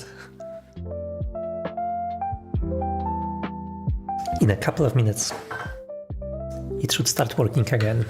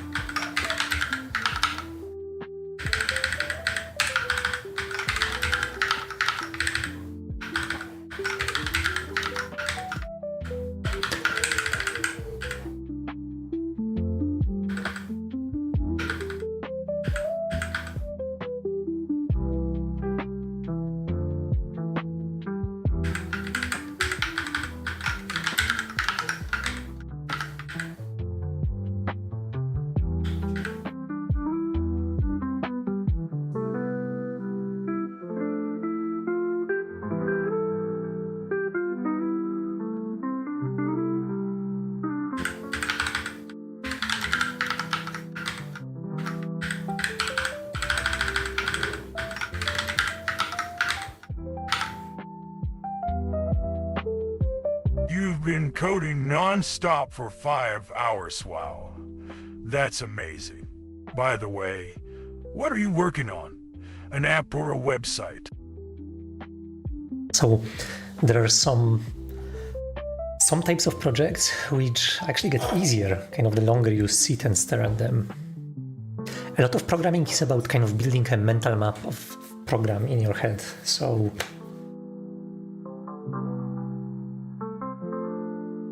sometimes it's very good to kind of push a little bit. And it's also like kind of, you know, there are some logical games like Factorio, for instance. They can sometimes pull you in, like that where you forget about the passage of time. Programming, you can enter the same state when programming. It's a lot like Factorio, essentially. A lot of people say this. There are like whole essays that argue that playing Factorio is like programming. Factorio is just one example. There are plenty of games like that. So what am I working on? This is a desktop automation app. Actually, we have an old build, so maybe I can run that one. That one should work. It's not perfect, but this is how it looks. It's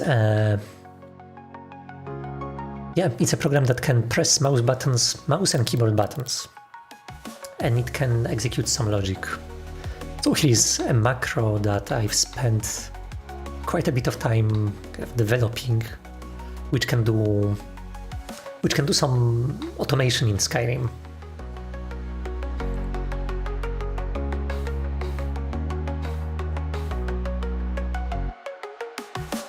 Yeah, and as you can see, we have a lot of pixelation and quite a bit of slowness. So right now I'm actually trying to optimize this a little bit so that the rendering will be more snappy, more responsive.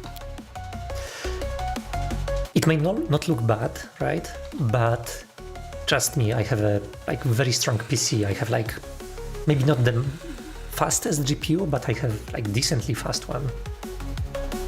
And yeah, my CPU is actually garbage, but in general, this is not complex. This should render a lot faster. So this is what I'm working on, trying to optimize this application for automating desktop.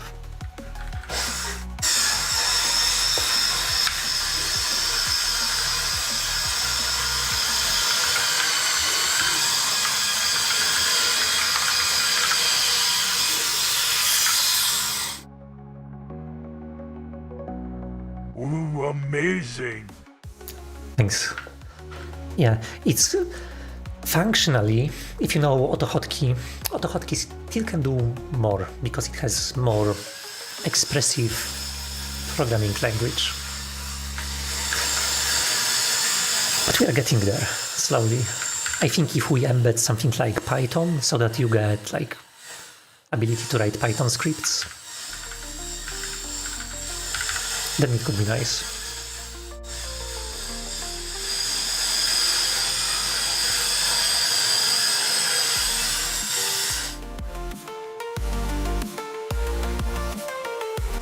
Okay, I think I can remove this present from here.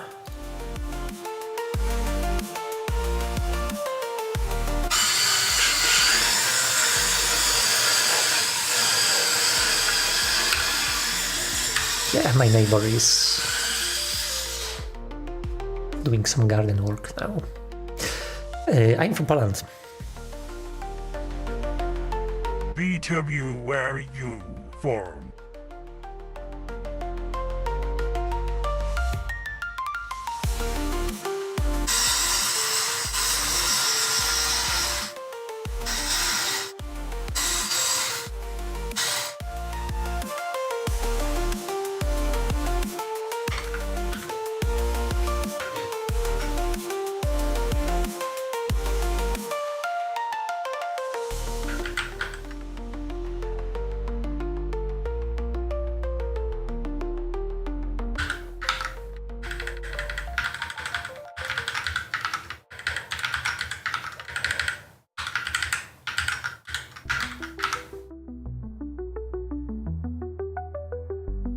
Okay, I'm calling this W present.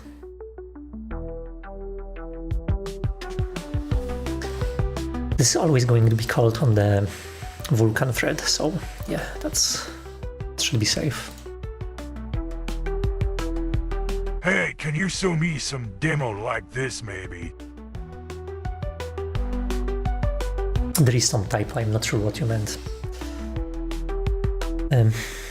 We do have some demos on YouTube, I guess.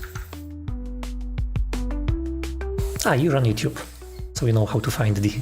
You're watching the channel.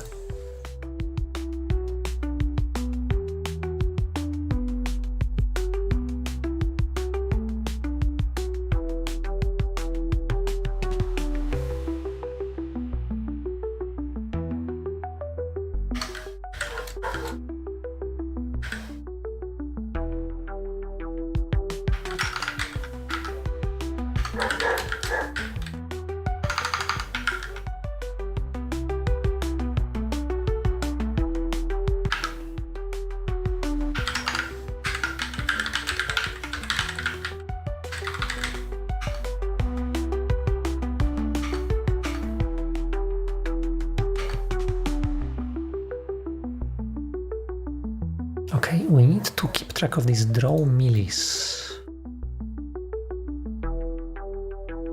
I remember I removed some important things from the code.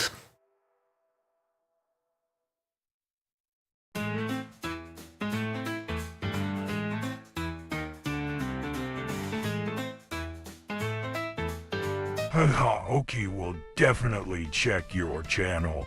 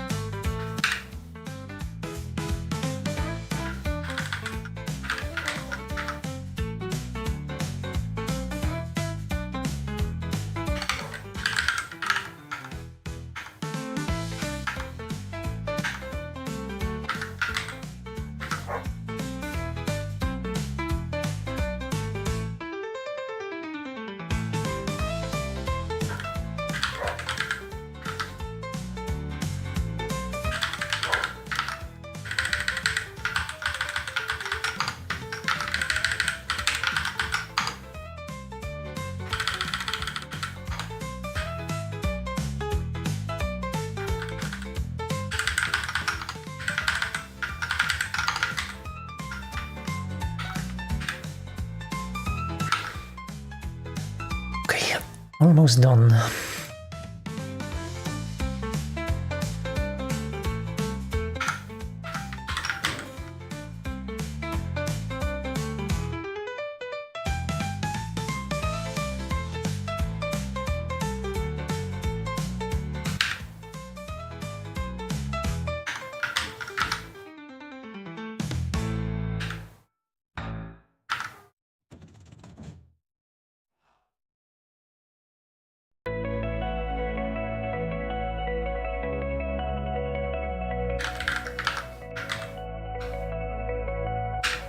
Must have missed this one.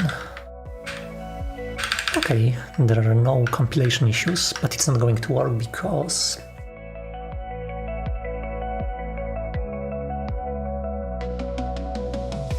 for several reasons, actually.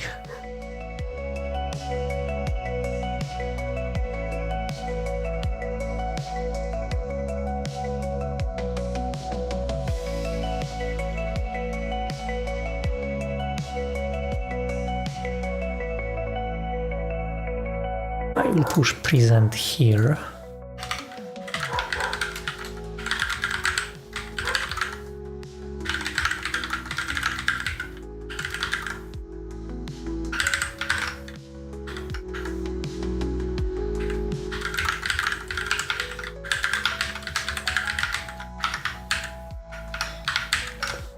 Yep, pretty much.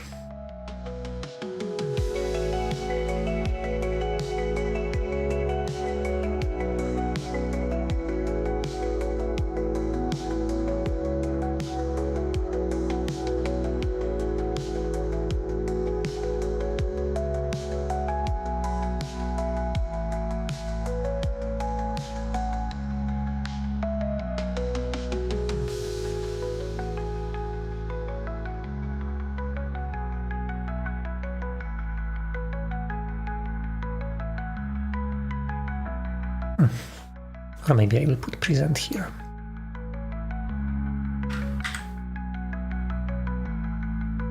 I just checked your profile. You are actually passionate hacker. Wow, by the way, are you able on LinkedIn? Maybe. No, I don't use it.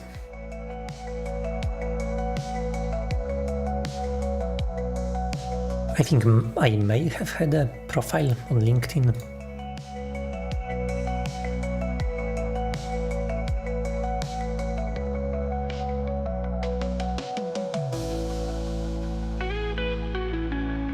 I haven't really been checking that.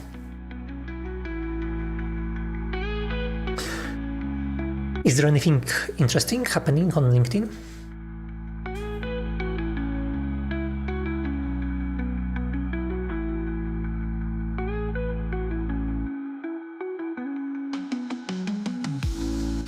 There's one social network I really want to get into, but I still haven't been able to. The Mastodon. I mean, get into. I have a profile. I read a little bit Mastodon, but it becomes better if you have a good like network built, if you know who to follow. And it's very hard for me to find this base list of people to follow.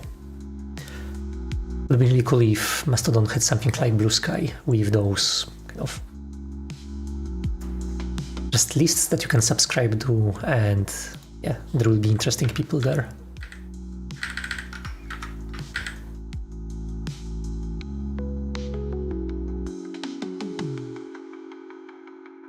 This is totally irrelevant, this function.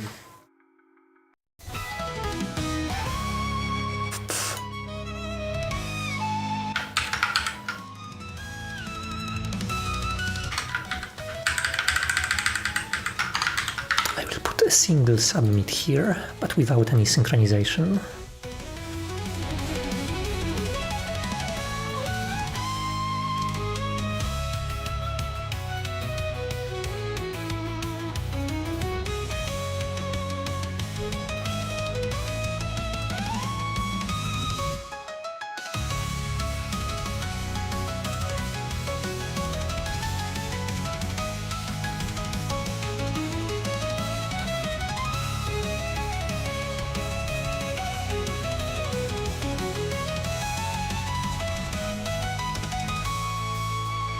You know, I just actually know about phishing using Linux, and definitely a little bit of Wi-Fi, just like normal device. Hacking got it right.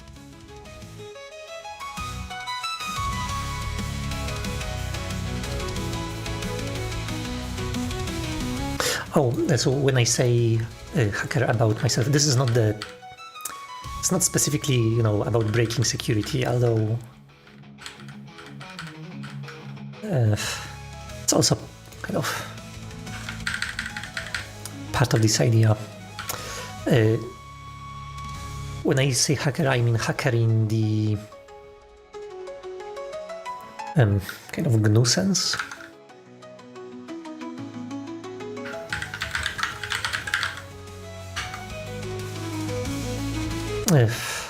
Not this one.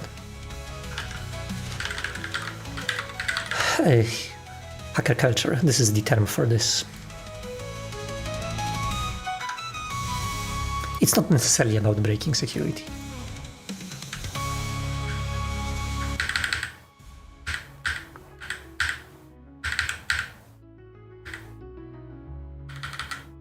But speaking of Wi-Fi, I actually used to have... I spent a lot of time writing a Wi-Fi router. By Wi-Fi router I mean so when you try to configure Linux to actually talk with Wi-Fi devices around you, you typically use stuff like WPA supplicant. It handles the encryption for you. But at least this is historically how it was done. It's still mostly like that. You still mostly use WPA supplicant. But nowadays Linux comes with some built-in encryption algorithms, and some some devices have also hardware encryption. And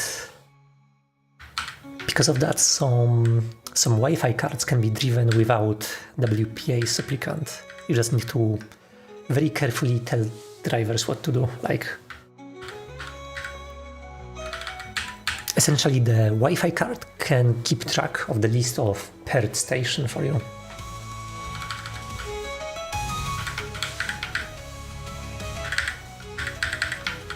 It's kind of fun, and it makes Wi-Fi on low spec devices very cheap and easy to do. That was part of Gatekeeper. I'm not going to open Gatekeeper. Yeah, this project. I don't want to show this because it has a bug. When I load the web GUI, it tends to crash. Anyway, I will fix this one day. Actually, I am just 4 years experience for a software development and website development and a little bit knowing about Linux tools. Yeah, I mean, I don't know where the sad face comes from. It's like the best period. And there is still a lot of existing stuff that was already kind of figured out by people. It becomes slightly more... I want to definitely check this website. Computer science becomes a little bit more exhausting, where you reach out of the... when you run out of stuff to kind of discover, like, not discover, like, new ideas. A lot of them eventually... they keep getting new names, but the ideas are still the same. So, some of the progress is just recycling same stuff.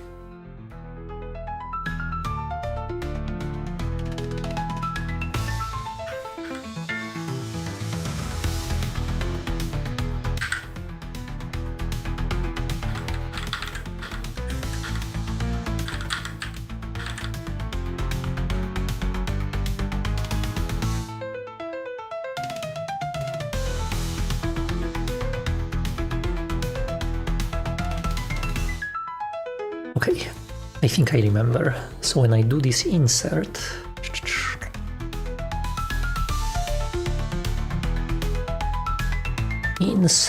yeah, here, I can do the present and then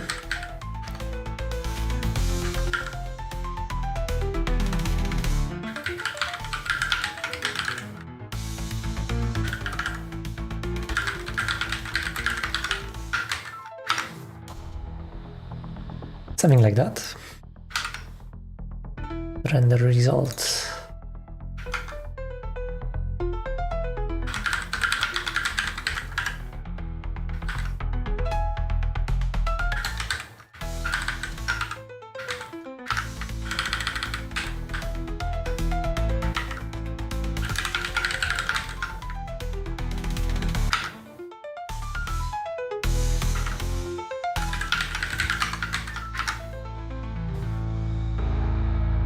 Now it's time for coffee.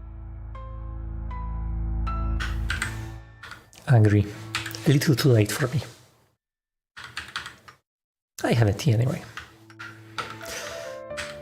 Okay. I don't think it's going to work. It was working. It kind of was. Let's see.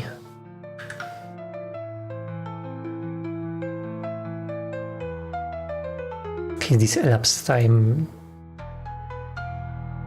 it could be alright. Wow. I mean, what would be if it actually drawn anything?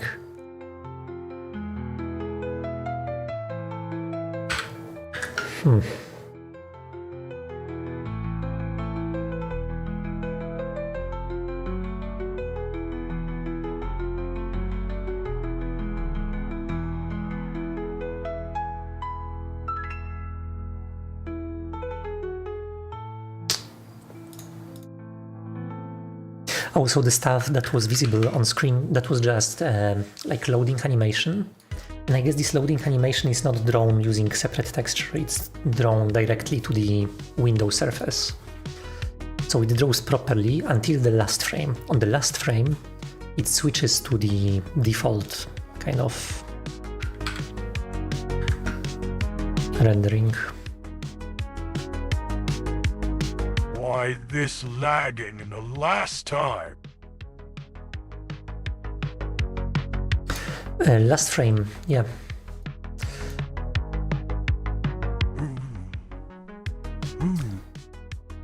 Yeah, we are using a couple. Actually, this is a good question. Where the lagging comes from?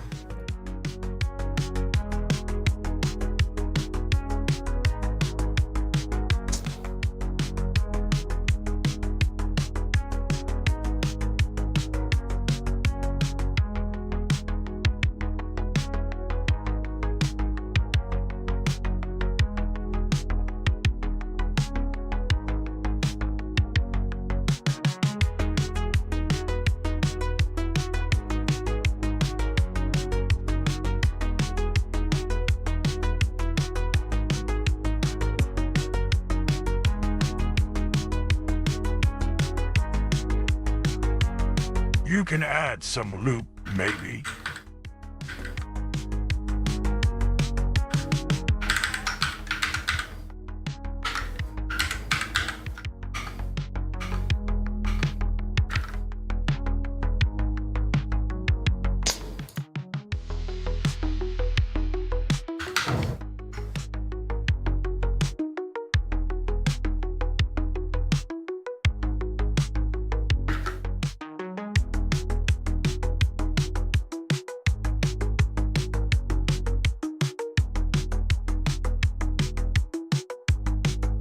Okay, I think this could be this.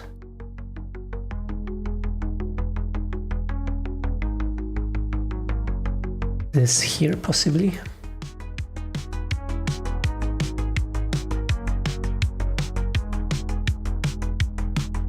So I'm updating this rendering background to true or false.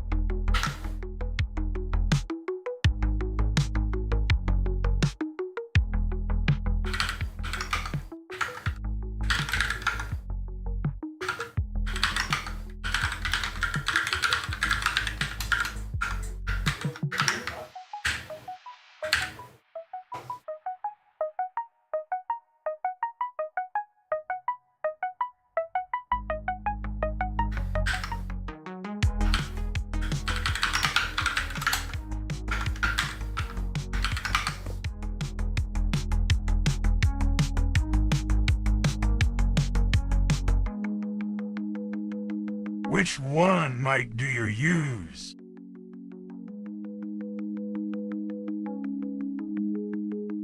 Which microphone? Actually, for my setup, you can check Twitch. On Twitch I have this page which shows all of the hardware I use.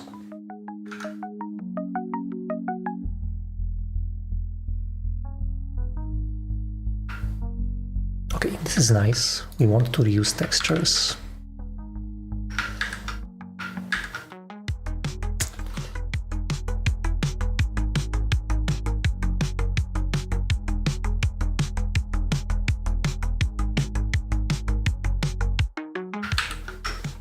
Let's enable some debugging layers. First, some fancy colors.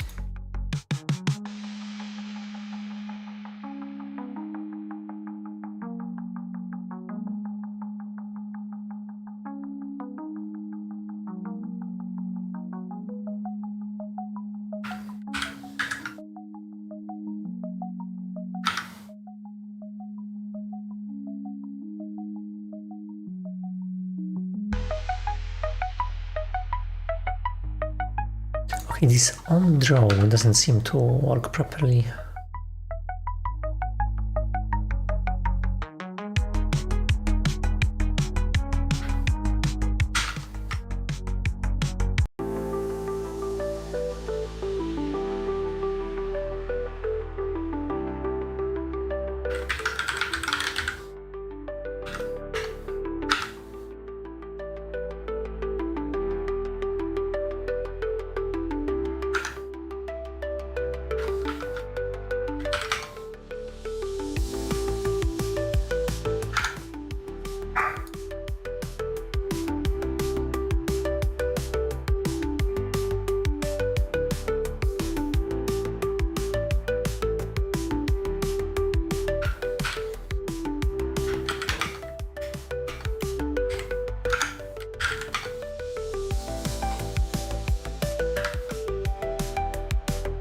Memory usage.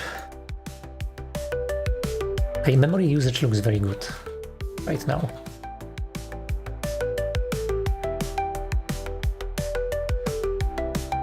It's not going up or down.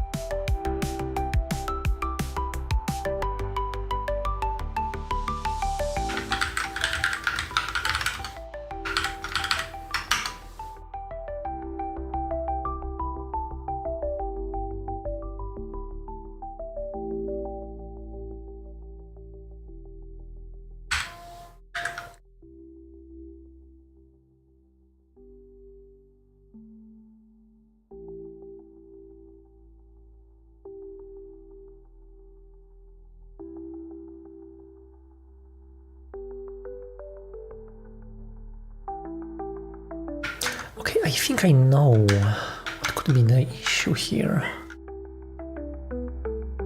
So when I do the submit here, I'm kind of sending everything to render at the same time. So at the same time, the GPU composites the window and renders all of the widgets in the window. And of course, compositing is going to be faster.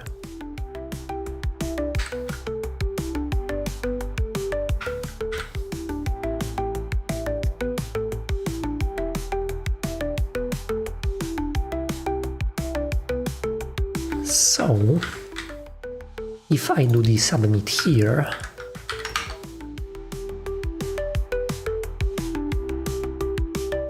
then maybe we will see something. No. But if I do the sync, yes, sync to CPU,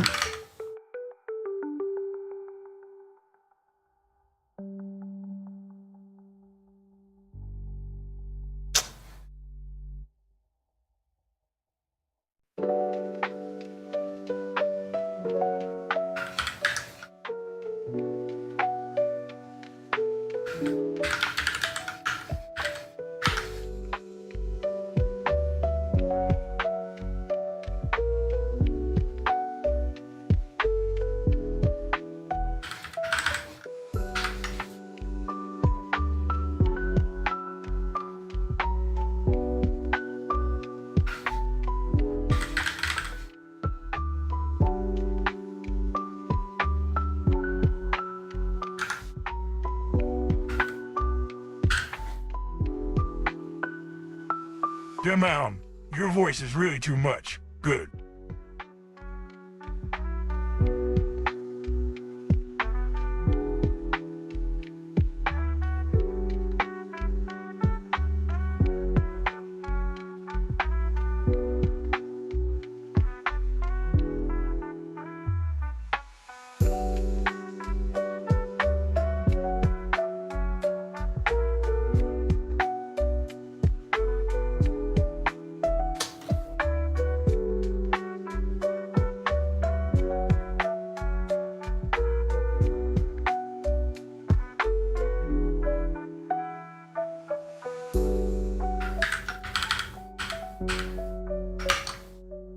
Run renderer test.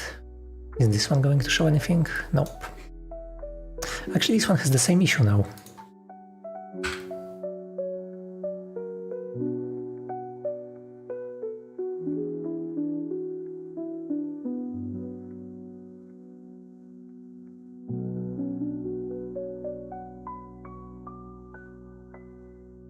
Actually,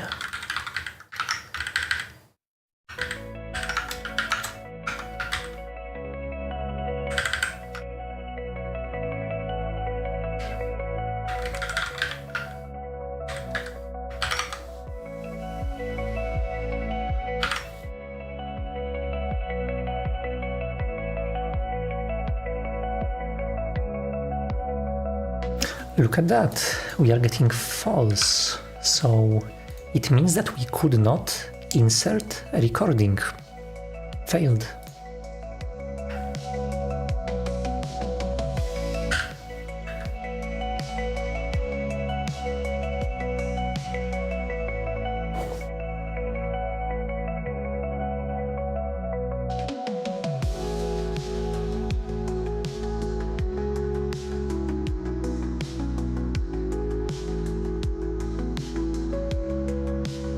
I guess it's time to do some debugging.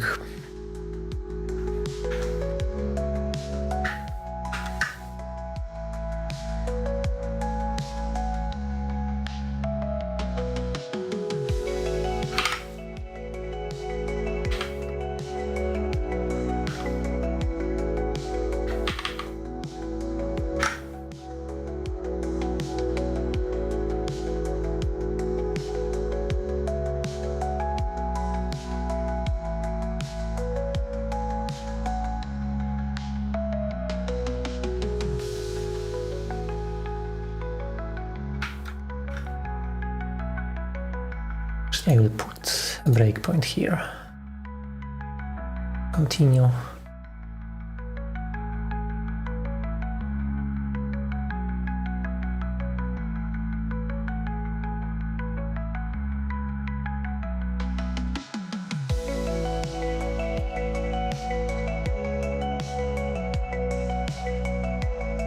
Okay, info F recording is empty. Okay, we are not inserting any recordings. How is this possible?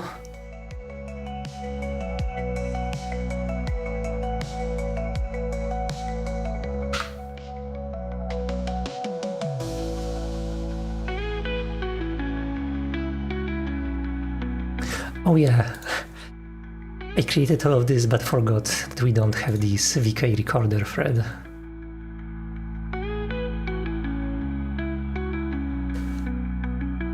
So we need to start them.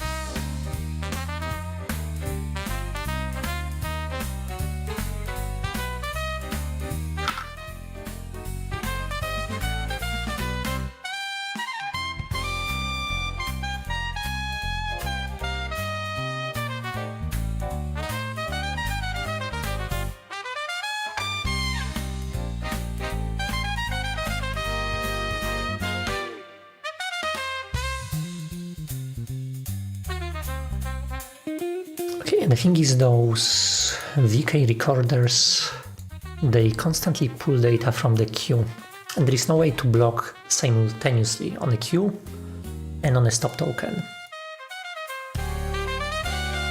That means we have to use the queue for synchronization.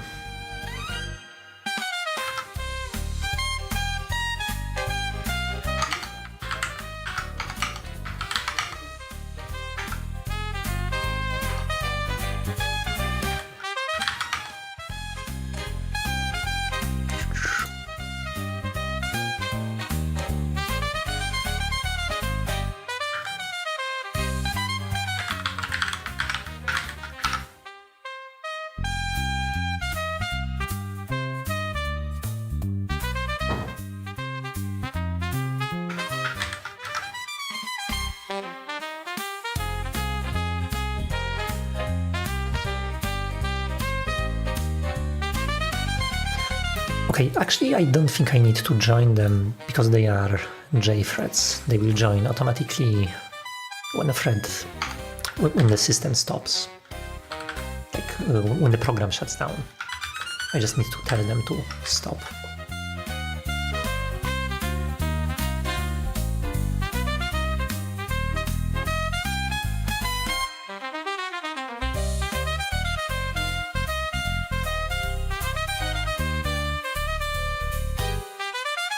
Okay, so here's what we are going to do. Here we are creating this frame, yep.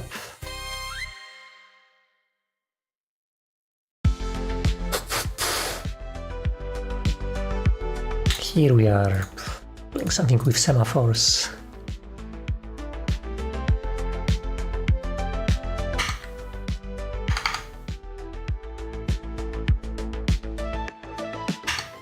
Okay. Actually, I think we could add all of them to the recording queues.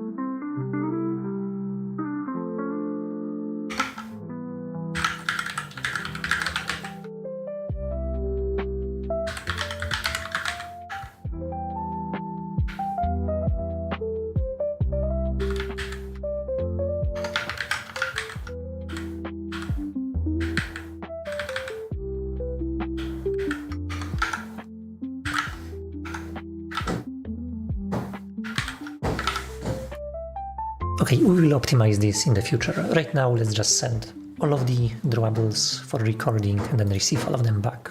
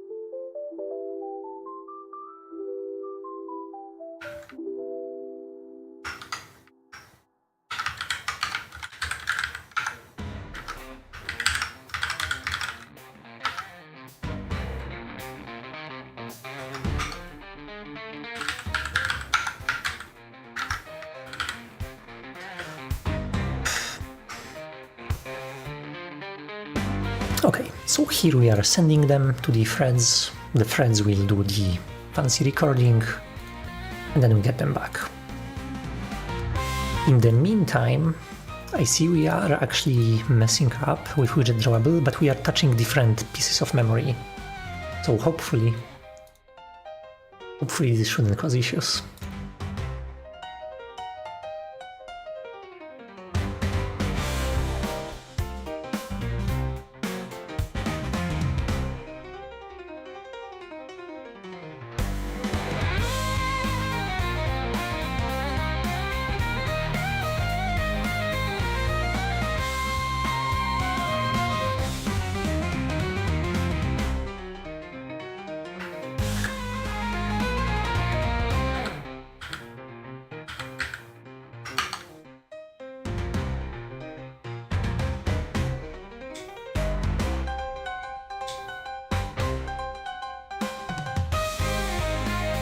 Test finished with an error. Huh.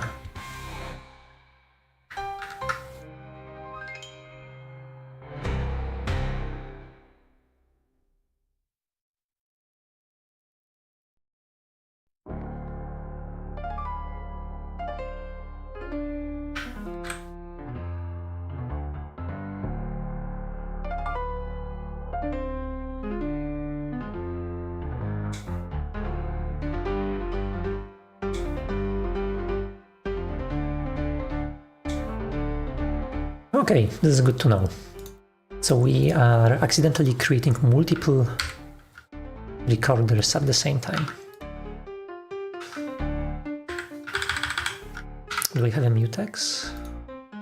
Context mutext. Yeah, let's just lock this.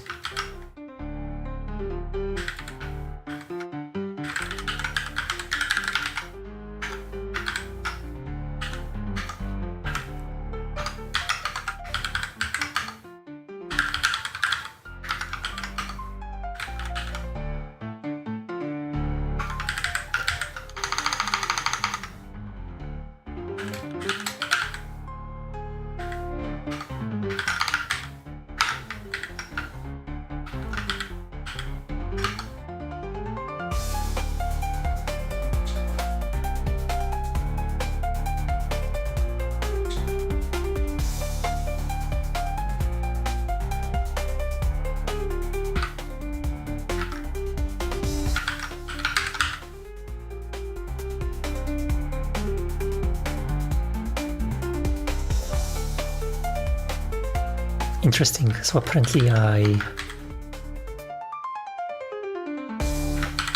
didn't define this. We don't need this mutex. We are just going to use our thread. I mean, graphite context on a single thread.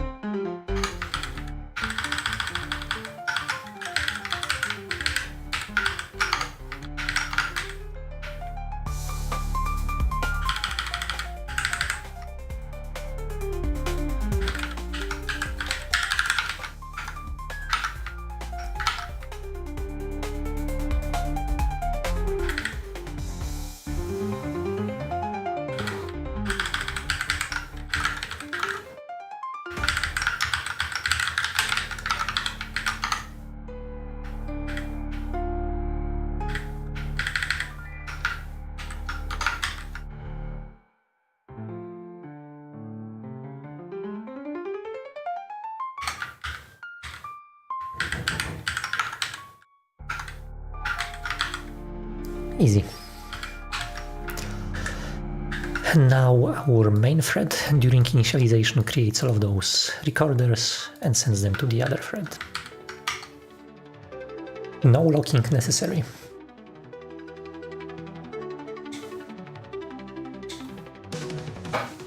still get an error though.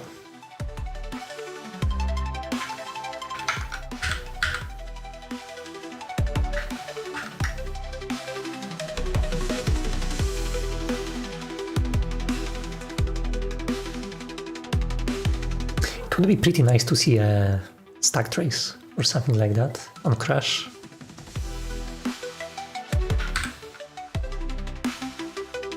Okay, where are we now? Renderer init, make recorder.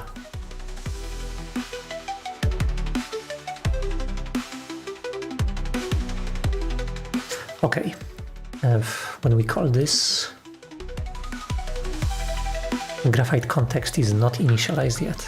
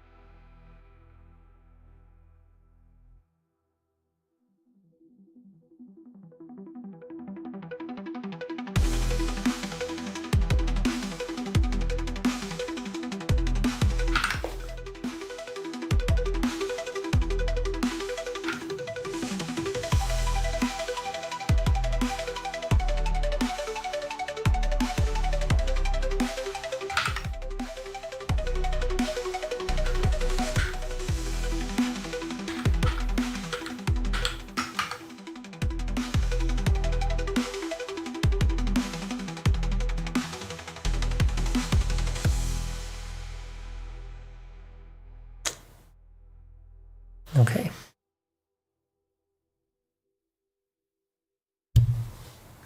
We got just one frame, and now we are stuck somewhere.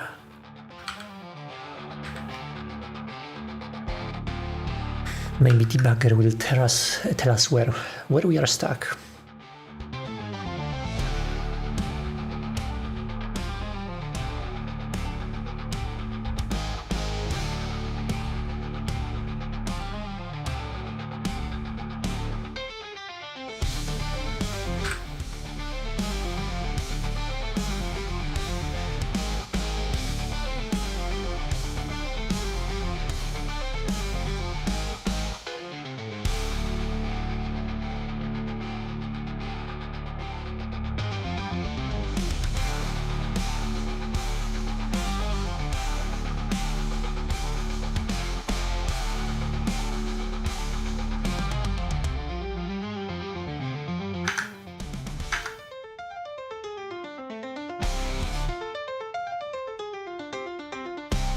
Ah, and a warning. Oh, nice.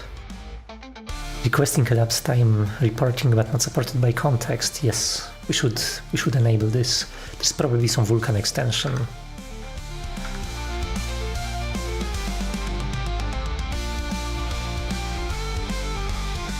Okay, let's pause and see where we are. This is in main loop, and renderer thread is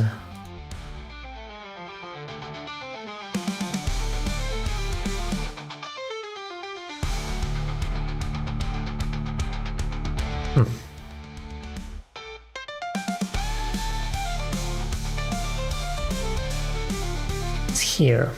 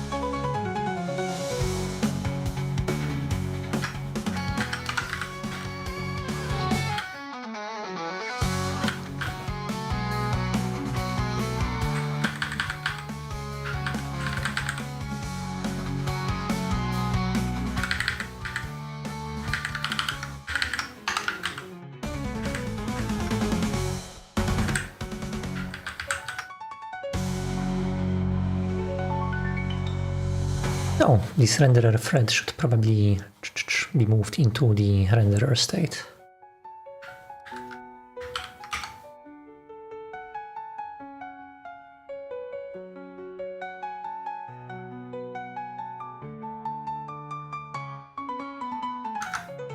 We have a lot of missing surfaces.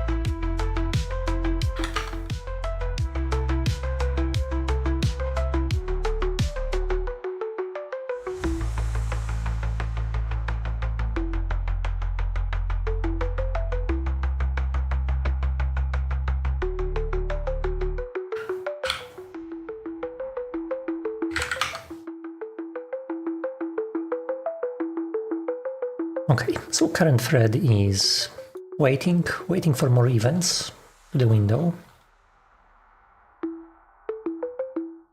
There should be more threads.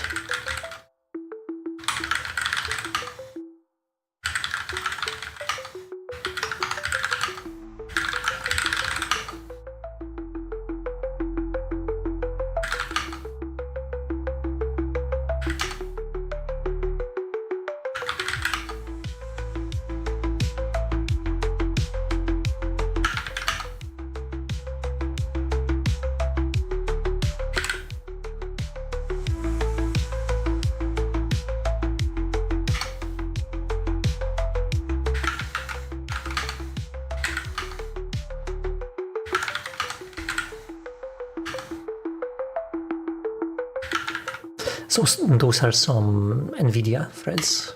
NVIDIA kind of sticks them into our process. VKPS, I have no idea what's that. Another, not our thread.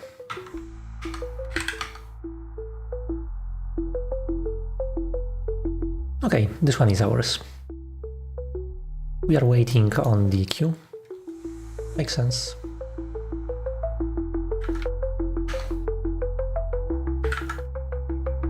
Thread 8, thread 9, thread 10, thread 11. Where are we blocked?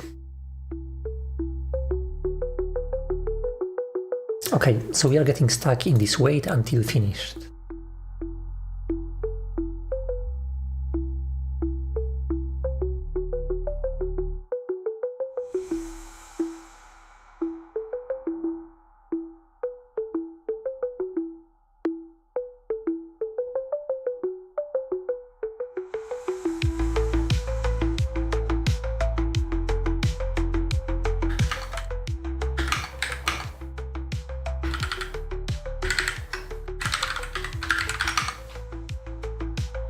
I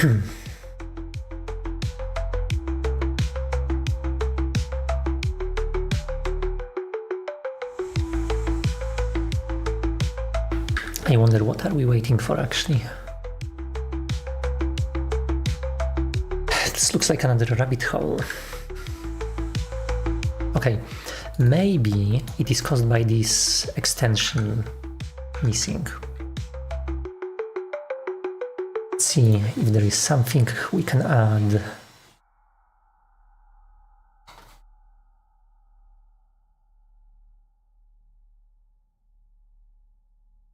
To track this elapsed time.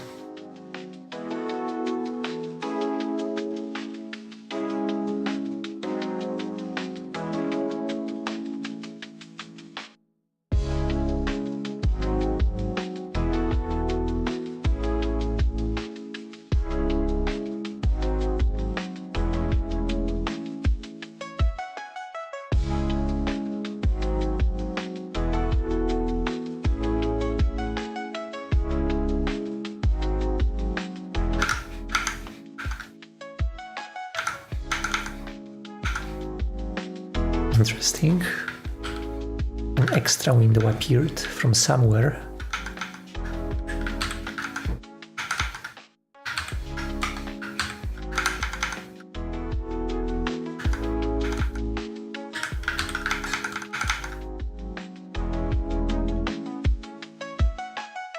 Oh, this debugger finally showed its window.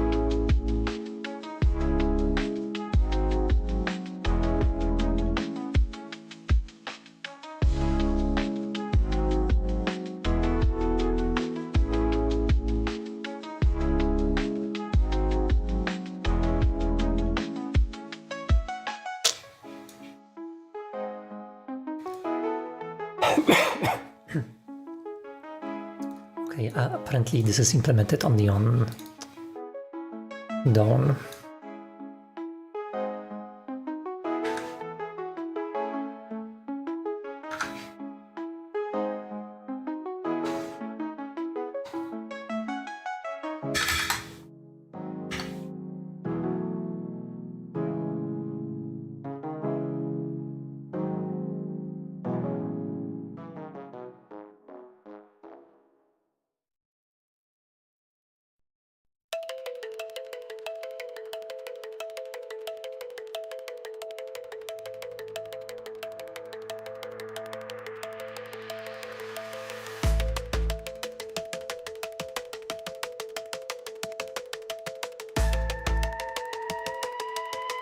Let's find this function.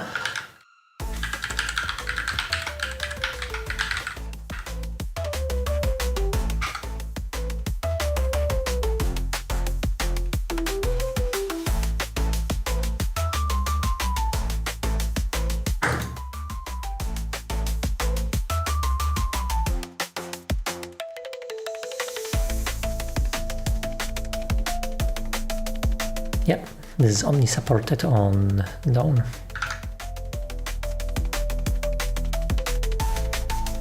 Crap.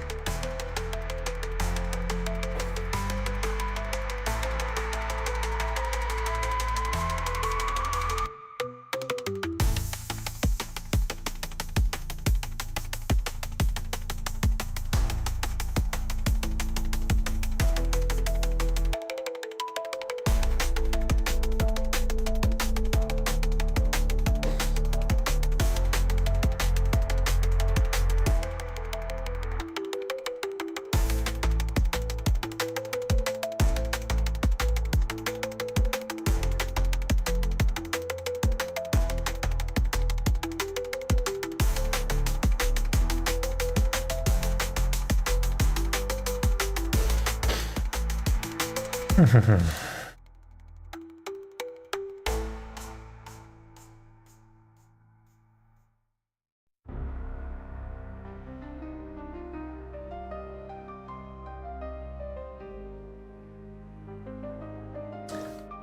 if I remove this, we'll get something. Without the CPU synchronization, so that it... I just want it to continue. Nope.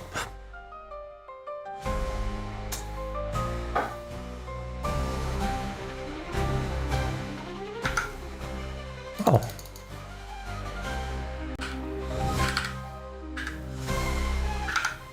Not only it stopped, but it also caused my system to slow down.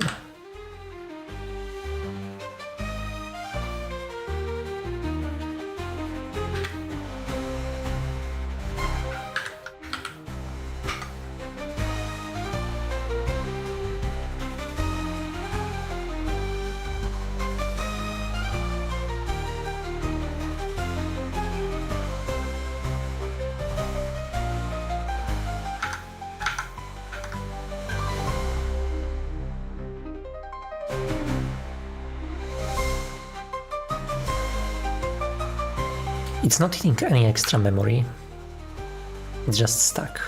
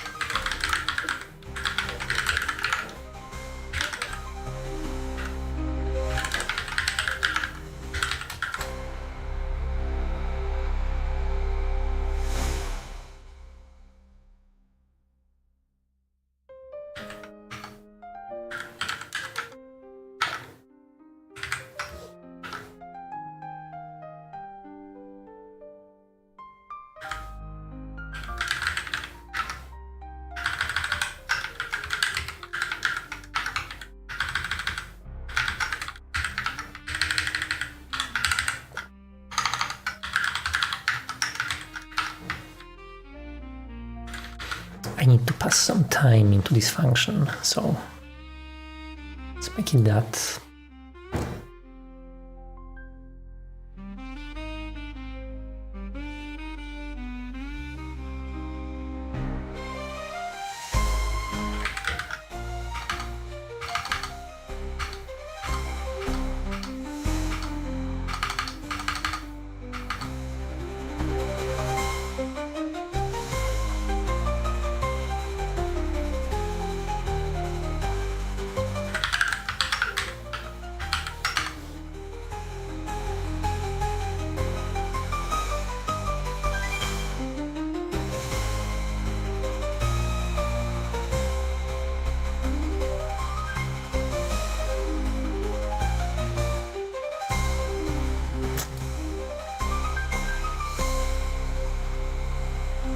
I wonder why it's locking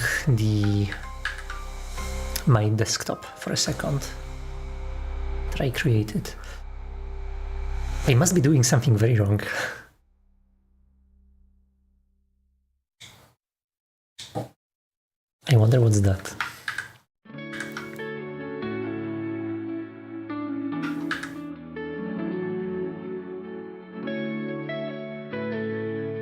So I am calling this onDraw.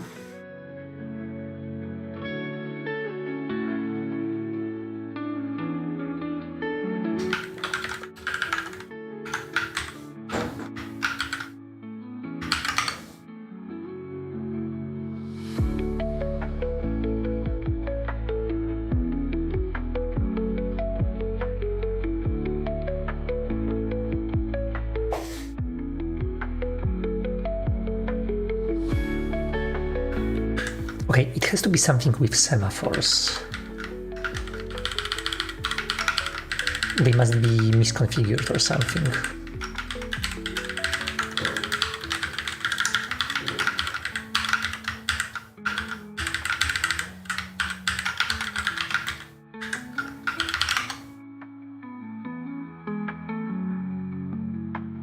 Oh, 6 p.m. already.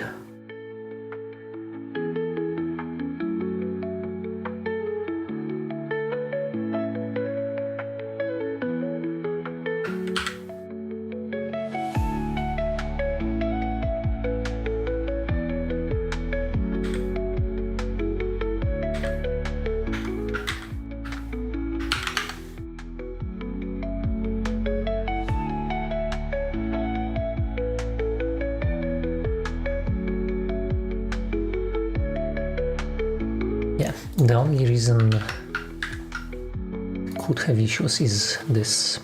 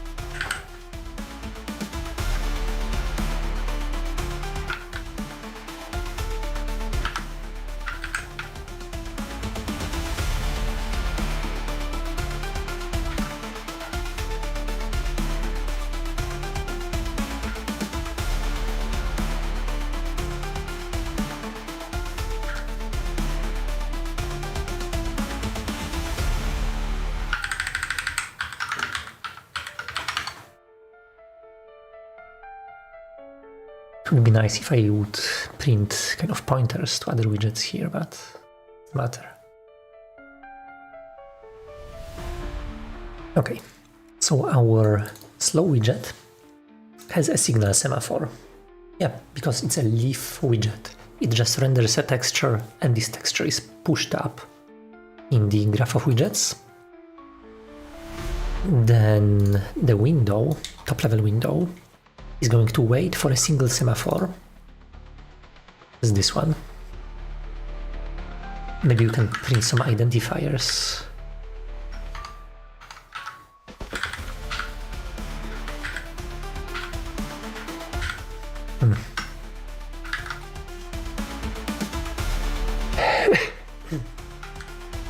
Doesn't seem so.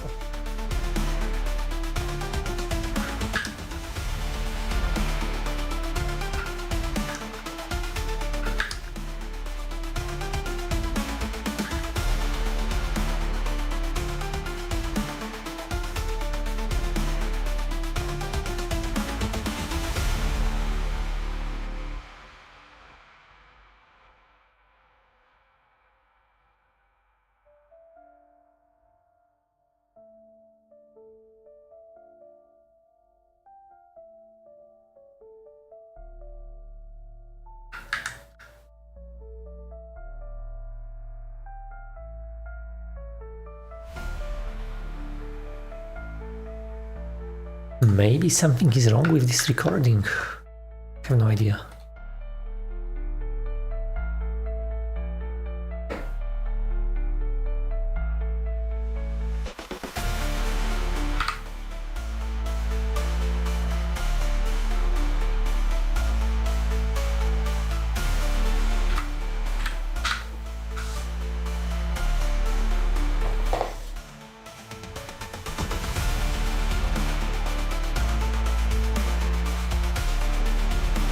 Nope. Looks decent.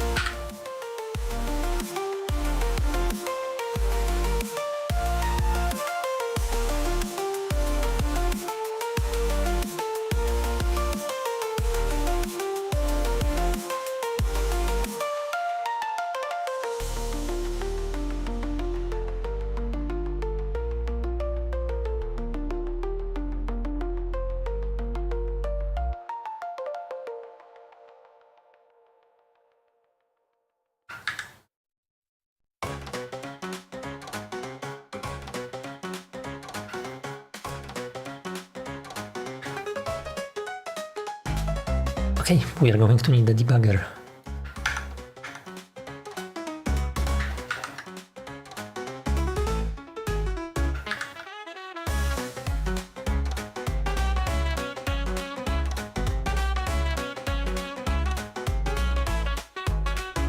I will let it open a window and print the message.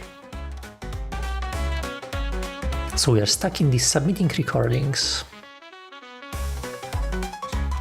When I pause, nothing is happening here. Render thread, the most important one, is stuck here. Wait until finished.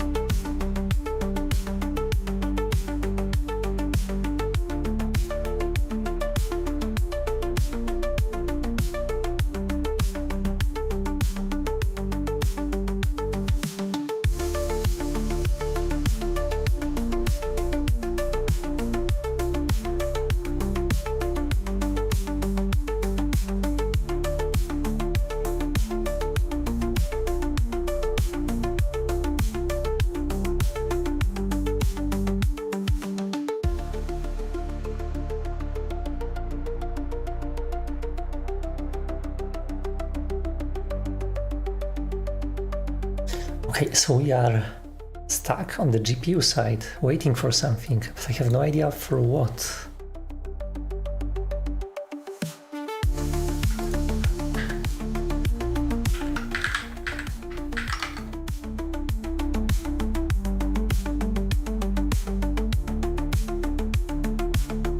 Maybe I can remove this child widget.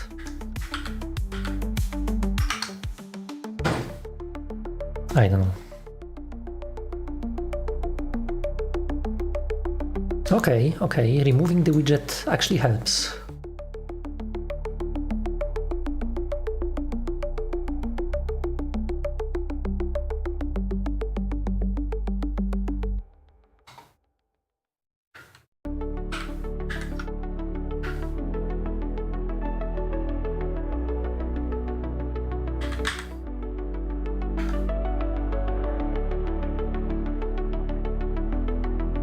Okay, this is another bit of evidence that semaphores are broken. Maybe I'm setting them up wrong. It's my render frame.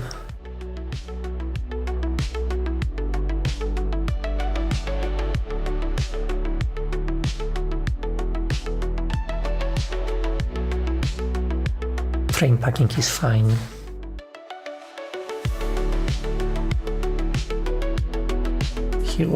Here I am updating anchors.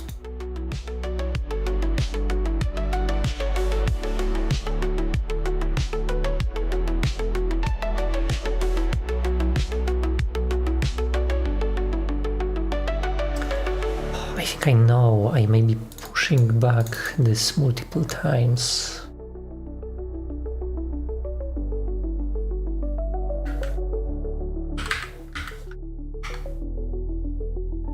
No.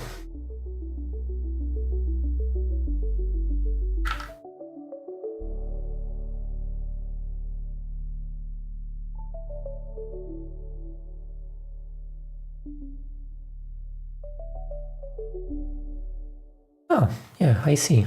We need to do this before this section.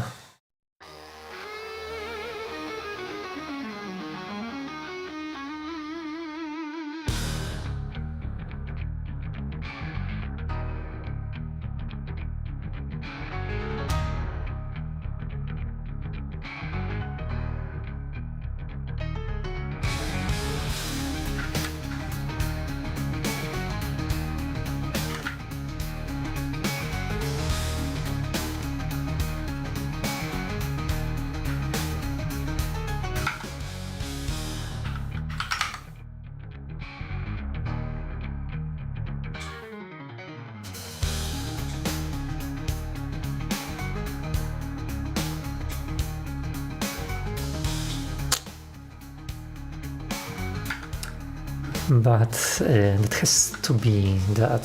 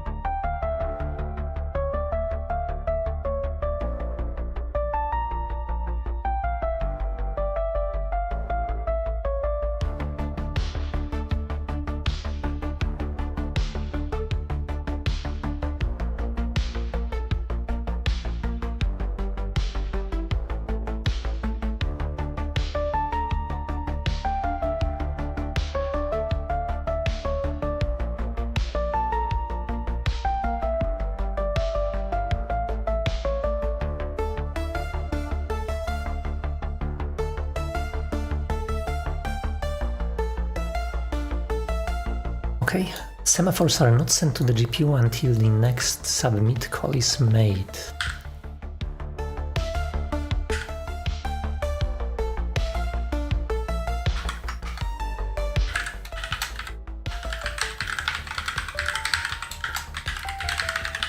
Does it mean I have to do this?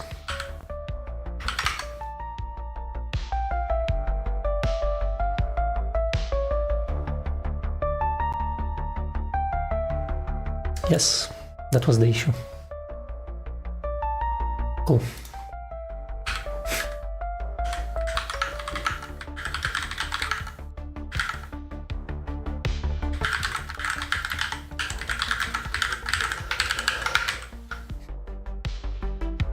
Okay, so we are almost finished.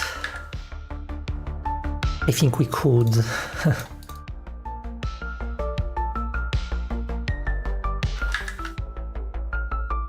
we could possibly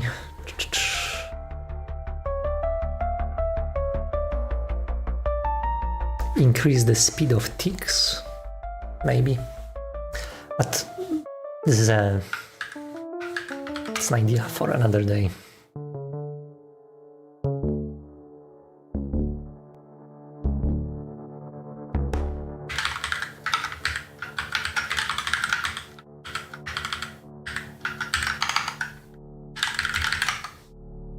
Automat should work now, roughly. We'll have this interesting artifact now.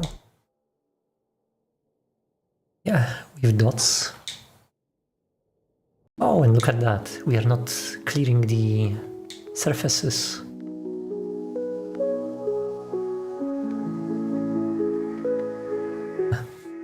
Very interesting. A failure scenario.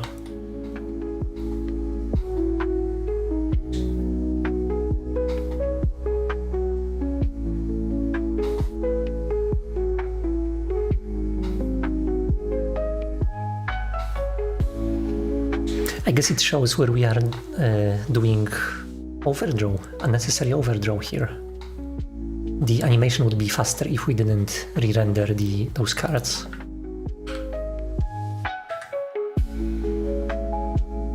Anyway, this is it for today. I will try to clean this up offline a little bit. We totally messed up Automat, but it's good. It's going to be faster eventually. Okay then, see you on Wednesday.